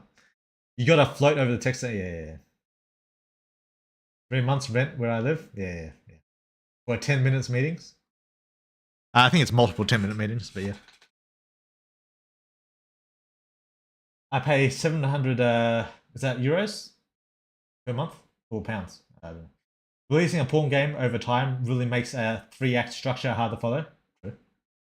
Bro, my rent is 900 CAD. Is that Canadian dollars? Could pay for half a year with his premium. Goddamn. Beyond like overarching basic stuff, yeah. Superhuman now long enough? Yes. Do you have a plot structure you follow? Yeah, the Harry Potter structure. Yeah, like seasons of TV shows. Oh yeah, also like the seasons of TV shows. Yeah, no, that's a good point.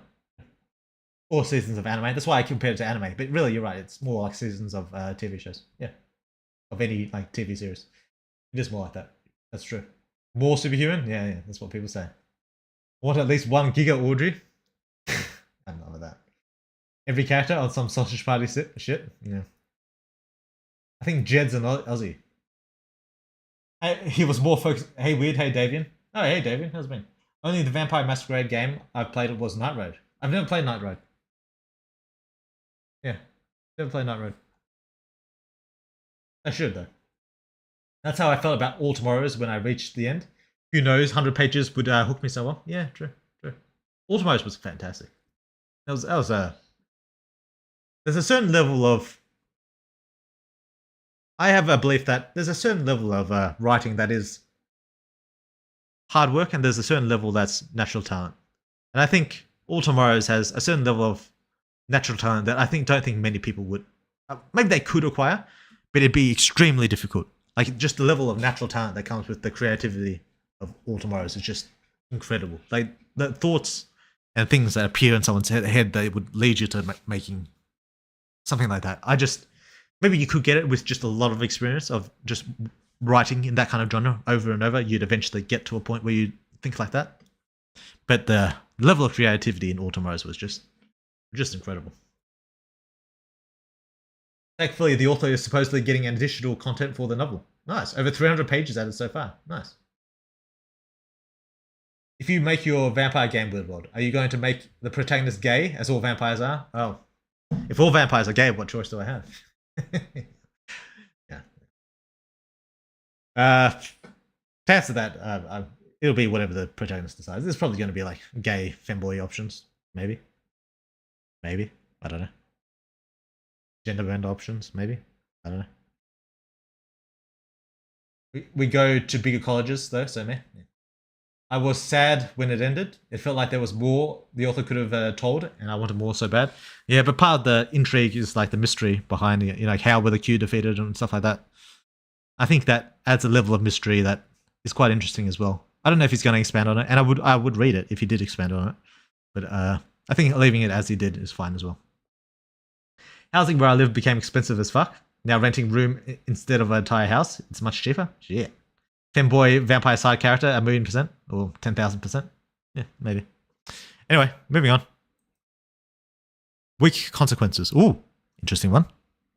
October the 16th. Mistake number 6, weak consequences. Many new fantasy writers are really afraid to punish their characters for failure. And that's a huge mistake because it's through adversity that a character really gets the chance to grow. The depth of adversity that a character faces directly corresponds to the depth of true character that you can reveal. That is, the deeper the conflict that you put characters through, the more you really challenge them and force them to face their demons, the deeper we can kind of dive into their psyche as a reader. And that's really what causes readers to develop sympathy and connection to your characters. And if you think about the characters that you remember well from the fantasy novels that you love, they're usually the ones that have to go through hell. They go through the most difficult circumstances possible, and they somehow manage to emerge from the other side. The question I like to ask myself is, what is the worst possible thing that could happen to my protagonist in this situation?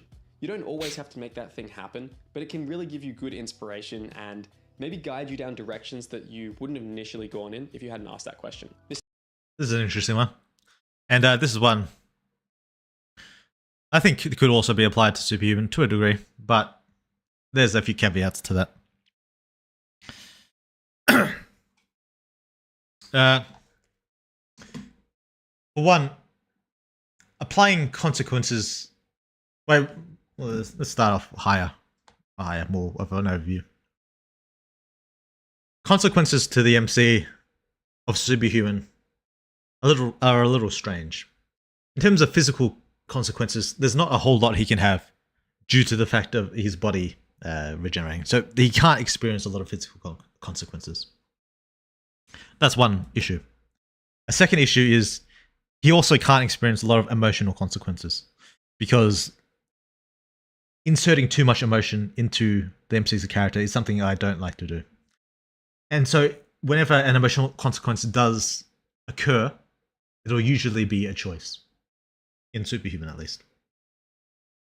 So in terms of consequences of both those types, MCs of Superhuman is kind of weak in that regard, unless you specifically choose to give them consequences. For example, one consequence that you could choose to have the MC engage in is what happened to Liz and Amber. Like for a normal person, that'd be an extreme consequence that would tear a normal person apart. That'd be like extremely miserable, extremely sad, something you'd be extremely upset about. And to a degree, in Superhuman, you can express that through anger at Cole and sympathy for Amber when you give her the hug. This is one of the reasons why I intend to change the hug option, where you can choose for the MC to feel bad for Amber, like feel responsible for not being strong enough to defeat the twins, and as a result, them getting captured and them suffering the fate that they suffered. So that's one of the major consequences that happens to the MC. That the player can choose to either feel bad for or not really care about. I think in the campfire talk with Amber, you can blame yourself for that as well. You can say it was my fault. I should have protected you. I should have kept my promise to you. Like I broke the promise. Like I said, I'd protect you, but I didn't. And because of that, you suffered for it, and Liz suffered for it. And so that's one aspect. And then there's the crying scene where you can hug her and all that stuff. So that's one consequence you can engage in. Also, there's consequences of the MC being exposed because of he's chosen to fight so many times, and as a result, he's being exposed by this and that, which is not much of an emotional consequence, but it's like a reputational consequence. And depending on your choices, if you choose to be evil in the game of Superhuman, people will perceive you as evil, and you become like a public enemy, and people like hate you for it. It doesn't have as much of an impact later on in the game because later on in the game, you're in the monster world right now, so what does human opinion really matter at this point? But it's an ongoing thing that might have some impact on the MC. So the way consequences is spread out within human is kind of weird in its own way, where I can see people applying this to my game, but it's not without reasons that I have designed it the way it is. So even though the weak consequences, you could say, is a criticism of Superhuman, I have my reasons for doing it the way I do it. And there are ways where you can experience consequences. So yeah, that's my analysis of this. Anyway, let's read what these people have to say. I spent 1,200 of my college classes, could be worse. My brother spent 1,500. Oh, is that each class? I don't. We got bigger colleges though, so meh. I was sad when it ended. It felt like there was more. Oh yeah. I was talking more about the fall of the Second Empire, not so much the end. Oh yeah, fair enough. Yeah, where the gravitons, is it called gravitons? Gravitrons? The metal ball robot people wiped them out. Yeah, sure. It's kind of very sudden. But I also kind of like that as well, to be honest. There's an argument for this one too, but that could be changed once it ends. Yeah. This applies to Superhuman. But again, I feel like that's a byproduct of releasing it in bits rather than a complete product. Well, there's parts of that. There's problems with releasing in bits, but I don't necessarily think this is a result of that. There's problems with it. Lambo is a consequence of the MC. Yeah. Unavoidable too. Yeah. Angelina has consequences. Yeah, the side routes have consequences. Like, characters can die. So you can avoid it. Yeah, you can. It's like I said, there's choices in the consequences you engage in. Consume and make anew. Cheap viewers. Fucking cheap viewer bullshit again. They just keep coming for me. I really want my money.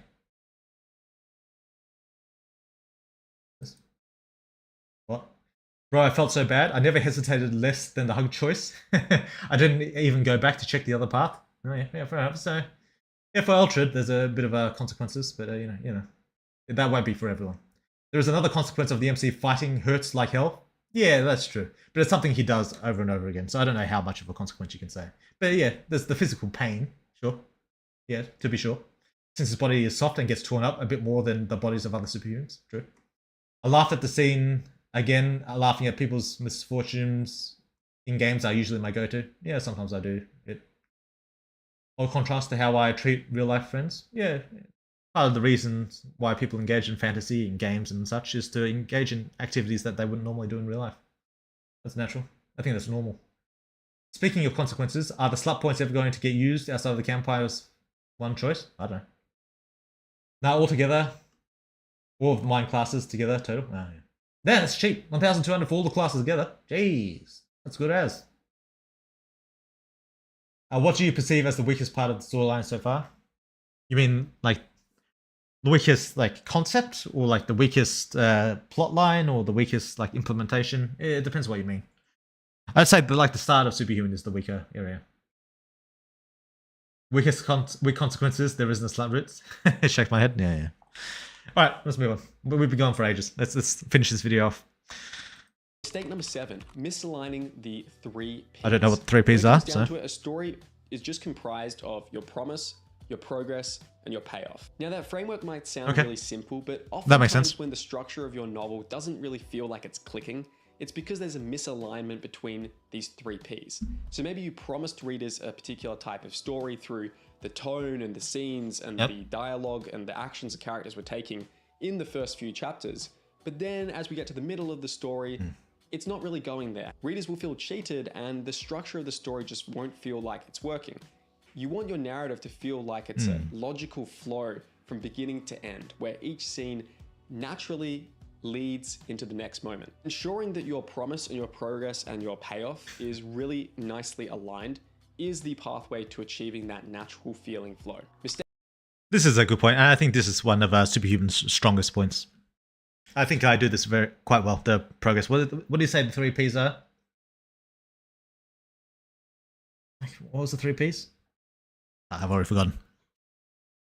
Promise, progress. Oh, promise, progress, and payoff. Yeah, there we go. Yeah, I think what I promised early on in terms of the MC's powers, I think it not only pay off what people want, I think I exceed their expectations in a lot of ways for what I pay off. And that's kind of jerking myself off a little bit. But it's the comments I generally see when I read about the Superhuman. It's like reviews and stuff like that when I see on Discord or whatever. It's generally speaking, I think I pay off most of the things I promised quite well. I mean, there's some things I promised, like the Mia, for example, where I don't pay off it at all so far.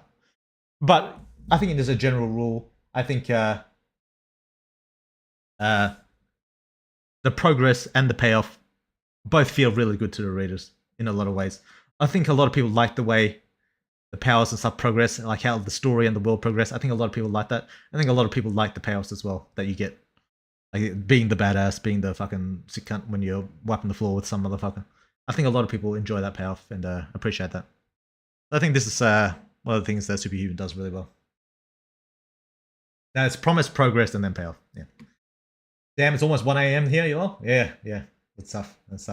Yeah, I'm thinking about changing like the time I stream. Maybe like next week I'm probably going to push it back to. I'm going to start 1 hour earlier than I usually start. What did I say the EST starting time for the stream was? I forget. But yeah, I might start doing it 1 hour earlier. And then once I release next update, I might make it like a whole different time. Like I might start it off at like 12 a.m. in my time, which would be in the morning in other people's time, like 8 a.m. in other people's time. So I might start doing that.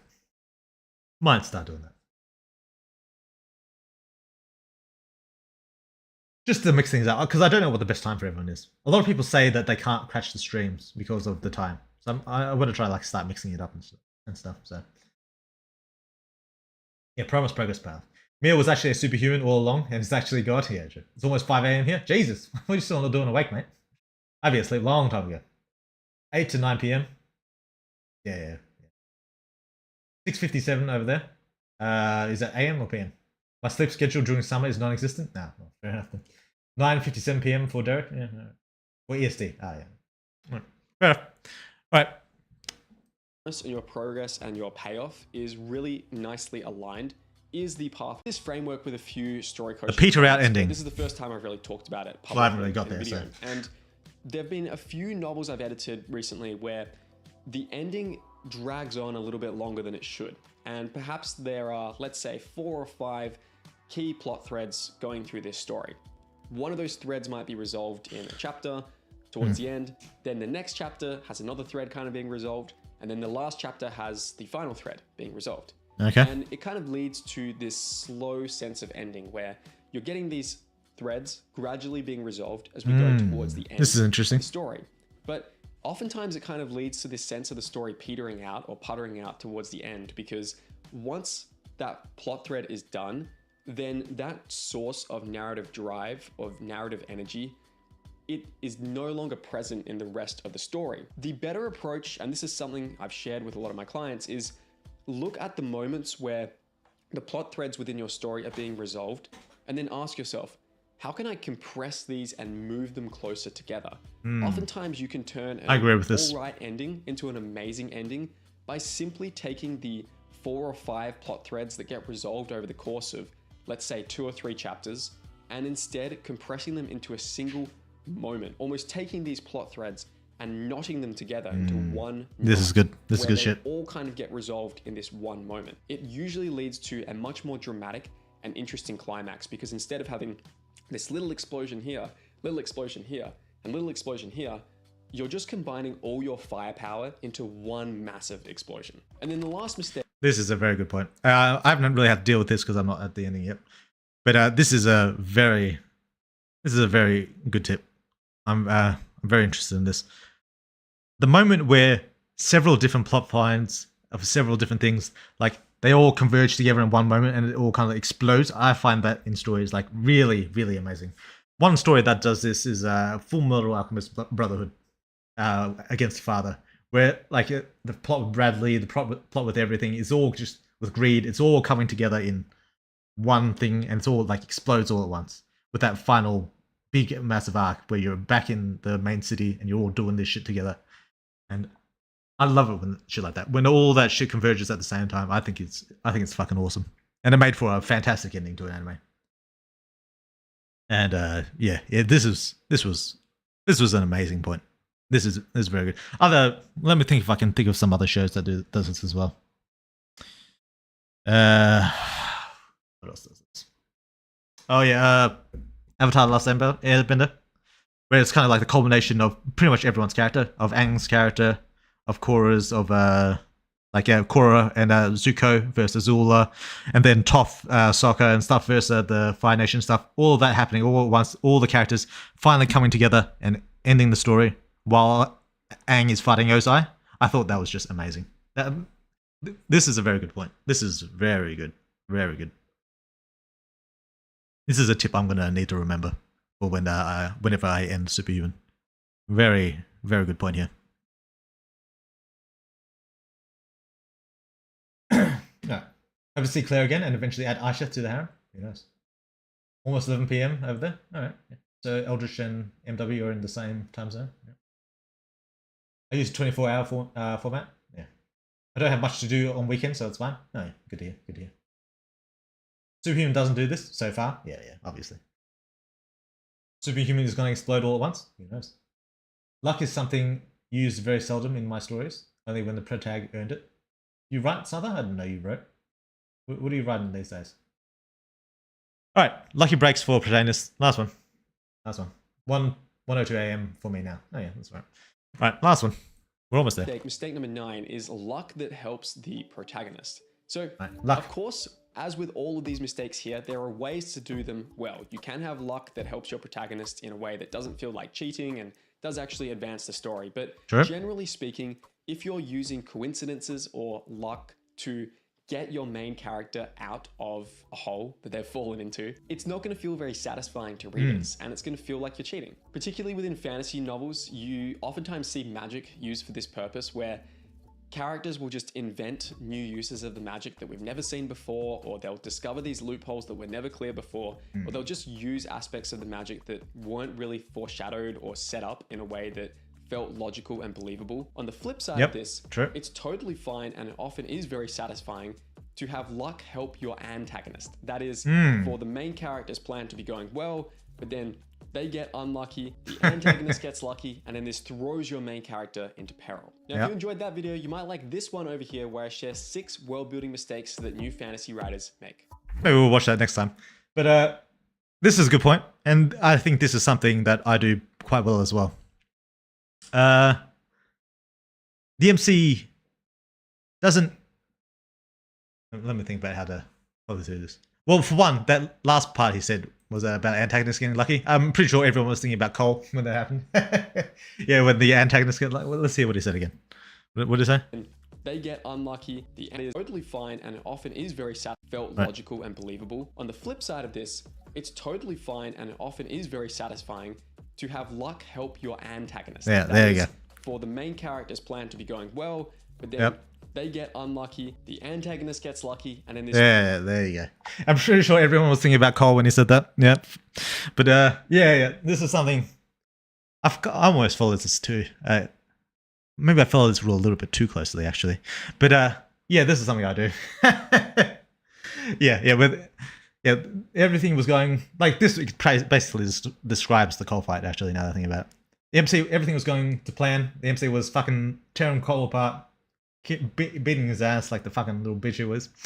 And then all of a sudden, got unlucky. Cole lost his twink status and become fucking level 4. Yeah, so yeah, that's true. That's something I do. But like overall, in terms of luck, yeah, the MC does have instances of luck. But usually it's luck either foreshadow or luck that's planned. Like it's the luck that the MC makes, or that the other characters make. For example, the Klaus having his serum is luck that Klaus, not even really, kind of luck, but it's like something that's part of Klaus's plans. He makes his own luck. So Klaus gets his serum and prepares for it, and he uses it. The MC, conversely, gets lucky in a way because he gets his evolution during that time. But it's lucky in a way that it's one foreshadowed, and one is a result of the MC's efforts. For example, not monsterifying and achieving his complete second evolution stage. So yeah, that's the kind of luck that and it's also triggered by lightning and stuff like that. So that's in a way the kind of luck that the MC gets, and I like to try and make it evenly spread. So I don't like it the villains get too lucky. I don't like the MC to get too lucky. I want both to have their efforts, and I want both to have aspects of luck. So I try and like evenly spread the luck around, you know? Yeah, that's how I like to do it. Like everyone has lucky breaks, and everyone has unlucky breaks, and sometimes someone's just going to get hit with a bit of bad luck, and that's just how it goes. So I think that feels more natural that way. Cole evolving was frustrating, but in a good way. Yeah. I'd say he's a himbo now. Who knows? Cole is still an e-boy. He is still an e-boy. There's a lot of gay terms, Panda. Himbo isn't a body term. It's more of a personality one. Too much muscle to be a twinker, though. Yeah, he lost his twink status. Yeah. Ella somehow getting the stronger teams distracted during the Battles of Diamonds when Bernhardt could have came and got her. He could have, but then who knows what would have happened in the outside without Bernhardt there. But yeah, and that's not really in terms of protagonist. I guess, would you count Bernhardt as a good guy? Would he be on the good guy team?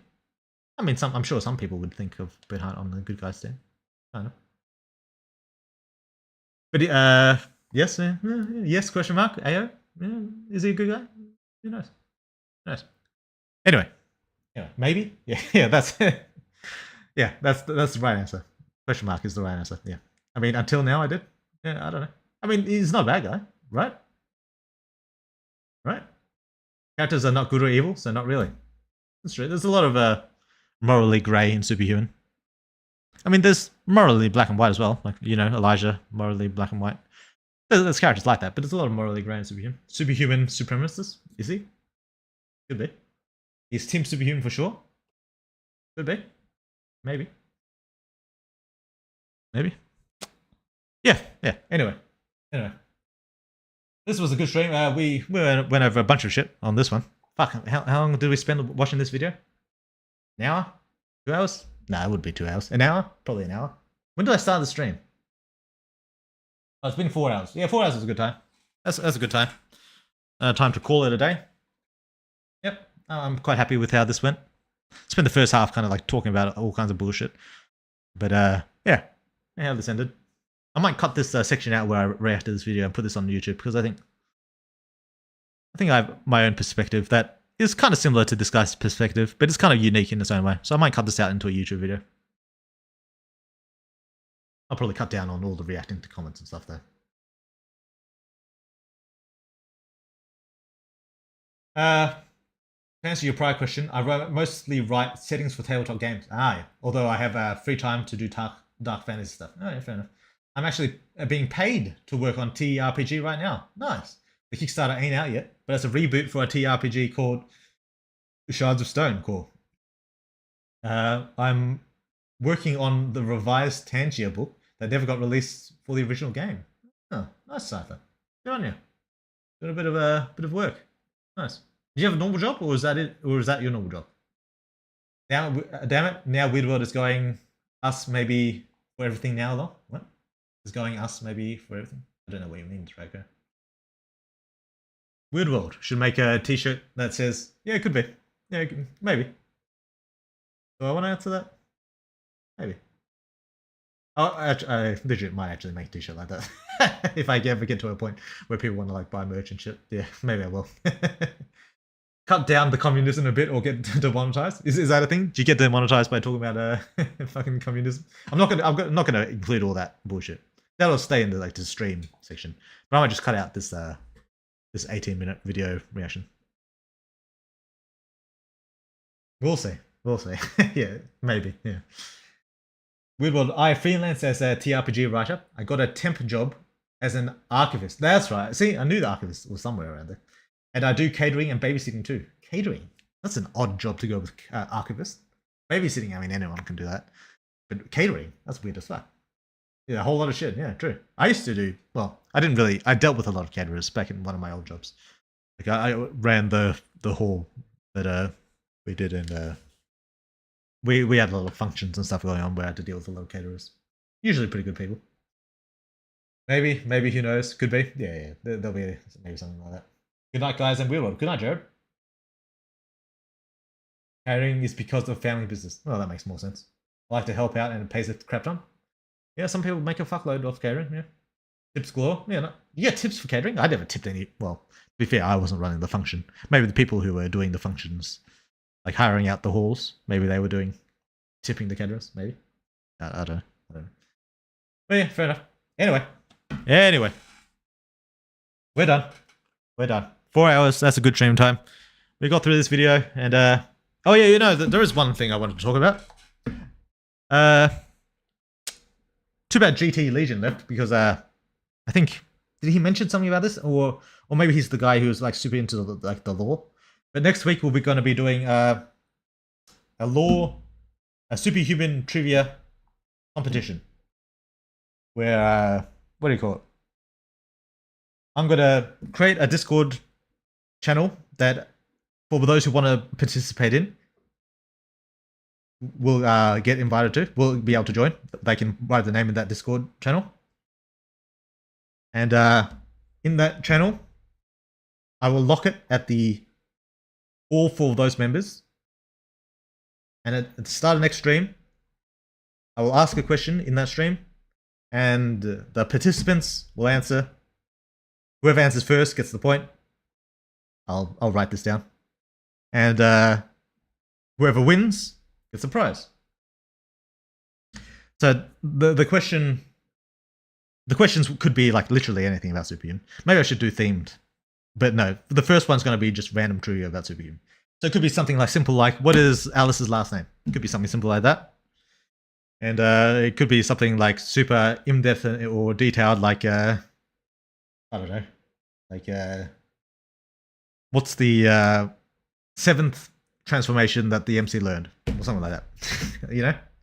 Like list the order of transformations that the MC learned, or like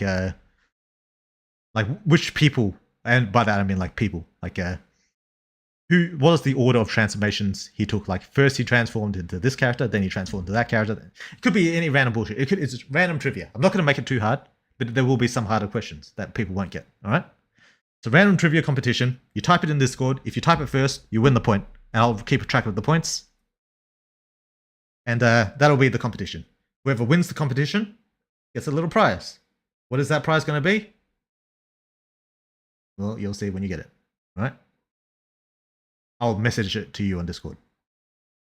If you want to share that prize with everyone else, you may be able to share that prize.